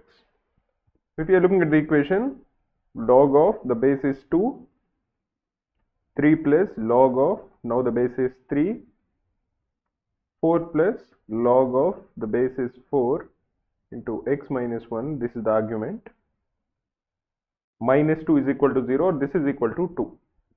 If you are removing the outermost log and if you are transferring the base over here, this will be 2 to the power 2, which is equal to 4. That is the value of 3 plus log of all of this. So if you are subtracting 3 from both sides, this will become equal to 1. So log of 4 plus log of x minus 1, the first base is 4 over here and the second base is 3, is equal to 1. If you are now removing this logarithm and if you are transferring 3 to the other side, the right hand side becomes equal to 3 to the power 1, which is equal to 3. Now we will subtract 4 from both sides, because now we have 4 plus this. So if you are subtracting 4, this becomes equal to minus 1. Just to write it in a new line, we have log of the base is 4, x minus 1 is equal to minus 1. Now if you are removing the outermost logarithm over here and if you are transferring 4 to the other side, the right hand side becomes equal to 4 to the power minus 1, which is equal to 1 by 4. That is, the value of x minus 1 is equal to 1 by 4, or the value of x is equal to 5 by 4. So the value of 4x will be equal to 5. So the correct answer for this question is that the value of 4x is equal to 5.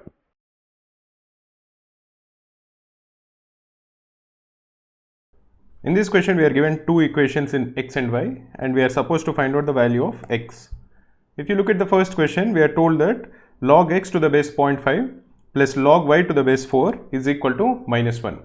So log x to the base 0.5 is equal to log of x to the base 2 to the power minus 1. This will simplify and equal minus 1 log x to the base 2, that is minus 1 into. Why is this the case? If you have log a to the base b to the power n, this is equal to 1 by n into log of a to the base b. So in this case, because it is x to the base 2 to the power minus 1, if you want to bring minus 1 outside the logarithm, it will become 1 by minus 1, which is actually equal to minus 1.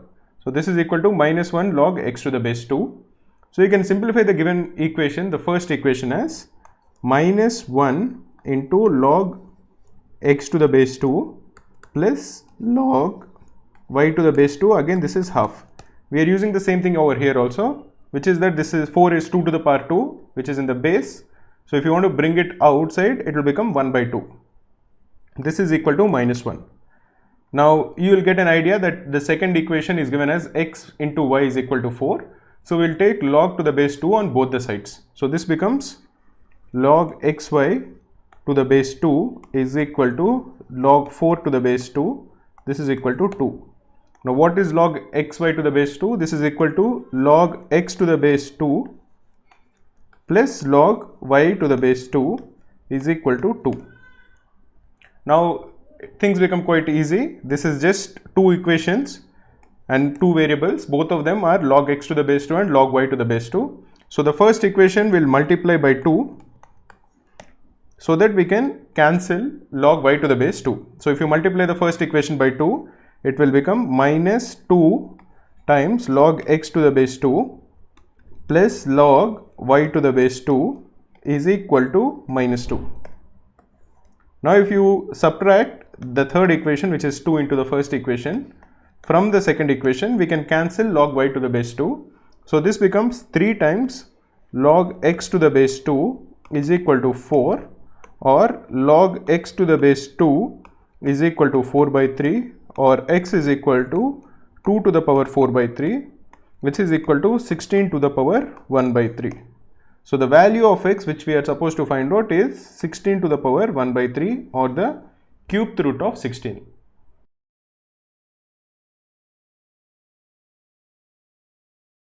In this question we are told that there is a circle and inside the circle there is a square,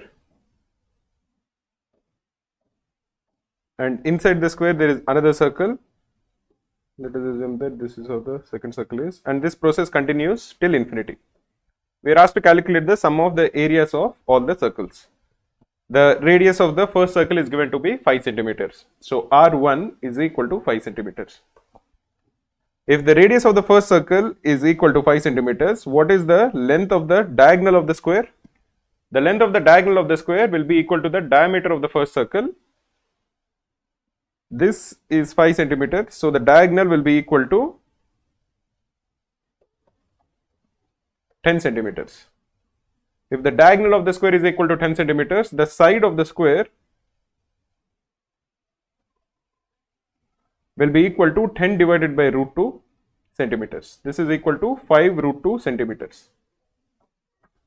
Or essentially, this will be equal to R1, 2R1, which is the diameter of the circle, divided by root 2. This is equal to R1 into root 2 centimeters. Now, if we know the side of the square, can we calculate the radius of the inner circle? The side of the square is equal to the diameter of the inner circle. So, the value of R2 will be equal to R1 root 2 divided by 2, which is equal to R1 by root 2 centimeters. Or essentially, if the radius of the first circle is R1, the radius of the second circle will be R1 divided by root 2. The radius of the third circle will be R1 divided by root 2 whole divided by root 2, which is equal to R1 by 2, and so on. So the area of the first circle will be pi R1 square. The area of the second circle will be pi into R1 by root 2 whole square, which is pi R1 square by 2. The area of the third circle will be pi R1 square by 4, and so on. This is a geometric progression where the first term is equal to pi R1 square and the common ratio is equal to 1 by 2. So the sum of this geometric progression will be equal to a divided by 1 minus r, which is equal to pi R1 square divided by 1 minus 1 by 2, which is equal to 2 pi R1 square. The value of R1 is 5 centimeters. So the sum of the areas of all the circles will be 2 into pi into 25, which is equal to 50 pi. So the correct answer is option C.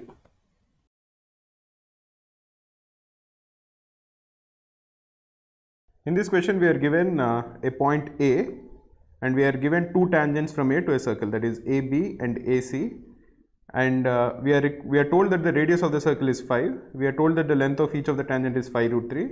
We are required to find out the area of the shaded region. So let us just draw the diagram in a bigger manner. So say this is the circle and this is a point A from which we have two tangents. They are not straight lines, but assume that they are straight lines. So say this is A, this is B and this is C, this is the point O.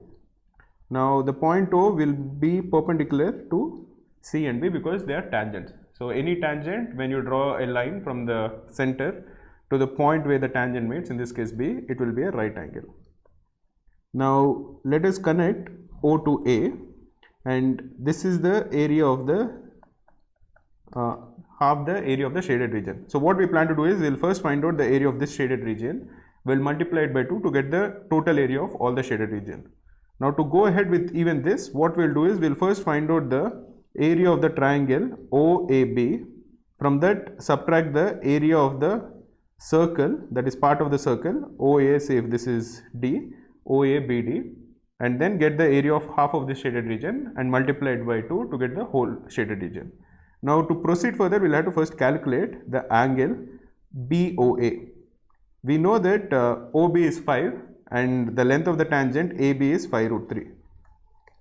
Now if you assume that the angle BOA is theta, tan theta is equal to 5 root 3, which is the side opposite to it, by 5, which is the side adjacent to it. So this is 5 root 3 by 5, which is equal to root 3. Therefore theta is equal to 60 degrees. This is the first step in solving this.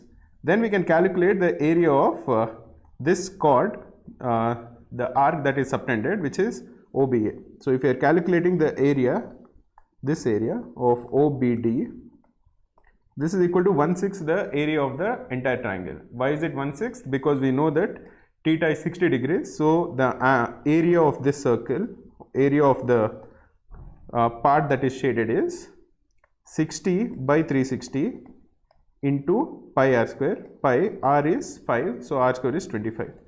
So this will come to 25 pi by 6. Now what is the area of the triangle BOA? Area of triangle BOA is equal to half into base into height. Base is 5 root 3 into height is 5. Because this is a right angle triangle, we just have to multiply these two. This comes to 25 root 3 by 2. Therefore, the area of this shaded region is the difference between these two.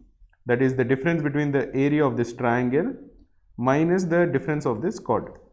So if you are doing that, you will get this as 25 root 3 by 2 minus 25 pi by 6. But remember that this is only half the shaded region. To get the total shaded region, we will have to multiply it by 2 because of symmetry. So if you are multiplying it by 2, this will be the final answer. If you simplify this by taking 25 common, this will be 25 into root 3 minus pi by 3. This is the answer. To calculate it, once you get the angle of BOA correct, which is equal to 60 degrees, everything else will fall into place quite easily. Last year, over 540 plus students scored 99 plus percentile in CAT 2024. How? They didn't just study hard, they studied smart. With daily targets by 5 times 100 percentiler, 25 full length mocks and 45 sectionals with video solutions and live classes every day. You will get a structured plan, expert doubt solving and a massive bank of over 20,000 questions. Stop wasting your time and start your success story. Just go to Google and search Cracku CAT online coaching to start your MBA journey today.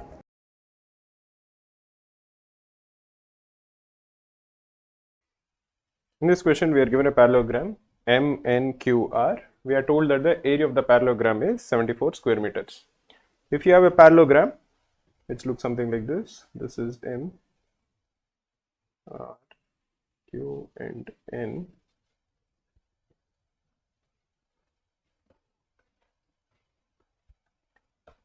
The area of the parallelogram is equal to the base into the height. So for that, we'll have to calculate the height. Let us drop a perpendicular from N to RQ. Let this height be equal to H. Let the base RQ be equal to X. So the value of X into H, where H is the perpendicular distance between the two parallel sides, is equal to 74 square meters. This is given to us. We are also told that S is the midpoint of RQ. We are asked to calculate the area of NTQ. before we calculate the area of NTQ, what we will do is quite simple. Or in fact, if you are looking at the triangles RTS and the triangle SNQ, this is the first triangle and this is the second triangle. Both of these triangles are congruent. How can we say that they are congruent? Because angle S will be the same, because they are opposite angles of two intersecting lines.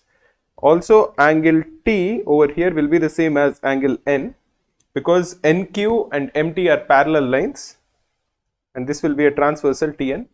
Similarly, the third angle will also be the same. In addition to that, because we are told that S is the midpoint, we have one of the sides RS to be equal to SQ.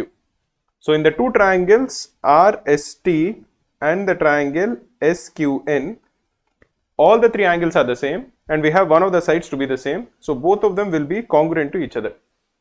This would imply that the height of RTS over here, that is if you are drawing a perpendicular from T to RS, will be the same as the length of the perpendicular from N to RQ.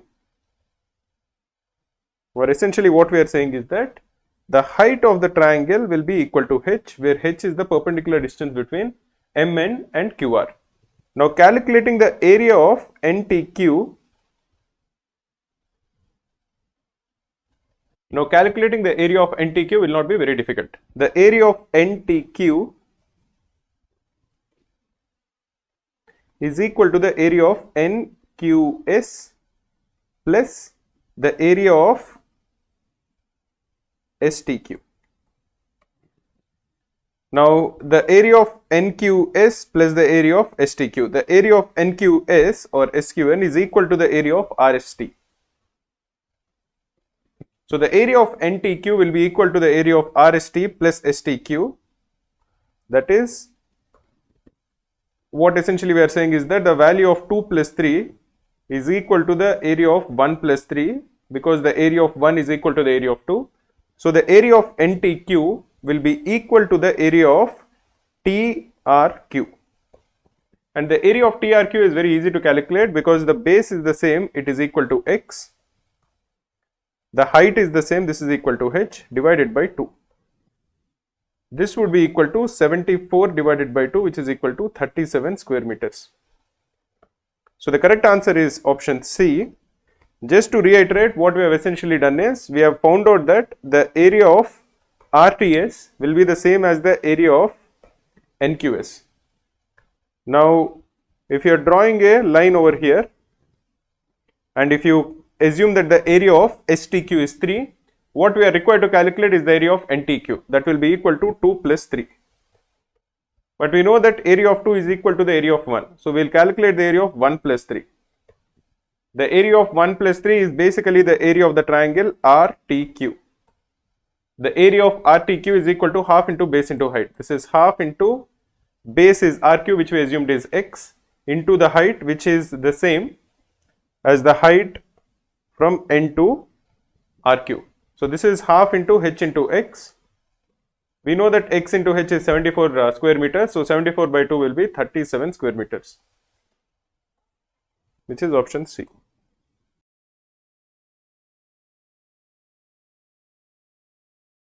Hi friends, welcome to Cracku's video series. In this question, we are going to find out how to calculate the max area that can be cordoned off using a rope. So let's take a look at the question first.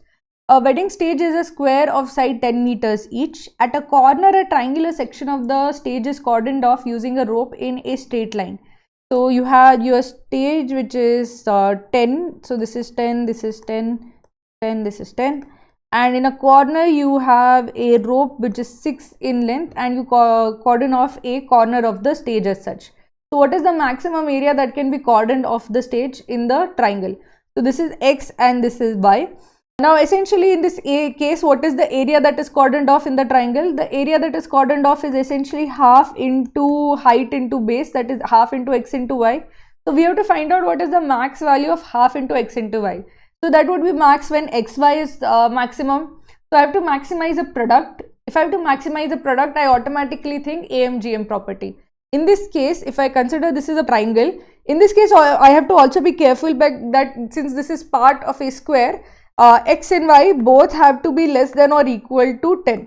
Okay, if actually less than 10, because if any of them is equal to 10, then it is going to be a flat rope as such, and it can't be 6 as such. So this has to be less than 10. It has to in fact be less than 6, because this is the hypotenuse and these are the sides, so they have to be less than 6 as such. Now these are the conditions that I have to remember when I am trying to maximize the area as such. So by using AMGM property, I also know that by Pythagoras theorem, x square plus y square is equal to hypotenuse square, that is 36.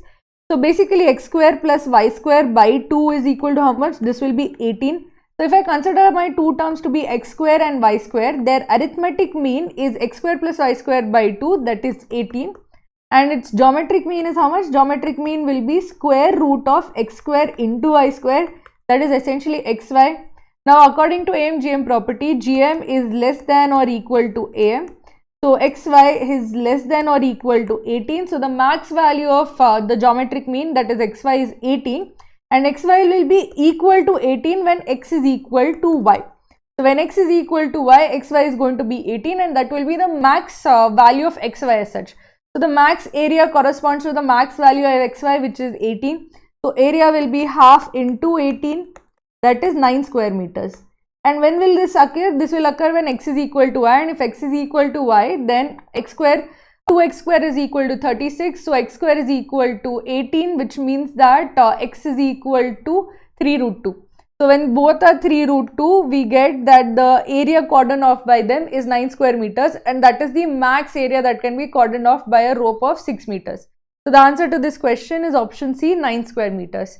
So whenever you see that you have to maximize a product and the sum is constant, in this case sum of squares was constant, you have to immediately think AMGM property. By AMGM property, the arithmetic mean is this, the geometric mean has to be less than or equal to this. So the max value of the geometric mean is this, so that means the max value of the product is this, and based on that I can find out the max value of the area as 9 square meters. So this is how you solve questions of this type. Now that you know how to solve this question, please practice more from our study room. Thank you for tuning in.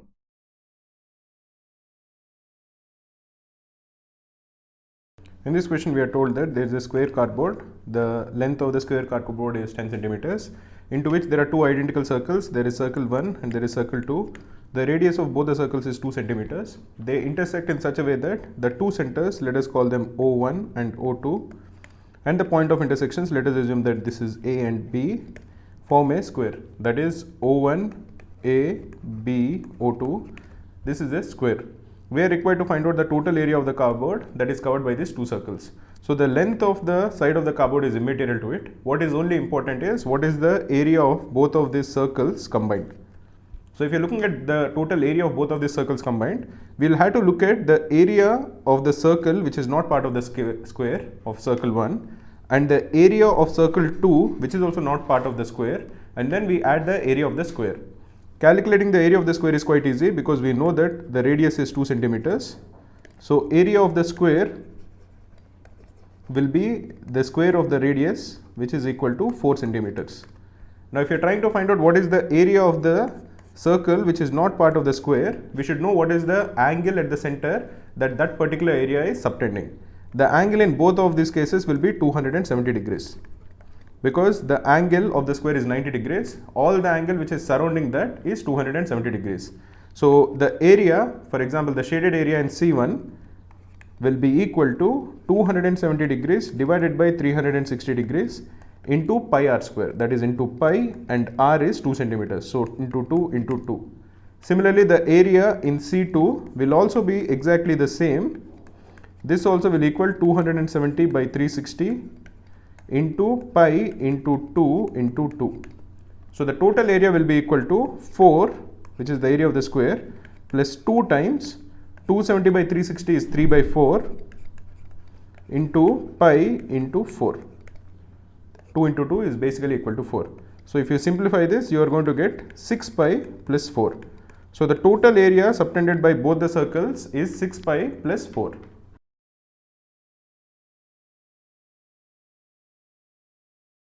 In this question, we are told that there is a paper which is in the shape of a sector of a circle.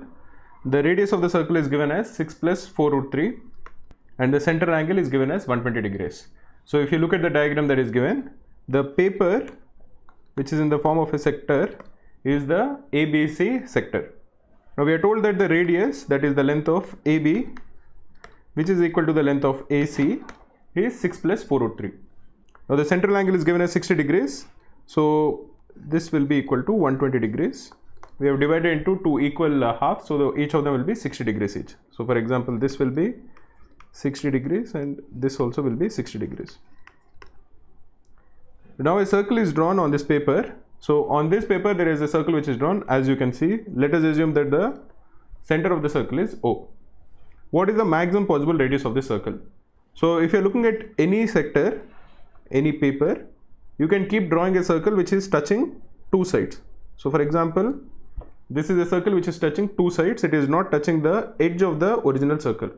If you keep increasing the radius of the circle in the middle, it will continue to touch two sides of the paper, but as the radius becomes very big, the largest that is possible, then it will come and it will even touch the third side that is part of the original circle. Now in this case we are required to find out the radius of the largest circle possible. The implication is that when the circle is at its largest possible radius, it will even touch the third side. Basically it is a arc, so it will touch even the arc and it will touch two sides of the sector. And what is the radius of this bigger circle? Now one more thing that you should notice is, if you connect the center to the point at which the circle touches the third side or this arc and you extend it, it will pass through the center of the original circle. Why does it pass through the center of the original circle? It will pass through the center of the original circle just by symmetry, because it will divide the original sector or the original paper into two equal parts. It can't happen that one of them is bigger than the other. So just by symmetry, it is going to pass through, or if you connect the original center of the circle to the point at which the largest circle touches the sector, touches the arc, it will pass through the center of the smaller circle. So basically, if you're looking at this point D, A, O, D, all these 3 points are collinear. They're collinear just by symmetry. It can't happen that if you're connecting A to O, it will touch the arc at any other point other than D, because both the sides are equal. That is ABD and ACD, both of them will be equal whenever it is touching both the sides. Anyway, now if you are looking at it and you want to calculate the radius of the circle in the center, that is, you want to calculate the length of OD. What is this equal to? Let us assume that this is equal to small r. We are given the radius of the larger circle. We are told that it is equal to 6 plus 4 root 3. But just for the sake of calculations, let us assume that this is equal to capital R. So we will calculate the value of small r in terms of capital R, and then we will substitute the value of capital R as 6 plus 4 root 3. We will even connect O, that is the center of the smaller circle, to the points at which it touches AB and AC. So for example, let this be E and let this be F. Therefore OE is also equal to small r, OF is also equal to small r. Now the angle OAE is equal to 60 degrees, as we have discussed earlier, and this is a right angle. So we can easily calculate what is the length of AO. What is the length of AO? The length of AO will be R divided by sine 60,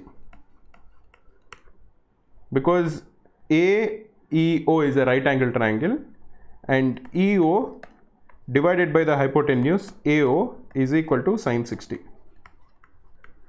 Therefore AO will be equal to EO divided by sine 60, but OE or EO is equal to small r. So AO is equal to R by sine 60. What is the value of sine 60? It is root 3 by 2. Therefore AO is equal to R divided by root 3 divided by 2, or this is equal to 2R by root 3. Therefore what is the length of AD? The length of AD will equal the length of AO plus OD.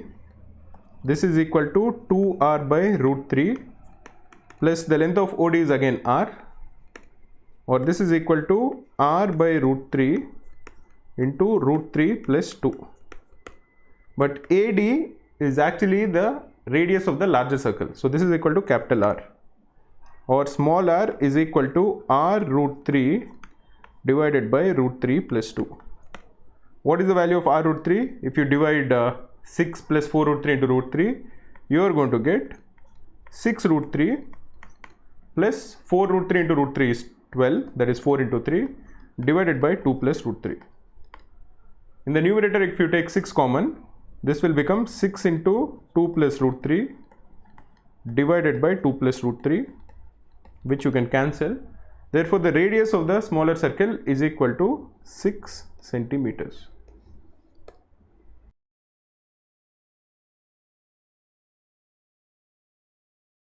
In this question, we are given that there is a walking track AB, which is the diameter of a circular park of radius 10 meters. So let us assume that this is the circular park and this is the diameter AB. AB is the walking track.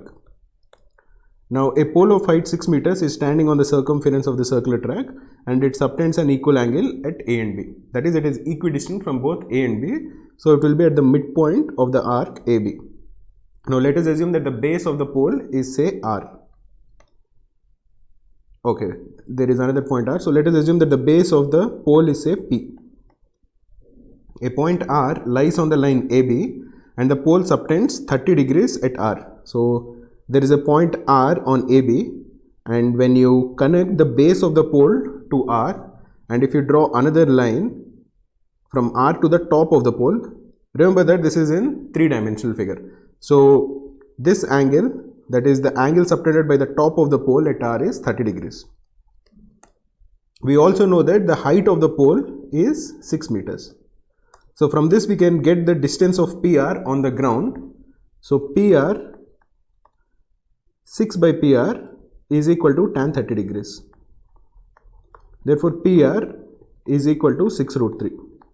Now PR is on the ground. The pole is up in the air. So 30 degrees is subtended at the top of the pole. So tan 30 degrees will be the height of the pole by the distance on the ground, because that is opposite side by adjacent side. So we get that PR, that is the length from R to the base of the pole, is 6 root 3. Now once we know that, we are required to find out the distance of point R from the center. Let us assume that this is the center O. Now if you connect P and O, because P is equidistant from both A and B, it will be a perpendicular at the center. Now this is a right angle triangle. You know one of the side, this is the radius of the circle, which is 10 meters. And you know the length of the hypotenuse is equal to 6 root 3. You are required to find out the length of the third side, which is OR. Now OR square plus 10 square by Pythagoras theorem is equal to 6 root 3 whole square, which is 6 square into 3. 6 square is 36 into 3 is 108. Therefore OR square is equal to 108 minus 100, which is equal to 8, or OR is equal to square root of 8, which is 2 root 2 meters. Now if you are able to visualize this simple diagram in three-dimensional space and figure out that the length of PR is 6 root 3, the question is nearly solved.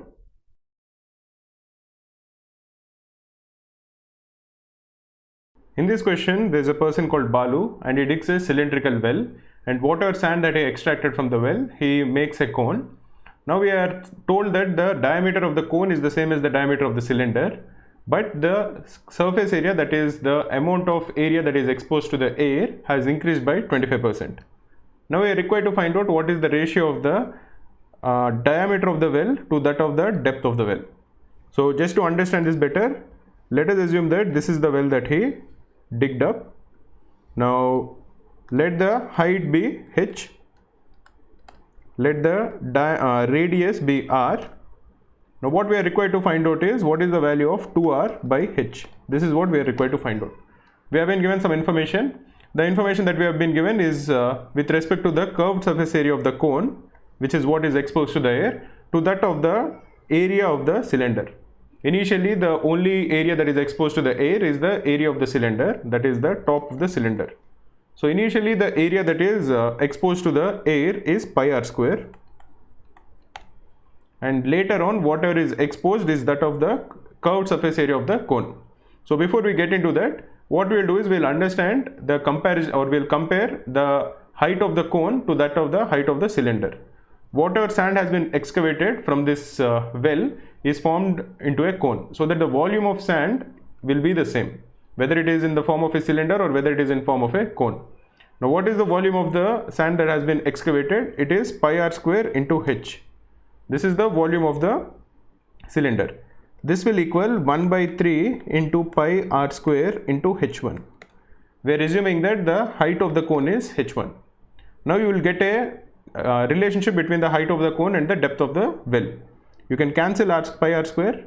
Again, notice that we were already told that the diameter of the well is the same as the diameter of the cone that is found. So you can cancel pi r square. Or h1, which is the height of the cone, is 3 times the height of the well or the depth of the well. Now what is the curved surface area of the cone? The formula for the curved surface area of the cone is pi into r into square root of h1 square plus r1 r square. The curved surface area of a cone, if this is the cone,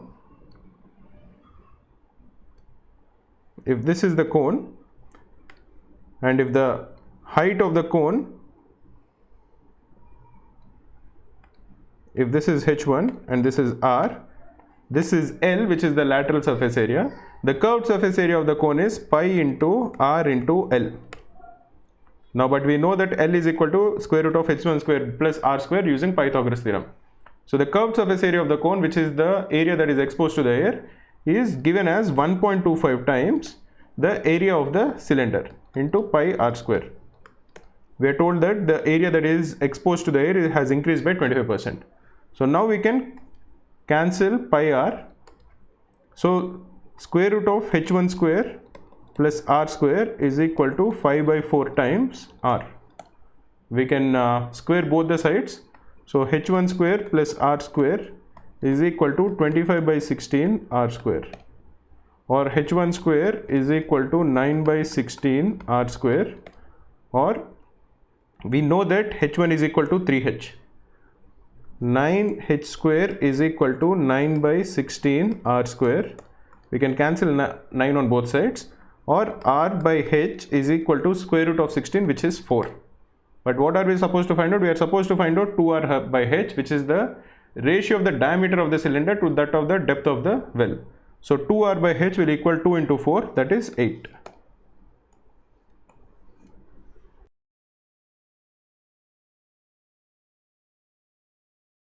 In this question, we are told that there are 3 discs, all of them are circular, and all of them are placed in the middle of a bigger circular disc, such that each of the 3 circles touches the other 2 circles, and they also touch the edges of the bigger circle.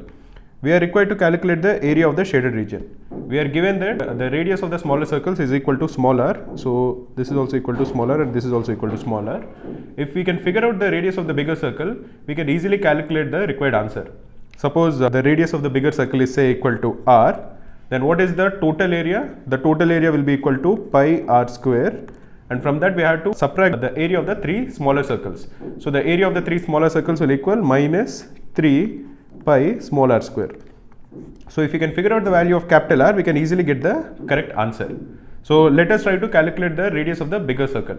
To do that, let us name the centers of the 3 smaller circles as A, B and C, and let us assume that the center of the bigger circle is equal to O, which will be somewhere in the middle of this region. Say this is equal to O.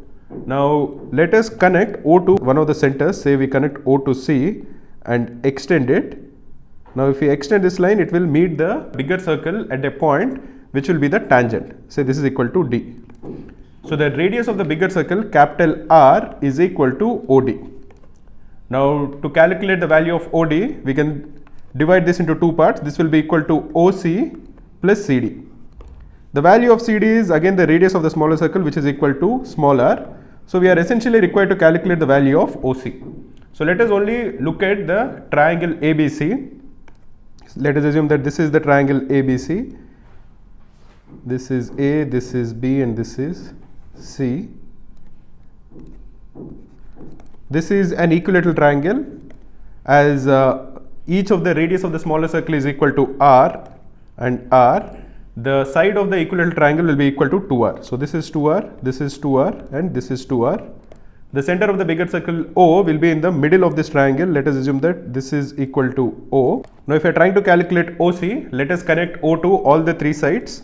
So this is basically the centroid of the equilateral triangle ABC, and we are required to calculate the value of OC.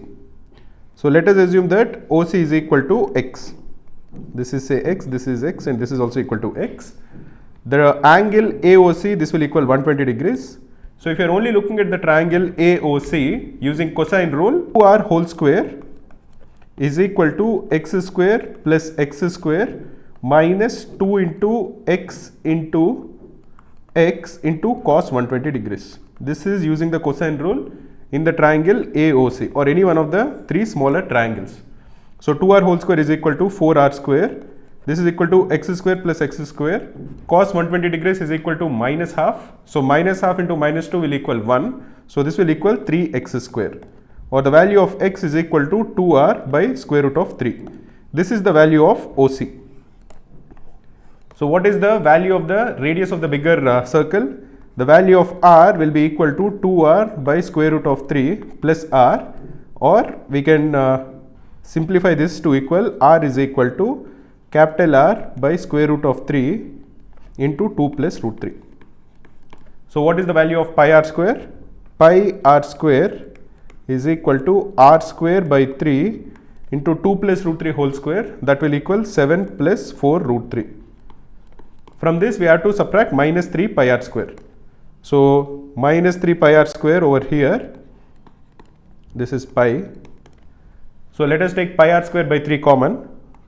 So pi r square by 3 if you take common, the required answer will be 7 plus 4 root 3 minus 3 times 3. So 7 plus 4 root 3 minus 9, which will equal 4 root 3 minus 2. That is option B.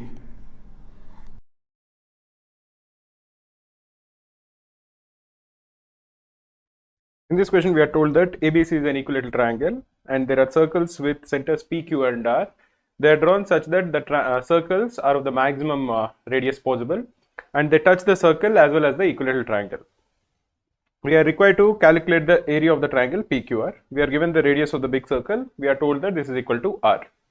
So let us first draw a circle. This is the circle. Let us draw an equilateral triangle within the circle. It will look something like this.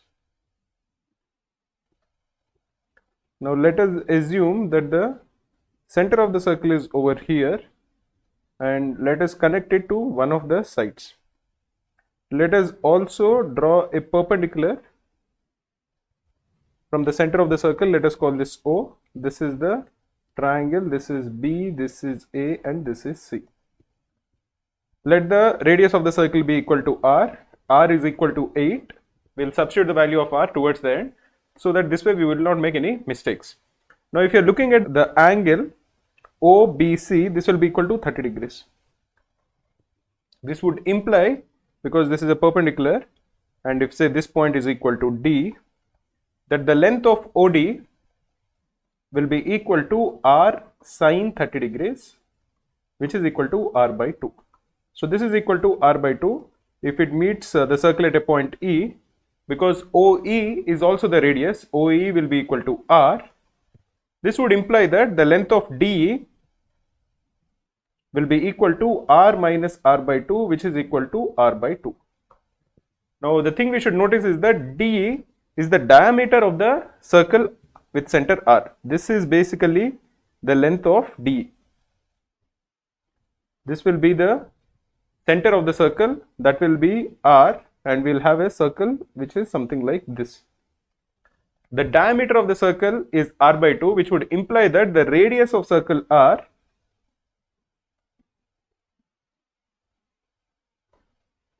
is equal to R by 4.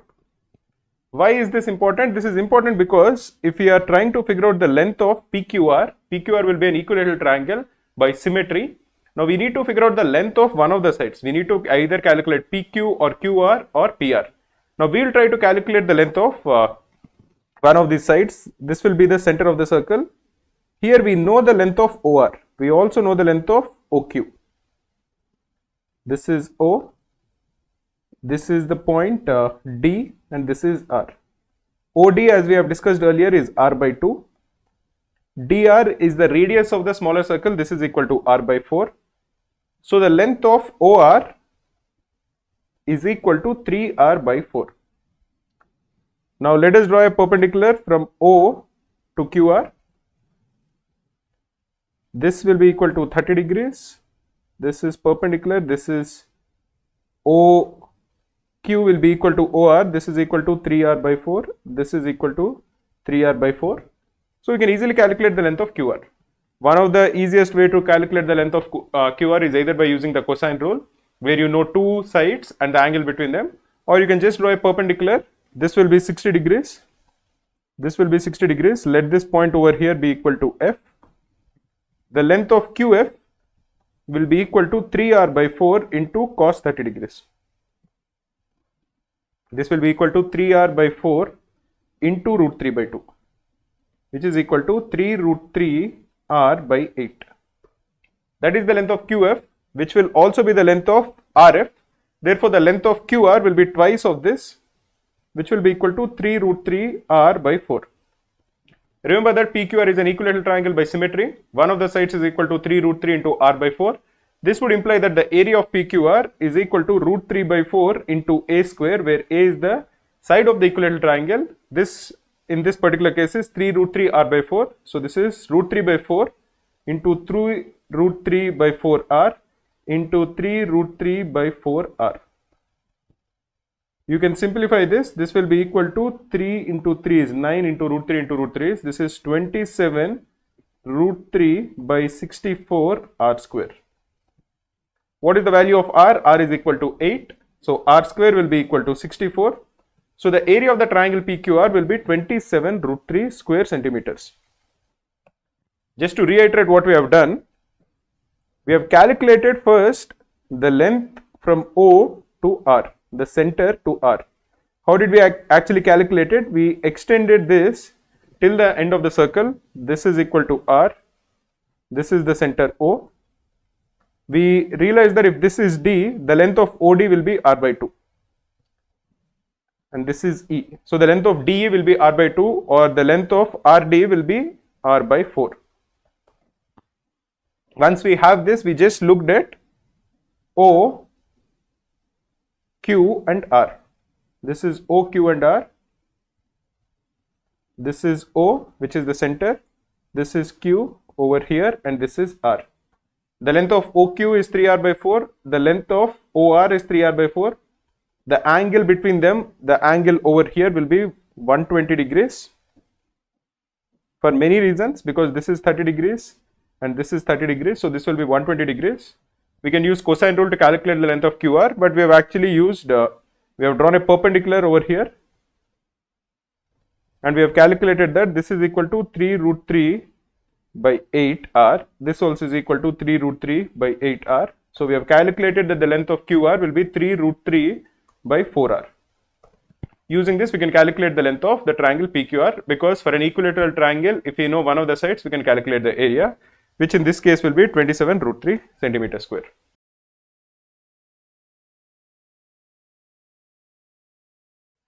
In this question, we are told that the ratio of an internal angle of a regular polygon of n sides to that of a regular polygon of m sides is 3:4. What is the sum of interior angles of an n-sided polygon? The sum of the interior angles will be n minus 2 into 180. Remember that the sum of the exterior angles is independent of n for every regular polygon or for any convex polygon. The sum of the exterior angles is always equal to 360 degrees.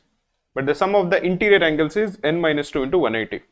Therefore, if it is a regular polygon where all the angles are the same, each interior angle of a regular n-sided polygon will be equal to n minus 2 into 180 divided by n. And the interior angle of a m-sided regular polygon will be m minus 2 into 180 divided by m. The ratio of both of this is 3:4. This is equal to 3/4. So now n minus 2 into m divided by m minus 2 into n is equal to 3/4. Or now if you cross multiply, we are going to get that mn minus 2m into 4 is equal to mn minus 2n into 3. or 4mn minus 8m is equal to 3mn minus 6n, or mn minus 8m plus 6n is equal to 0. This seems like a complex equation in two variables, but we can easily factorize it. To factorize this, when you have mn, that is the product of m and n, and linear equations of 8m and 6n, multiply the coefficients of m and n. The coefficient of m is minus 8 and the coefficient of n is plus 6. So the product is minus 48. So add minus 48 to both sides of the equation. The reason for that is because now the left hand side will be equal to m. If you take m common, this is m into n minus 8 plus 6 into n minus 8 is equal to minus 48, or m plus 6 into n minus 8 is equal to minus 48. The reason we are able to factorize it so easily is because we added minus 48, which is the product of 6 and minus 8 on both sides. Or if you are simplifying this, this will become equal to 8 minus n into m plus 6 is equal to 48. Now m and n are integers, so this has to be an integer and this has to be an integer. Both of them are actually positive integers because there are polygons of m sides and n sides. This would first imply that n has to be definitely less than 8. And we also know that 8 minus n has to be a factor of 48.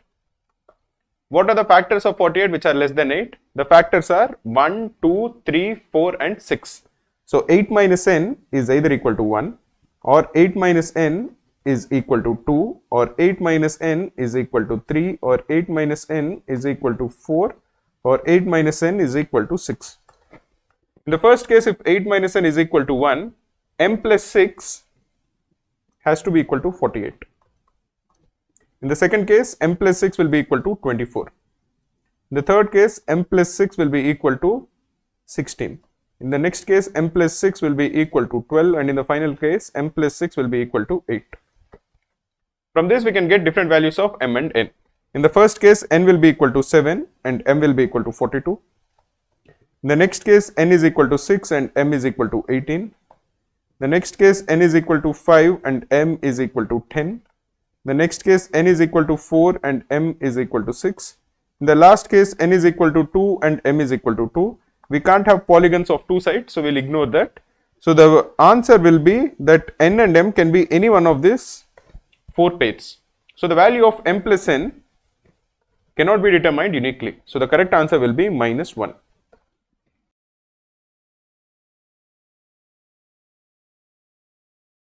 In this question, we are given a rectangle and we are told that P, Q, R, S are the midpoints of all the four sides, and all of them connect at a point called T when lines are drawn. We are also told that the area of quadrilateral TRCQ is 43, this is 43, and STAP is 17, this is 17. We are asked to calculate the area of triangle SDR and QCR, the sum of the areas of these two triangles. The first thing to do is, let us assume that the two sides of the rectangle are of length 2A and 2B. Therefore, AP will be equal to A, PB will be equal to A, BQ will be equal to B, CQ will be equal to B, CR will be equal to A, DR will be equal to A, DS will be equal to B, SA will be equal to B. What is the information that is given to us? We are given the areas of the two quadrilaterals TPSA and TRCQ. Now using these two, we can figure out the area of the rectangle. How are we going to do that?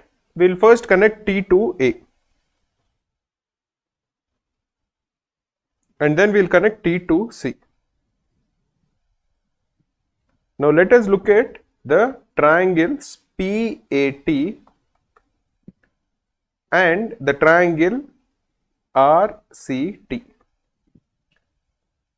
If you find out the height of one of these triangles over here and the other triangle, something like this, if this is H1 and this is H2, the area of PAT will be half into H1 into A, and the area of RCT is half into H2 into A. Now the reason this is important is because the value of H1 plus H2 or the sum of the heights of these two triangles is equal to b plus b, which is 2b. This would imply that the sum of the areas of PAT and RCT will be equal to half into A into H1 plus H2. We don't know the value of H1, we don't know the value of H2, but we know that the sum of H1 plus H2 has to be equal to the length of the side BC, which is equal to 2b. So this is equal to half into A into 2b, which is equal to AB. So the area of PAT, this one, and RCT, this one, is equal to AB. Similarly, the area of TAS plus CQT will also be equal to AB. You can just draw two perpendiculars from T to AD and from T to BC and apply the same concept wherein you are calculating the area of TAS and calculating the area of TCQ. You will find out that the sum is again equal to AB. If you are adding all of them together, PAT plus TAS plus RCT plus CQT, you are essentially going to get that the sum of the areas of both the quadrilaterals, that is TSAP plus TRCQ, this will be equal to AB plus AB, which is equal to 2AB, or the value of 2AB is equal to 43 plus 17, which is equal to 60, or the value of AB is equal to 30. What are we now required to calculate? We are required to calculate the sum of the areas of SDR and QCR. You will notice that the area of SDR is quite simple. This is half into A into B, and the area of QCR is exactly the same. This also is equal to half into A into B, because SDR is this triangle, the height is B and the base is A, and QCR also has a height of B and a base of A. So the sum of these two areas is equal to AB, but we already know that AB is equal to 30. So the correct answer is 30 centimeter square. Just to reiterate, if you are clearing all of this, you will find out that the area of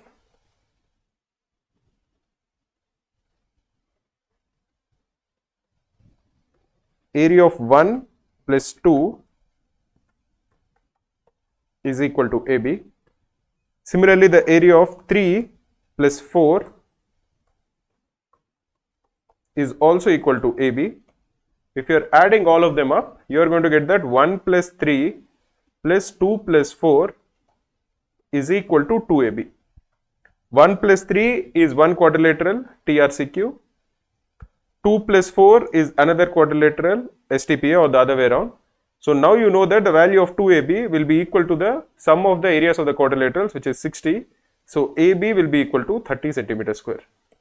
The best way to start your CAT prep is with a high quality mock, and the best price for that is free. At Cracku, you get 3 CAT mocks absolutely free. And this isn't just a trial, it's a full length mocks crafted by 5-time 100 percentiler Maruti Sir himself to give you real exam experience. You get a detailed analysis of your performance and a video solution for every question. Ready to test yourself? Go to Google and just search Cracku CAT mock test.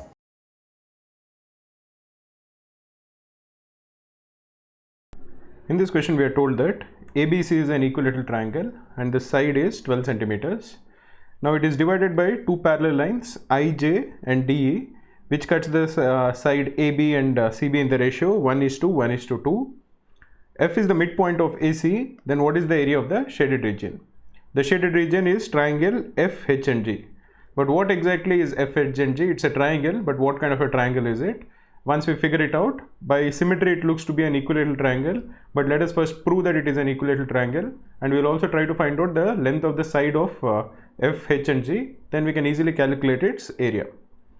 Because we are told that ABC is a equilateral triangle and F is the midpoint, AF will be 6 centimeters as the side AB is 12 centimeters and FC will be 6 centimeters.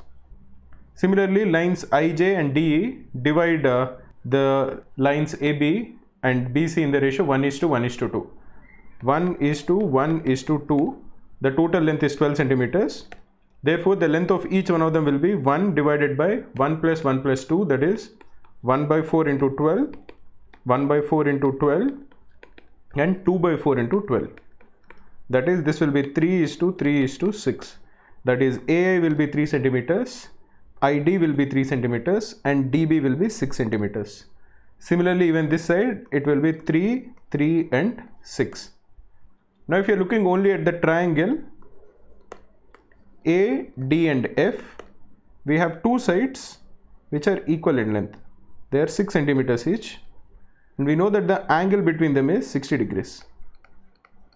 When you have a triangle in which two sides are equal and the angle in the middle is 60 degrees, it would imply that this is an equilateral triangle.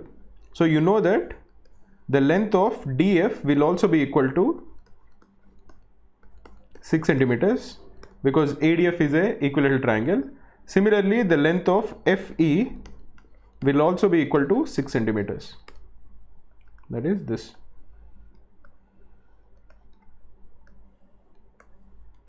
Now, if you are looking only at DF, the line IJ will cut it in the ratio 1:1. Therefore, the length of FH will be equal to the length of DH, which is equal to 3 centimeters. Similarly, the length of FG will be equal to the length of GE, which will equal 3 centimeters. Also, as we have discussed, ADF is an equilateral triangle. So this angle will be 60 degrees. Similarly, because FEC is also an equilateral triangle, this angle will be 60 degrees. Therefore, the angle in the center will be 180 minus 60 minus 60. So that will also be 60 degrees. Now, if you are looking only at F, H and G, you have two sides. This is F, this is H and this is G. You have FH which is equal to 3 centimeters. You have FG which is also equal to 3 centimeters, and the angle in the middle is 60 degrees. Whenever the angle in the middle is 60 degrees and the two sides are equal, it would imply that this is an equilateral triangle. So this is an equilateral triangle, so the third side will also be 3 centimeters, and the area of this triangle will be root 3 by 4 a square. Root 3 by 4 a square is the area of an equilateral triangle where a is the side. In this case, a is 3 centimeters. So a square will be 9. So the required area will be 9 root 3 divided by 4 centimeters square.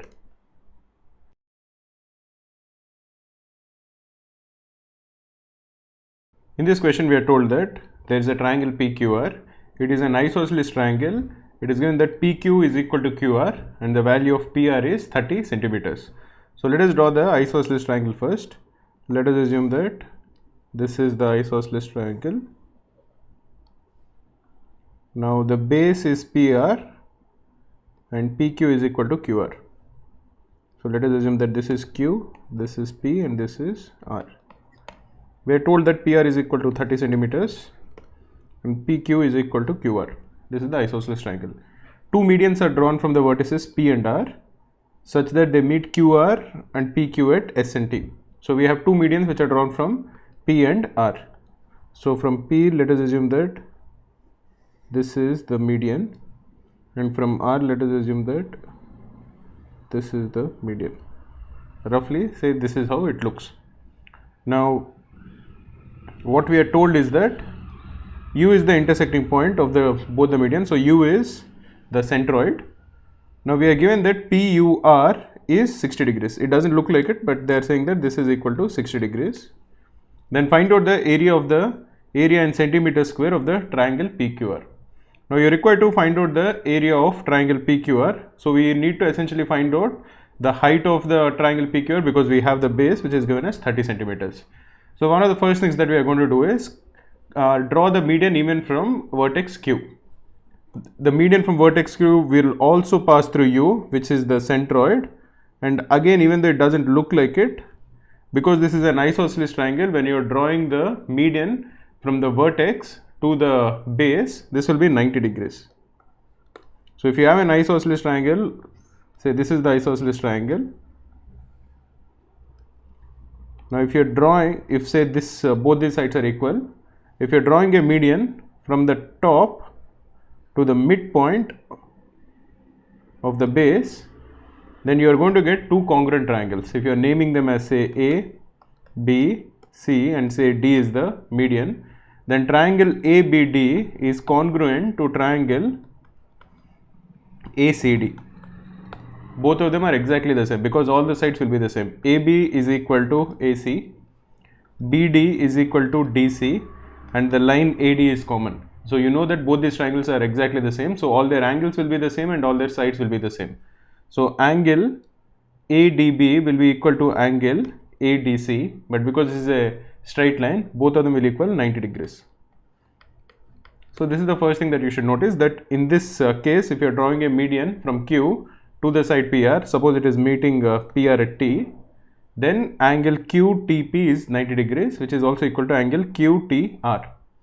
Now we have another thing that we can find out. We are given that PUR is 60 degrees, but if you look at triangle PUR,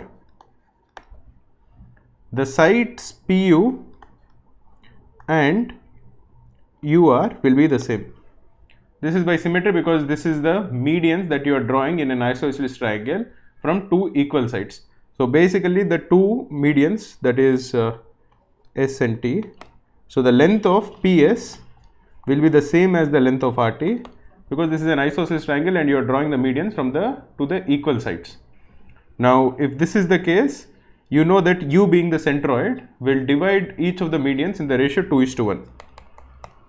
So again, that is another theorem that you can remember. If you are drawing a median and centroid is the point of intersection of all the medians are divided by the centroid in the ratio 2:1.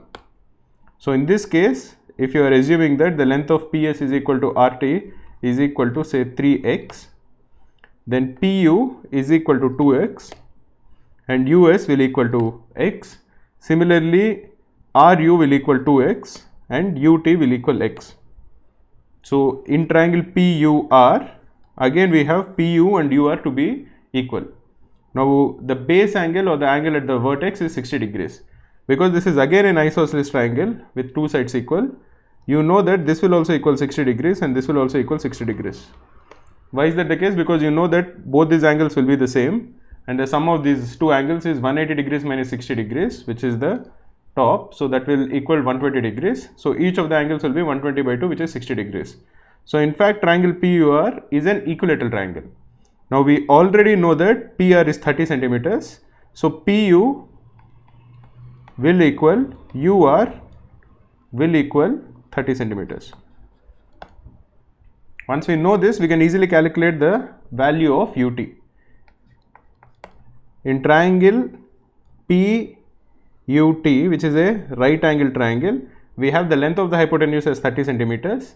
Therefore, the length of UT will equal 30 sine 60 degrees, which is equal to 30 into root 3 by 2, which is equal to 15 root 3. We'll again use the theorem about the centroid dividing a median in the ratio 2:1. Here you know that UT is equal to 15 root 3. Therefore, the length of the whole median, the full median will be 3 times that. Because if you have any triangle and if you have a median and if this is a centroid, if we are told that this is x, that is the small part is x, the length of the whole median will be 3x. Because the median will divide, the centroid will divide the median in the ratio 2:1. So if you have the length of the whole median will be 3 times that. So in this case, the length of the whole median, which is QT, will equal 45 root 3. Now QT is not just the median. In an isosceles triangle, when you are drawing a median from the top, this is actually 90 degrees as we have discussed earlier. So this is also the height of the triangle. So you know the base is equal to 30 centimeters and the height is 45 root 3. So the area of the triangle is half into 45 root 3 into 30. This is 15. So 45 into 15 root 3, which is 675 root 3. Therefore, the area of the triangle is 675 root 3.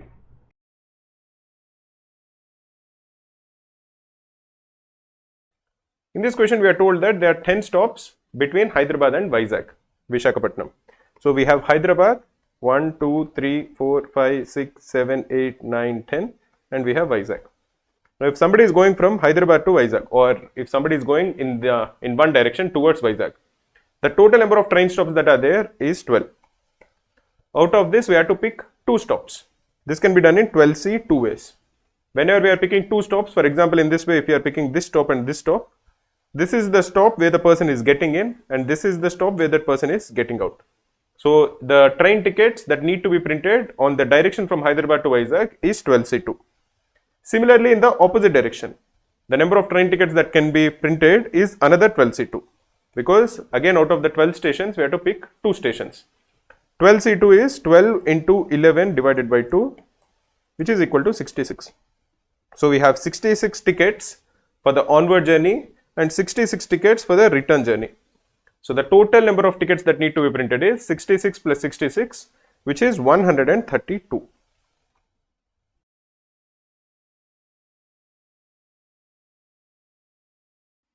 In this question, we are told that there is a function p of x which represents the probability that a palindrome natural number chosen randomly, which is less than x, is divisible by 11.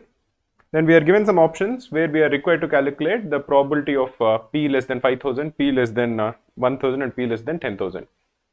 What does this actually mean? Let us assume that we have first p of 1000.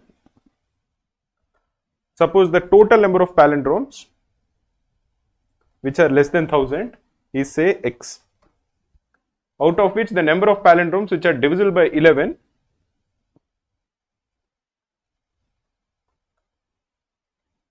is say a. Then p of 1000 would represent a divided by x. We can calculate the number of palindromes which are less than 1000 and the number of palindromes which are less than 1000 and divisible by 11, but just for the sake of understanding, let us assume that there are say 50 palindrome numbers less than 1000, and out of this 50, suppose there are say 10 palindrome numbers which are divisible by 11, then the value of p of 1000 will be 10 by 50, which is equal to 1 by 5. Now to solve this question, we need not actually calculate the number of palindromes which are less than 1000, 5000 and 10,000. Why is that the case? Because if you look at a number which has even number of digits and which is a palindrome, that will have say x as the first digit and x as the last digit. That will have say y as the second digit and y as the penultimate digit. Because we are only talking till numbers which are till 1000, that would be a 4-digit number or a 2-digit number which will have the same digit which is repeated 2 times. Both of these numbers are divisible by 11. Essentially, any palindrome number which has 4 digits is divisible by 11. Any palindrome number which has 2 digits is divisible by 11. A palindrome number which has 3 digits, something like say this x, y, x, this need not be divisible by 11, because for this to be divisible by 11, you would want x plus x, that is 2x, to be equal to y.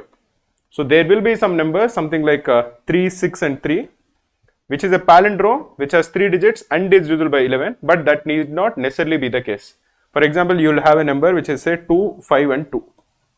This is a palindrome number, but it is not divisible by 11. That is because it has 3 digits. But if you are looking for any palindrome number which has 4 digits, something like 3, 3, 4, 4, this will be definitely divisible by 11. How do we know that this is divisible by 11? Because you calculate the sum of the numbers which are placed in odd digits and the numbers which are placed in even digits. In this case, 3 plus 4 is equal to 7 and 4 plus 3 is equal to 7. So all the palindrome numbers which are 4 digits are divisible by 11.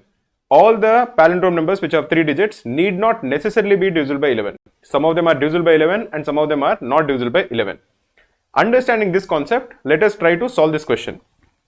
Let us assume that you have 10,000, you have 5,000 and you have 1,000.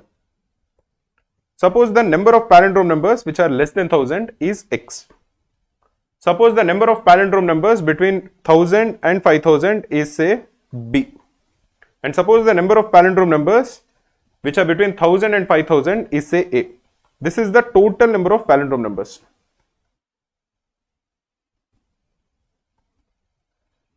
Now out of these palindrome numbers, if we are looking for palindrome numbers which are divisible by 11,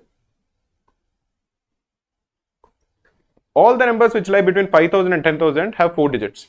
So all of these palindrome numbers, that is all a of them, will be divisible by 11. Similarly, all the numbers which are lying between 1000 and 5000 have 4 digits. So all of these palindrome numbers will be divisible by 11. But for palindrome numbers which are less than 1000, they can have either 1 digit or 2 digits or 3 digits. If they have 2 digits, they will be divisible by 11. If they have 3 digits, they might be divisible by 11. If they have 1 digit, they won't be divisible by 11. So let us assume that the number of palindrome numbers which are less than 1000, which are also divisible by 11, is equal to y.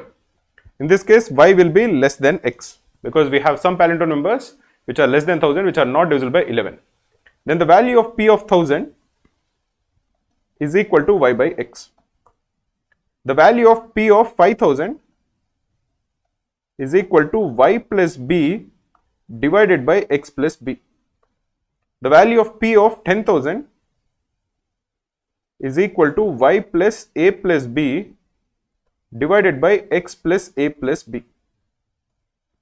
Now in this case, because y is less than x, we will know that p of 1000 is less than p of 5000 is less than p of 10,000. You can get an understanding. Suppose y is equal to 12 and x is equal to say 23. P of 1000 will be 12 by 23. Then you are adding a positive number to the numerator and denominator. Let that positive number b be equal to say 5. You are going to get 17 by 28. Then you are adding another number to the numerator and denominator. Let that number be 10. This will be 27 by 38. This will be less than the second one, which will be less than the third one. This is a common case, especially when you are looking for two numbers which are, if you are looking for the ratio of two numbers such that the numerator is less than the denominator. Then if you are adding a positive number to the numerator and denominator, the obtained number will be greater than the first number. Anyway, in this particular case, the answer is that p of 1000 is less than p of 5000, which is less than p of 10,000. So the correct answer will be option B.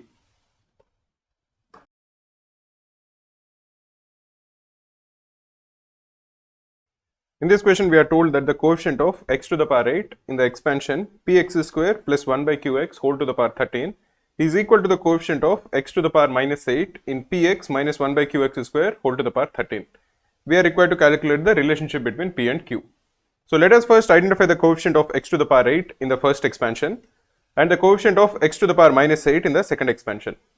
In the first expansion, the rth term, that is any particular generic term, will be equal to 13cr into px square whole to the power r into 1 by qx whole to the power 13 minus r, or this will be equal to 13cr into p to the power r divided by q to the power 13 minus r into x to the power 2r divided by x to the power 13 minus r, or the power of x will be equal to x to the power 3r minus 13. This is the value of any term in the expansion. We are looking for the coefficient of x to the power 8. So let us equate the power of x to equal to 8, that is 3r minus 13 has to equal 8, or the value of r is equal to 7. So the coefficient of x to the power 8 will be when we substitute the value of r to equal 7, and that is going to equal 13c7 into p to the power 7 divided by q to the power 6 into x to the power 14 divided by x to the power 6, which is equal to x to the power 8.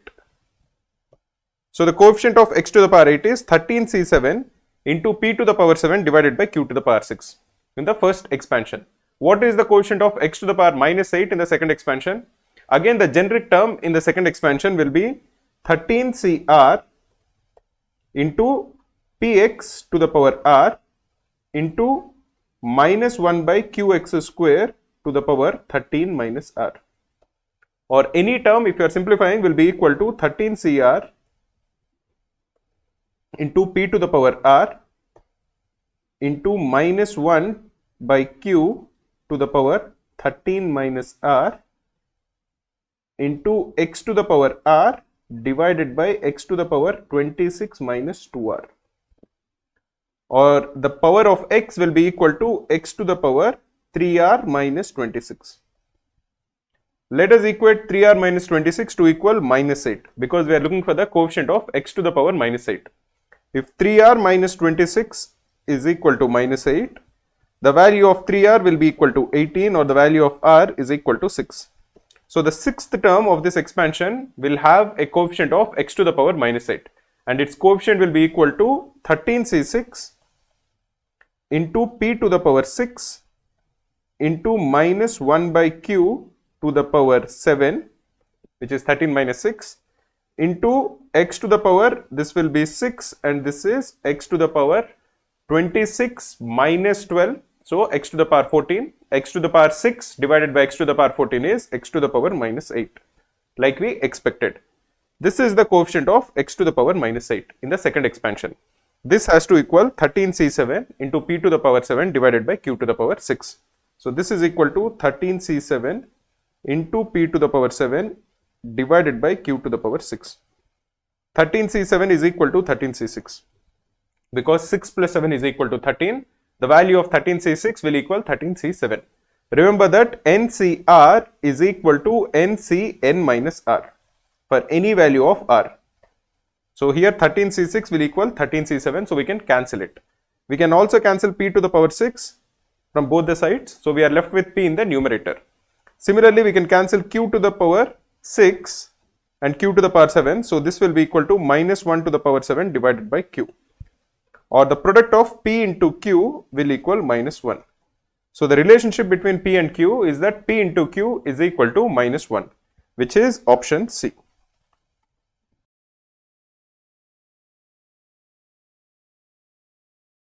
In this question, we are told that 2 dice are thrown simultaneously, and what is the probability that the sum of the numbers that turn up is less than 9.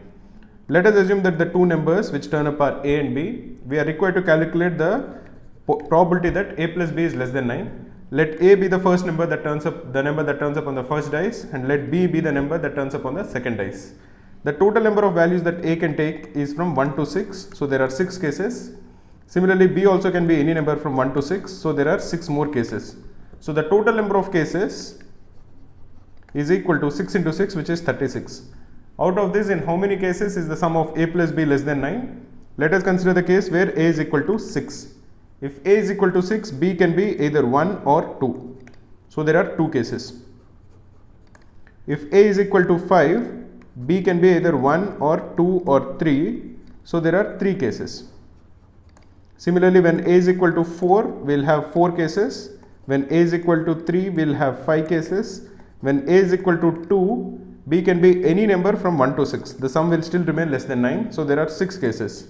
Lastly, when a is equal to 1, again b can be any number from 1 to 6. So again there are 6 cases. So the total number of cases in which the sum is less than 9 is 2 plus 3 plus 4 plus 5 plus 6 plus 6.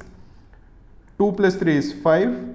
5 plus 5 is 10, 4 plus 6 is 10, plus 6, so this is equal to 26. So out of the 36 cases, in 26 cases the sum is less than 9, so the required probability will be 26 divided by 36, which is equal to 13 by 18.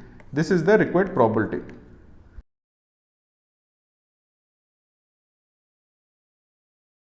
In this question, we are told that the circumference of a circle contains 16 equally spaced points, and 3 points out of the 16 have been selected at random, and we are required to find out that the probability that these 3 points form an obtuse angle triangle.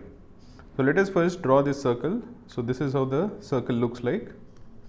Let us also write 16 points. So this will be 1 point, this will be another point. You will have a point over here, a point over here, 1, 2, 3, 1, 2, 3, 1, 2, 3, 1, 2, 3. So if you count the total number of points, the number of points come to 16. There are no numberings that are given for the 16 points. So let us assume that the point which has the vertex A is point number 1. So let us assume that this is point number 1 and this is vertex A. Then you give the numbering for all the others because you can fix only one vertex. So this is 2, 3, 4, 5, 6, 7, 8, 9, 10, 11, 12, 13, 14, 15 and 16. Now if you are looking at the vertex A, which is numbered 1, consider the vertex 9, which seems to be an important vertex because the line segment 1 and 9 is the diameter of the vertex, diameter of the circle. So if you are trying to find out a triangle such that this is A, this is B and this is C, this is A, this is B and this is C. What is the total number of triangles that can be formed? using this 15 remaining points. So you have already point 1, which is one vertex of the triangle. So you have 15 points remaining, and the total number of ways in which you can select 2 more points is 15C2. This is the total number of triangles that can be formed from these 16 points. 15C2 is equal to 15 into 14 divided by 2. This is 7. This is equal to 105. So you have a total of 105 triangles. Some of them are acute, some of them are right angle triangles, and some of them are obtuse angle triangles. We are only focused on figuring out the total number of obtuse angle triangles. So suppose you are finding two vertices which are between 2 to 8. That is, both of them are on this half of the circle. Then the angle that you are going to get is definitely an obtuse angle triangles, and that will be an obtuse angle triangle which is obtuse at angle B. So in that particular case, the triangle will look something like this. This is A, this will be B, and this will be C. And this will be the point 9.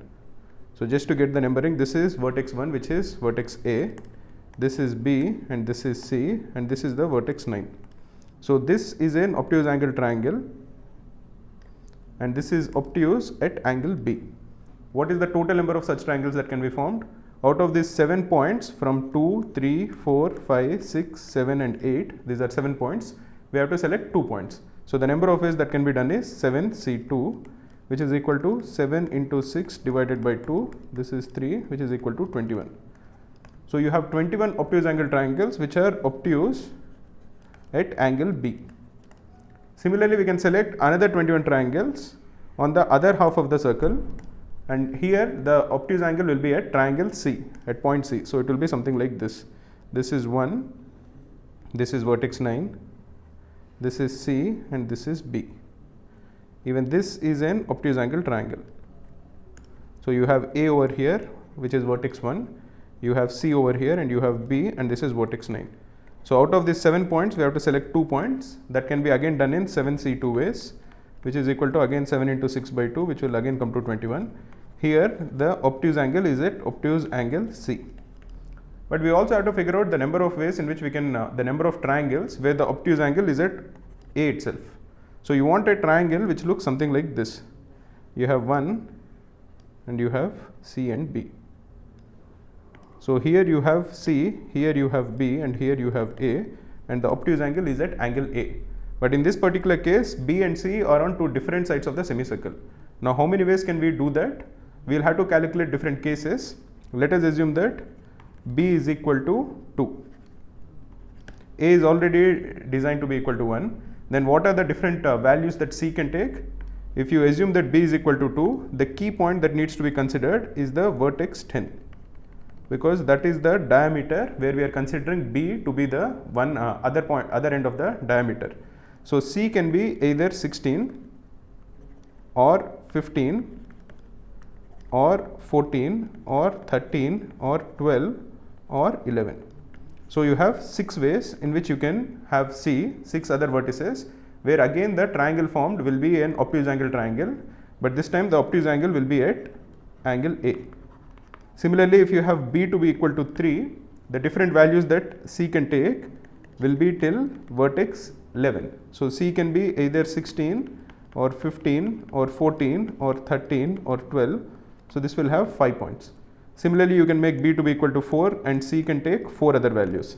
If B is equal to 4, the 4 values that C can take will be, from 4 it will be 16, 15, 14, 13 and 12.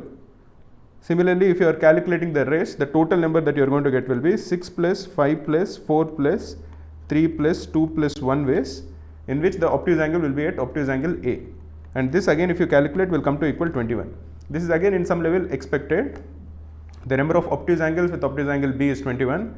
The number of triangles with obtuse angle C is also 21, and the number of obtuse angles with obtuse angle A is also 21. So the total number of obtuse angles is 21 into 3, which is equal to 63, and the total number of triangles that you have is 105. So the required ratio is 63 by 105, that is the required probability, which will equal 3 by 5, which is the answer.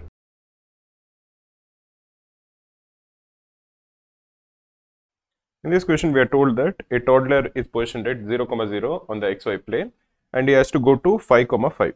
So if you are looking at the xy plane like this is the y-axis, this is the x-axis. The toddler is initially over here at 0, 0, and he has to go here, which is 5, 5. So he has to go 5 units horizontally along the x-axis, and he has to go 5 units along the y-axis, which is vertically. We are told that every time he can either take 1 unit or 3 units. So if you are looking only at the horizontal distance that he covered, the total distance he has to cover is 5 units, and he can take either 1 unit or 3 units. So the way this can be done is either he can travel 3 units once, and the remaining 2 he will travel using 1 unit, or he will not use any of the 3 units and he will just use 1 unit 5 times. These are the 2 ways in which he can cover the 5 unit distance on the horizontal plane. Similarly, even in the vertical direction, he has to cover 5 units. So either he can go 3, 1, 1, or he can go 1, 1, 1, 1 and 1. But this is just understanding horizontal and vertical separately. Now we will have to figure out what is the total number of ways in which he can actually go from 0, 0 to 5, 5. So here we will consider 4 cases. Case 1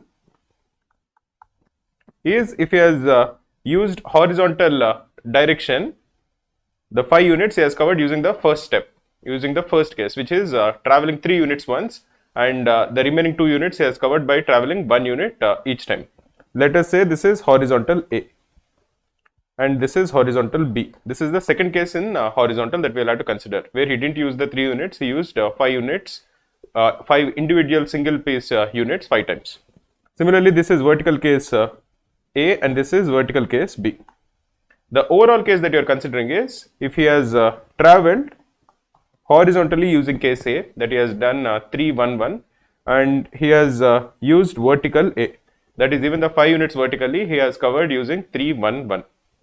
The second case we will consider is horizontal, he has used the B case, that is all the 5 units horizontally he has travelled using single units, and vertical he has travelled using 3, 1, 1. Case 3 will be horizontal A and vertical B, and case 4 is horizontal B and vertical B. For each of these individual cases, let us consider the number of ways in which he can actually go from 0, 0 to 5, 5. Then the total number of cases will be the summation of all of these subcases. For example, if you are looking at horizontal A and vertical A, he has to travel 3, 1, 1 in the horizontal direction and 3, 1, 1 in the vertical direction. So he has a total of 6 steps to take. To understand better, let us assume that this is 3 horizontal, 1 horizontal, 1 horizontal, 3 vertical, 1 vertical and 1 vertical. What is the total number of ways in which this can be distributed? There are a total of 6 places, and we can give 3 horizontal in 6 ways. We can give a position to 3 horizontal in 6 ways. The remaining 5 places we can give 3 vertical in 5 ways. Now we have 4 places left. 2 of them should be 1 unit horizontal and 2 units should be 1 unit vertical. So they can be distributed in 4C 2 ways. This will be a total of 6 into 5 into 6, which is equal to 180. So case 1, the total number of possibilities is 180. Let us look at case 2. We have horizontal B, that is we have 1 horizontal, 1 horizontal, 1 horizontal, 1 horizontal and 1 horizontal. This is horizontal B, and vertical A. So we have 3 vertical, 1 vertical and 1 vertical.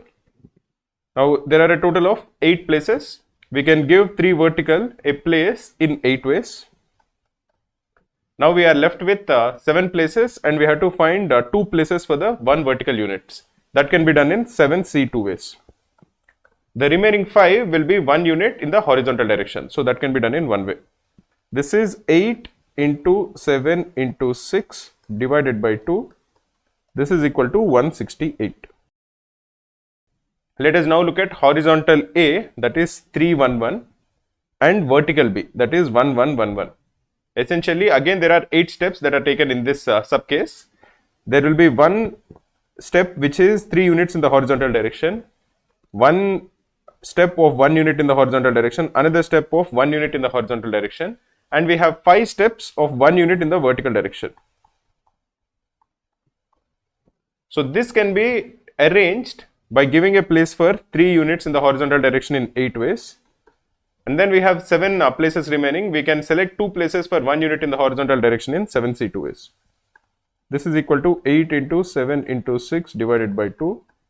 Again, this is 168.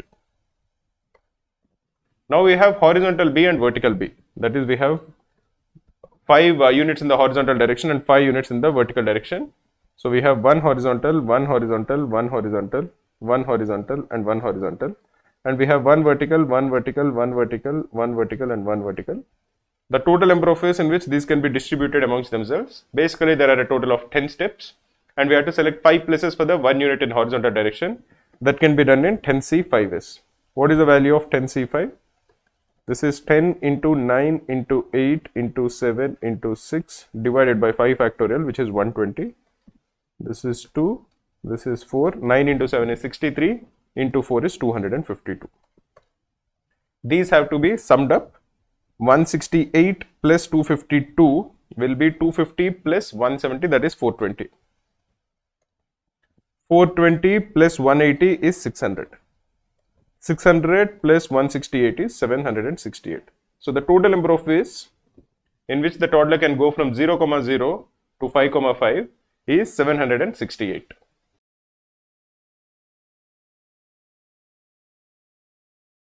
In this question, we are told that there is an ABC Paints Private Limited. It has different types of dice. It has 5 different green dice and it has 3 different red dice and it has 4 different blue dice. Now it has to select a combination of these dice such that it should include at least 1 blue and 1 green die. So it should have at least 1 blue die and 1 green die in whatever it is selecting. And it can have either 0 red dice or 1 red die or 2 red dice or 3 red dice. So how many ways can we actually select the red dice? We'll first select it because there is lesser complications involved. If you're looking at the 3 red dice, let us assume that they are R1, R2 and R3. The first red die can be either selected or not. So there are 2 choices to make. Similarly, the second red die can be either selected or not. Similarly, the third red die can be either selected or not. So the total number of ways in which we can select either 0 or 1 or 2 or 3 red dice is equal to 8, which is 2 into 2 into 2. Now we look at the blue dice. We have 4 blue dice, we have to select at least 1 blue die and there is no other complication involved. So if you are looking at the blue dice as B1, B2, B3 and B4, the first blue die can be either selected or not. So you can make that choice in 2 ways. Similarly, the second blue die can be selected or not, again 2 ways. Third one also 2 ways and fourth one also 2 ways. So the total number of ways in which we can either select 0 or 1 or 2 or 3 or 4 blue dice will be equal to 2 into 2 into 2 into 2, which is 16. But we know that we should select at least 1 blue die. So we'll have to remove the case where all the 4 blue dice are not selected. So if you are removing that one particular case, the number of ways in which we can make a choice about the blue dice is 15, which is 16 minus 1. Similarly, we will do the same thing for even green dice. We have 5 green dice. Each one of them can be either selected or not selected. So the total number of ways in which we can make a choice is 2 to the power 5, which is 32. But from these 32 ways, we have to remove one way in which none of the 5 green dice are selected. So the actual number of ways in which we can select the green dice will be 32 minus 1, which is 31. So the total number of ways in which we can make a choice is 31 into 8 into 15. 15 into 8 is 120. What is 31 into 120? 31 into 120 will be 3600 plus 120, which is 3720. So the required answer will be 3720, but that is not given in the options. So the correct answer is none of the above.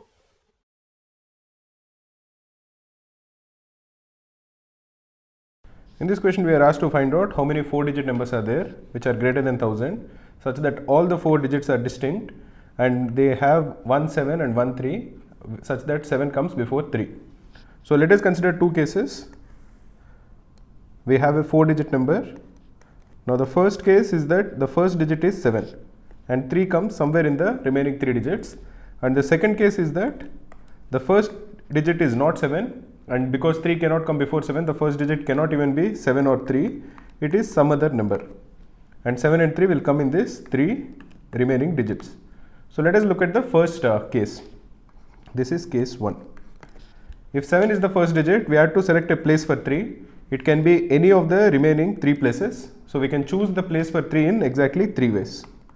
and once we choose the place for 3, suppose we have chosen this to be the third digit, then we can choose the second digit and the fourth digit in exactly, because it can't be 7 or 3, it can be 8 into 7.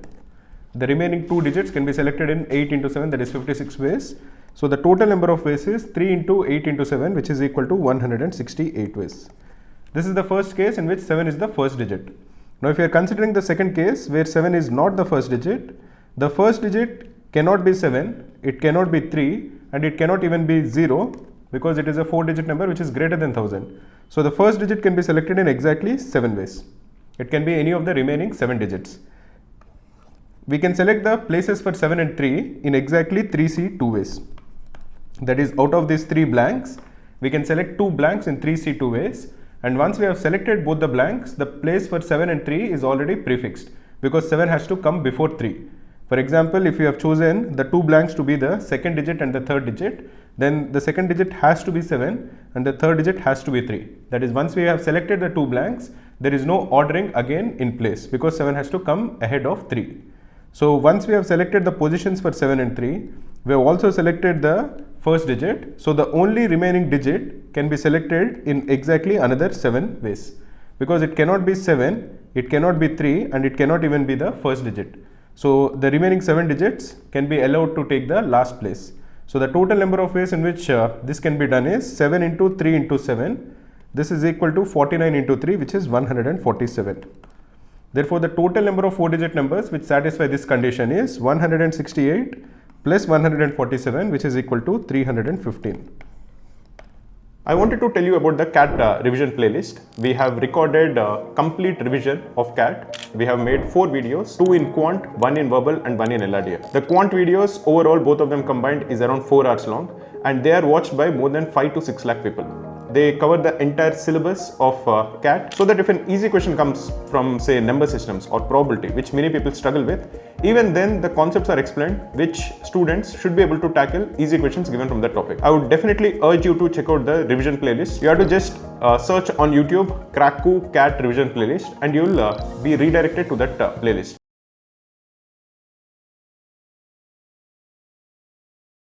In this question, we are asked to calculate the remainder when 17 to the power 128 is divided by 21. 17 is 21 minus 4. So 17 to the power 128 is equal to 21 minus 4 to the power 128. The remainder when this is divided by 21 will be equal to the remainder when minus 4 to the power 128 is divided by 21, which is essentially equal to 4 to the power 128, as 128 is an even number. What is the remainder when 4 to the power 128 is divided by 21? We should notice that the powers of 4 are 4, 16, 64, 256 and so on. 64 especially is equal to 63 plus 1, and 63 is a multiple of 21. 63 is 21 into 3. Therefore, the remainder when 4 cube is divided by 21 is equal to 1. So when we are looking for the remainder of 4 to the power 128, because 128 is not a multiple of 3, we will express 4 to the power 128 as 4 to the power 126. 126 is a multiple of 3 into 4 square. Now 4 to the power 126 is equal to 4 cube whole to the power 42. This, when divided by 21, the remainder is 1. So we can ignore this. So the remainder when 4 to the power 128 is divided by 21 is the same as the remainder when 4 square is divided by 21, and 4 square is equal to 16. Therefore, the final answer will be equal to 16.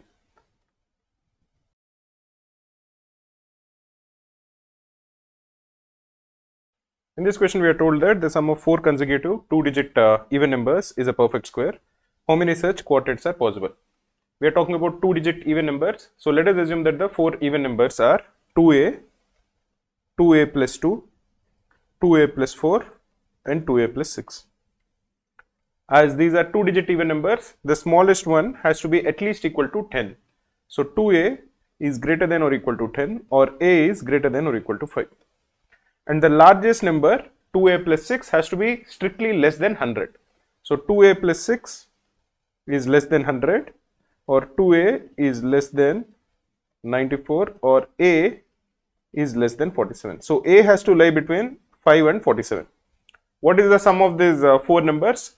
The sum will be equal to 2A plus 2A plus 2 plus 2A plus 4 plus 2A plus 6, which is 8A plus 12. This has to be a perfect square. This is equal to 4 times 2A plus 3. 4 is clearly a perfect square, so we can ignore it for this question. We want 2A plus 3, this to be a perfect square. What do we know about 2A plus 3? We know that 2A plus 3 is definitely odd. 2A will be even, so 2A plus 3 will be odd. So we are looking for odd perfect squares of the form 2A plus 3. And what is the range of 2A plus 3? Because A is greater than or equal to 5, 2A will be greater than or equal to 10, and 2A plus 3 will be greater than or equal to 13. Similarly, A is less than 47, so 2A will be less than 94, and 2A plus 3 is less than 97. We are looking for perfect squares between 13 and 97, and they should be odd. What are the perfect squares? The perfect squares will be 25, 49 and 81. So the correct answer will be 3. If you are not satisfied, you can actually find out the values of A. If 2A plus 3 is 25, the value of A will be 11. In the second case, if 2A plus 3 is equal to 49, the value of A will be 23. If 2A plus 3 is equal to 81, 2A will be equal to 78 and the value of A will be equal to 30. 78 divided by 2 is 39. So in the first case, the 4 two-digit even numbers will be 22, 24, 26 and 28, and their sum will be 100. In the second case, the 4 even numbers will be 46, 48, 50 and 52, and their sum will be equal to 196. In the last case, the 4 the two-digit even numbers will be 78, 80, 82 and 84, and their sum is equal to 324. All of these are perfect squares. So we have 3 such two-digit even number quadrats.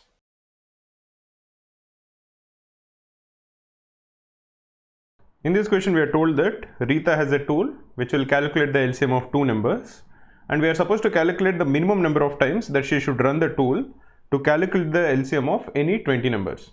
So let us assume that the 20 numbers are A1, A2, A3, ... till A20. Now if she picks any 2 numbers and she runs the LCM tool, suppose she has run the LCM tool and she has run the LCM tool once.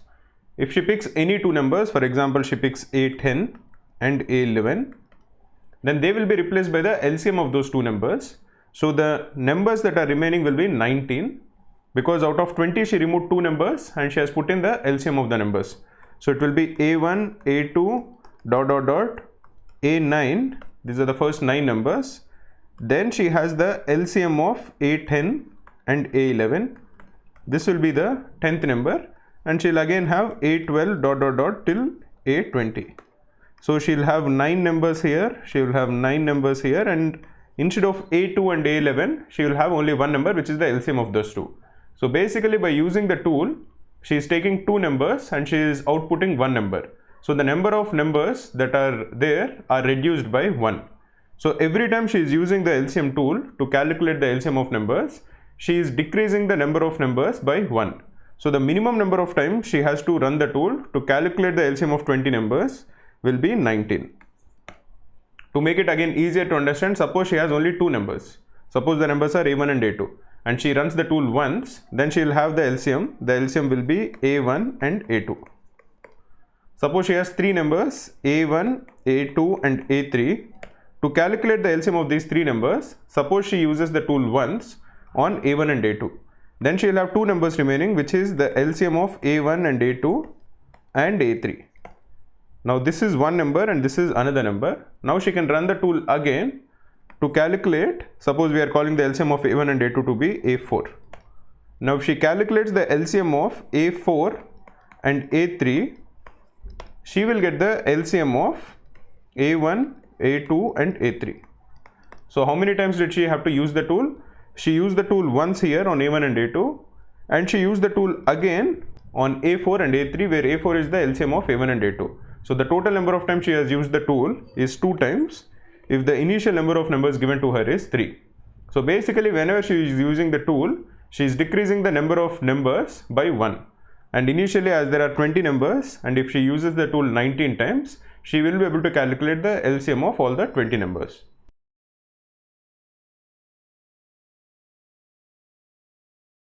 In this question, we are asked to find out the number of natural number solutions that exist for 1 by x plus 5 by y is equal to 1 by 10, where y is less than 70. So let us try to understand the value of x in terms of y. So 1 by x will be equal to 1 by 10 minus 5 by y. This, if you simplify, will be y minus 50 divided by 10y. This is the value of 1 by x. Or the value of x is equal to 10y divided by y minus 50. We want to make the denominator quite simple. So let us assume that y minus 50 is equal to k, or the value of y is equal to k plus 50.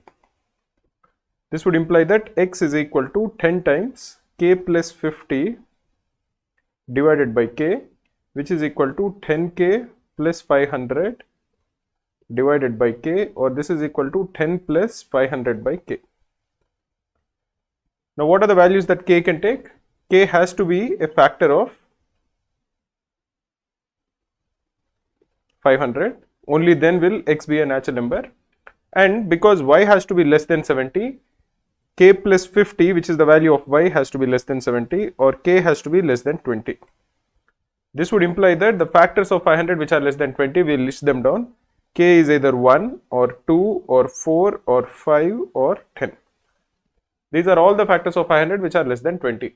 So the value of y will be either 51 or 52 or 54 or 55 or 60.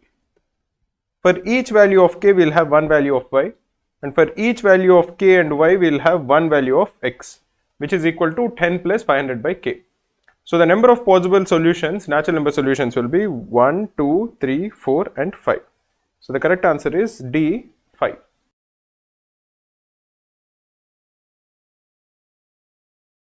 In this question, we are told that m and n are natural numbers such that n is even, and we are given some inequalities. We are told that all the three expressions m by 20, n by m and n by 11 are greater than 0.2 and less than 0.5, and we are required to calculate the value of m minus 2n. So let us analyze each of the three inequalities and try to figure out the values of m and n. The first inequality says that m by 20 is less than 0.5, which is less than 0.2. So let us multiply the entire equation by 20. So m is greater than 0.2 into 20, that is equal to 4, and it is less than 20 into 0.5, that is equal to 10. So what are the possible values that m can take? Because we know that m is a natural number, m can be either 5 or 6 or 7 or 8 or 9. Let us look at the second inequality. We are told that n by 11 is also greater than 0.2 and it is less than 0.5. So let us multiply the entire expression or the entire inequality by 11. So 11 into 0.2 is 2.2. This is less than n, which is less than 11 into 0.5, that is equal to 5.5. Now n is a natural number and n is also even. So if you are considering only natural numbers, the natural numbers between 2.2 and 5.5 will be 3, 4 and 5. But of this, because n is even, the only possibility is that n will have to equal 4. So let us look at the third inequality. We are told that n by m, this is greater than 0.2, which is again greater than 0.5. Now we know the value of n, it will equal 4. So 4 by m is greater than 0.2 and 4 by m is less than 0.5. If you are looking at the left hand side of it, this would imply that m is greater than 4 divided by 0.5 or m is greater than 8. If you are looking at the second inequality, 4 by m is greater than 0.2 or m is less than 4 divided by 0.2 or m is less than 20. So the values of m have to lie to the right of 8 and to the left of 20, but we also know that m will lie between these 5 values, that is 5, 6, 7, 8 or 9. So because m is greater than 8, the only possibility is that m has to equal 9. So m is equal to 9 and n is equal to 4. Therefore, the value of m minus 2n will equal 9 minus 8, which is equal to 1.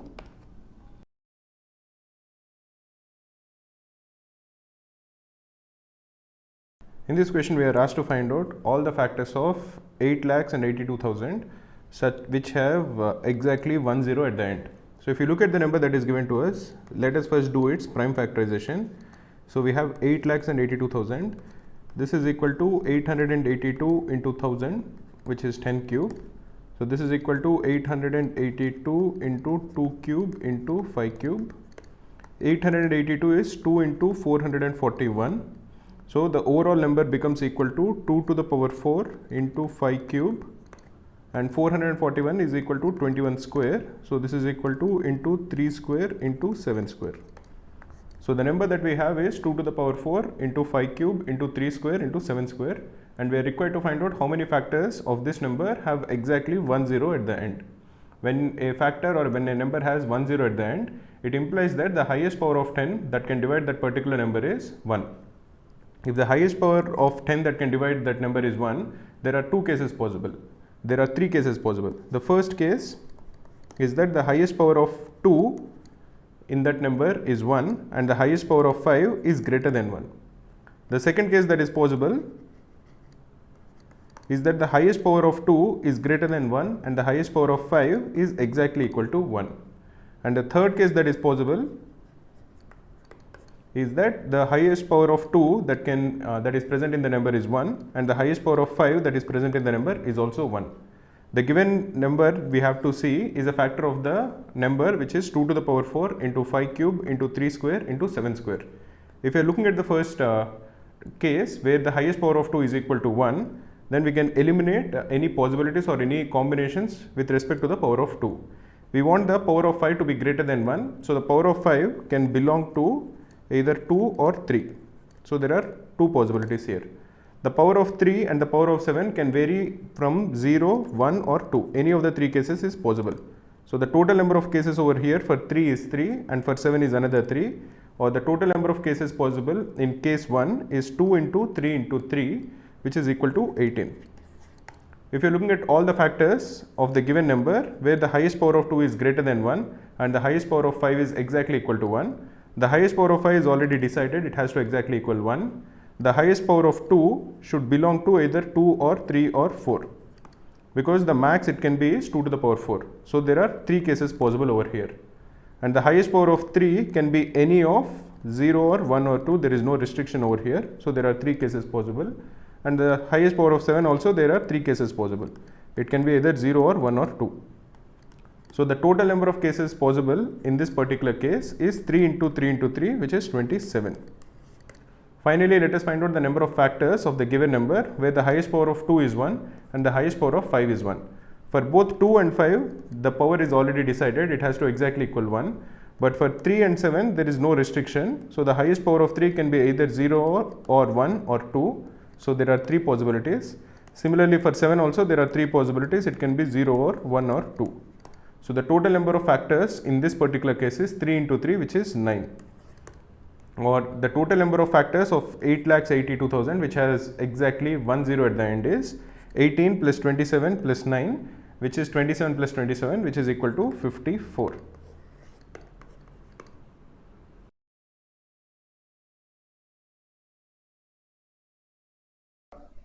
In this question, we are told that in a school, 200 students play at least one of the three games: football or cricket or hockey. So we know that this is a Venn diagrams question because a student can play either one of the three games or two of the three games or all the three games. So let us draw three overlapping circles, each of them representing the number of students who play a given sport. So the first circle represents all the students who are playing football. The second circle represents all the students who are playing cricket. And the third circle represents all the students who are playing hockey. We are told that 120 students play cricket, so this is 120.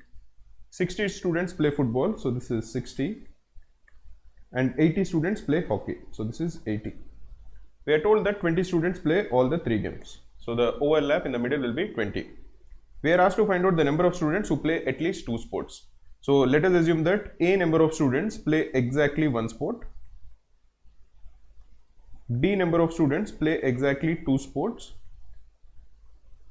and C, which represents the number of students who play all the 3 sports, is given to us, and this equals 20. We are required to calculate the value of B plus C, which is equal to B plus 20. This is what we are required to calculate. What is the value of A plus B plus C? The value of A plus B plus C represents the total number of students, and this equals 200. We know that C is equal to 20, so the value of A plus B is equal to 180. Now if you are looking at it as the number of sports that are played, we know that 60 students play football. So 60 plus 120 students play cricket, plus 120 plus 80 students play hockey, plus 80, this will also equal A, because these A students play exactly 1 sport each, plus 2B, because these B students play 2 sports each, plus 3C, because these C students play 3 sports each. 3C will equal 3 into 20, which is equal to 60. So A plus 2B will equal 120 plus 180, because 60 will get cancelled on both sides. So this is equal to 200. So we have A plus B equal to 180 and A plus 2B equal to 200. Or the value of B is equal to 20 and the value of A is equal to 160. What are we required to calculate? We are required to calculate the value of B plus 20. So the value is 20 plus 20, which is equal to 40. This is the answer.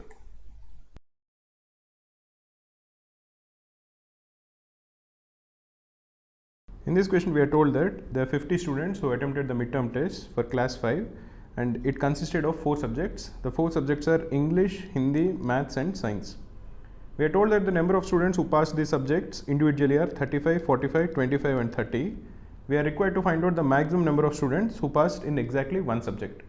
So let us assume that A number of students have passed in exactly one subject. Let us assume that B number of students have passed in exactly 2 subjects. C number of students have passed in exactly 3 subjects. D is the number of students who passed in exactly 4 subjects. And let us assume that the number of students who passed in no subject is equal to E. This is 0. What is the sum of A plus B plus C plus D plus E? This represents all the students who are present in the class. So this will equal 50. And if you are looking at the number of subjects that are passed by each one of them, each of these A students have passed in exactly one subject. So the total number of subjects passed by them is A. Each of these B students have passed in 2 subjects. So the total number of subjects that they have passed in is 2B. Similarly, each of the C students have passed in 3 subjects. So they passed a total of 3C. And these D students have passed a total of 4D subjects. The last group of E students have not passed any subject. And what is the total of all the subjects passed by the students? 2B plus 3C plus 4D. This will equal 35 plus 45 plus 25 plus 30. Because we know that 35 students have passed English, 45 students have passed Hindi, 25 students have passed Maths and 30 students have passed Science. If you are looking at all the subjects that are passed, it will equal 35 plus 45, this is 80, plus 25, this is 105, plus 30, which is 135.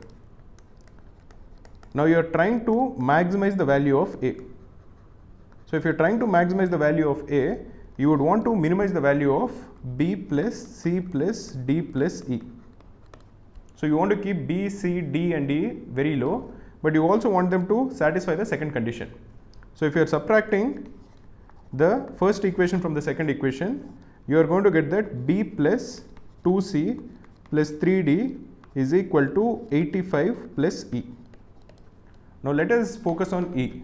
If you are increasing the value of E, then B plus 2C plus 3D will also increase, or the value of B plus C plus D will also increase. So you don't want that to be increased. You want first E to be small and you want B plus C plus D to also be small. So you'd first equate E to be equal to 0. If E is equal to 0, then you have B plus 2C plus 3D. This should equal 85. But again, you want the sum of B plus C plus D to be as low as possible. So what you would want to do is, you would want to equate 85 to be equal to 3D, because then because the coefficient of D is the highest amongst each one of them, the value of D will be the lowest if you equate 3D to be equal to 85. Because if you equate 3D to be equal to 85, D will equal something like 28.33. if you instead equate 85 to 2c, the value of c will be equal to 42.5, and if you equate 85 to b, the value of b itself will be 85. You want to keep the sum of b plus c plus d to be small, so you would want to equate 3d to be equal to 85. In that case, the value of d will be equal to 28.33. But what does d actually represent? D represents the number of students who passed all the 4 subjects. So it should actually be a natural number. So you would want to keep d to be equal to 28.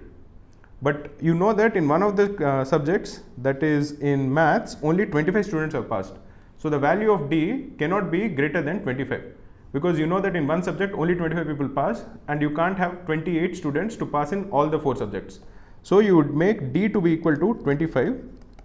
This would imply that the value of b plus 2c will equal 85 minus 3d, or 85 minus 75, which is equal to 10.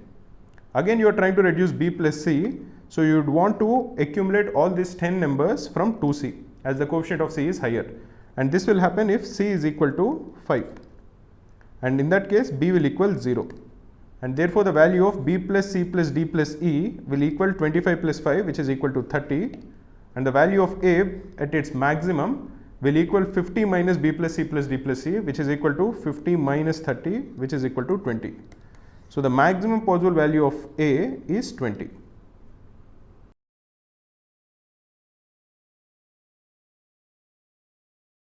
In this question, we are told that there is an MBA class which has 100 students, and each of the students has to select at least one of the 3 electives. The 3 electives are marketing, macroeconomics, and human resources. So every student can select at least one, or he can select 2, or he can select all the 3 electives. We are also told that 50% of the students chose marketing, 70% of the students chose macroeconomics, and 90% of the students chose human resources. And we are required to find out what is the minimum number of students who have chosen all the 3 electives. So clearly, whenever an overlap is possible between the students liking or doing something, this is a Venn diagrams question. You will see these kind of questions quite often, where you are told that a student can play either 2 games or 3 games. So whenever there is an overlap where more than one attribute is possible for a student, then it is a Venn diagrams question. In this case, we will draw 3 circles. One will represent marketing,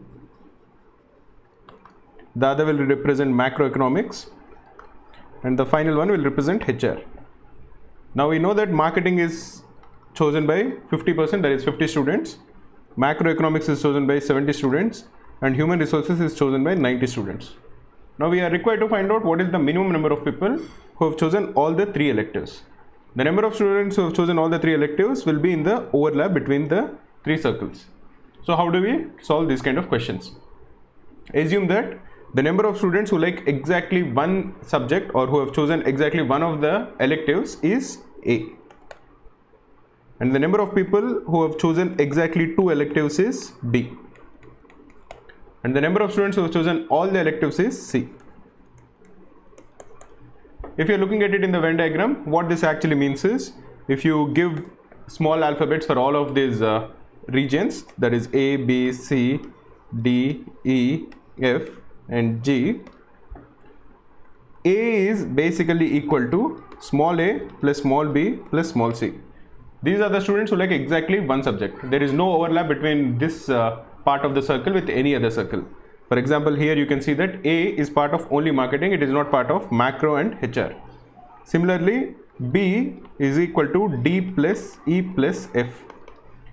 D, E and F are part of 2 circles. So B is equal to D plus E plus F, and C is equal to G. C is the number in the center. Now this is what we have, and we have to minimize C. Now the way to proceed with this is to write a few equations. So we know that A plus B plus C is equal to 100. A plus B plus C is basically the total number of students in the class, which will equal 100. Now we also know that A plus 2B plus 3C is equal to 50 plus 70 plus 90. That will be 210. Why is this the case? Because essentially what we are representing by A plus 2B plus 3C is, we are writing down marketing. So we are writing down A plus D plus E plus F. Then we are writing down macro, which is B plus E plus F plus G. This is G. B plus E plus F plus G. Then we are writing down HR, which is D plus C plus F plus C. This is basically equal to 50 plus 70 plus 90. But if you look at it and if you observe what exactly each one of them represents, this will be equal to A plus 2B plus C, 3C. This will equal 210. Because A is A, B and C. D, E and F will be repeated twice. For example, there are 2 E's here, there are 2 D's here, and G will be repeated 3 times. So A plus 2B plus 3C is 210. Another way to look at it is, if you are looking at the number of electives that are chosen. So if one person chooses 2 electives, you are counting those as 2 different electives. The total number of electives that are chosen is 50 plus 70 plus 90. This will also equal the number of students who have chosen exactly 1 elective into 1, plus the number of students who have chosen 2 electives into 2, plus the number of students who have chosen all the 3 electives into 3. So we have these 2 equations and we want to minimize C. So one of the first things that we'll do is, we will first eliminate A, which can be easily eliminated by subtracting the first equation from the second equation. So this will be B plus 2C is equal to 110. Now, what can we say about this? Now, if you are trying to find out the minimum value of C, can we make C to be equal to 0? If we make C to be equal to 0, then B will equal 110. That is clearly not possible because A, B and C are non-negative integers, non-negative real numbers. So they can't be less than 0. So if B itself is equal to 110, then A will equal minus 10 because A plus B plus C is equal to 100. So that is not possible. So all 3 of them have to be less than or equal to 100. Now the way to solve it is by assuming that A is equal to 0 and you are making B plus 2C to be equal to 110 and B plus C to be equal to 10 to be equal to 100 because that is the value of A plus B plus C. If you subtract this, you are going to get C to be equal to 10 and B will equal 90. In this case, the value of C will be the minimum. So the minimum percentage of students, which is also equal to the number of students who like all the 3 subjects, is equal to 10.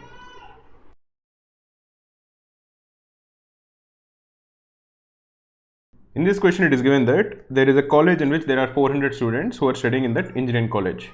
Now 200 students give GRE, 300 students give CAT and 50 students are giving GMAT. So there are 3 exams and there are a total of 400 students. So we can draw 3 circles. Now each of the circle will represent students who are taking one of the exams. So one of the exam is GRE, the other one is CAT and the final one is GMAT. GMAT is being taken by 50 students, GRE is being taken by 220 students and CAT is being taken by 300 students. Now we are told that all the students, all the 400 students are taking at least one of the 3 exams. We are required to find out what is the maximum possible number of students who are giving all the 3 exams. So in this case, let us assume that I is the number of students who are taking exactly 1 exam. This Roman number 2 is the number of students who are taking exactly 2 exams. And 3, the Roman number 3 is the number of students who are taking all the 3 exams. Now we need to find out the maximum value of this 3. But we know that 1 plus 2 plus 3 represents all the students in the college, that is 400. We also know that 1 plus 2 into 2 plus 3 into 3 represents the total number of exams being taken. Because there are one number of students who are taking exactly one of the exams, the number of exams that set of people are taking is 1. Similarly, there are the Roman number 2 number of people who are taking 2 exams each. So those people will take 2 exams, so the count will be, which will be added, will be 2 into 2.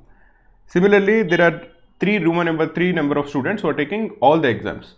So the total number of exams being taken by this set of students will be 3 into that Roman number 3. This is equal to 220 plus 300 plus 50. This is the number of exams that are being taken by these students of this engineering college. This will equal 220 plus 300 is 520 plus 50 is 570. Using these two, we can easily subtract the first equation from the second equation to eliminate the Roman number 1. This will imply that 2 plus 2 times 3 is equal to 170. We need to maximize 3. So in this case, we will minimize 2. We will make 2 to be equal to 0, and the maximum value of 3 will be 170 by 2, that is 85. So the maximum possible number of students who can take all the 3 exams is 85. But can 85 actually be achieved in this distribution that we have? It cannot be achieved, because we know that only 50 students are taking GMAT. So even though the theoretical process that we have done to maximize the value of the Roman number 3 is giving us an answer of 85, that 85 cannot be achieved because we have only 50 students. So the maximum number of students who can take these 3 exams is 50. All the 3 exams will be if all the people who are taking GMAT are also taking are actually taking both of GRE and CAT, only then will this be achieved. And in this case, we can actually distribute the remaining students. So out of this 50, we have 170 left in GRE.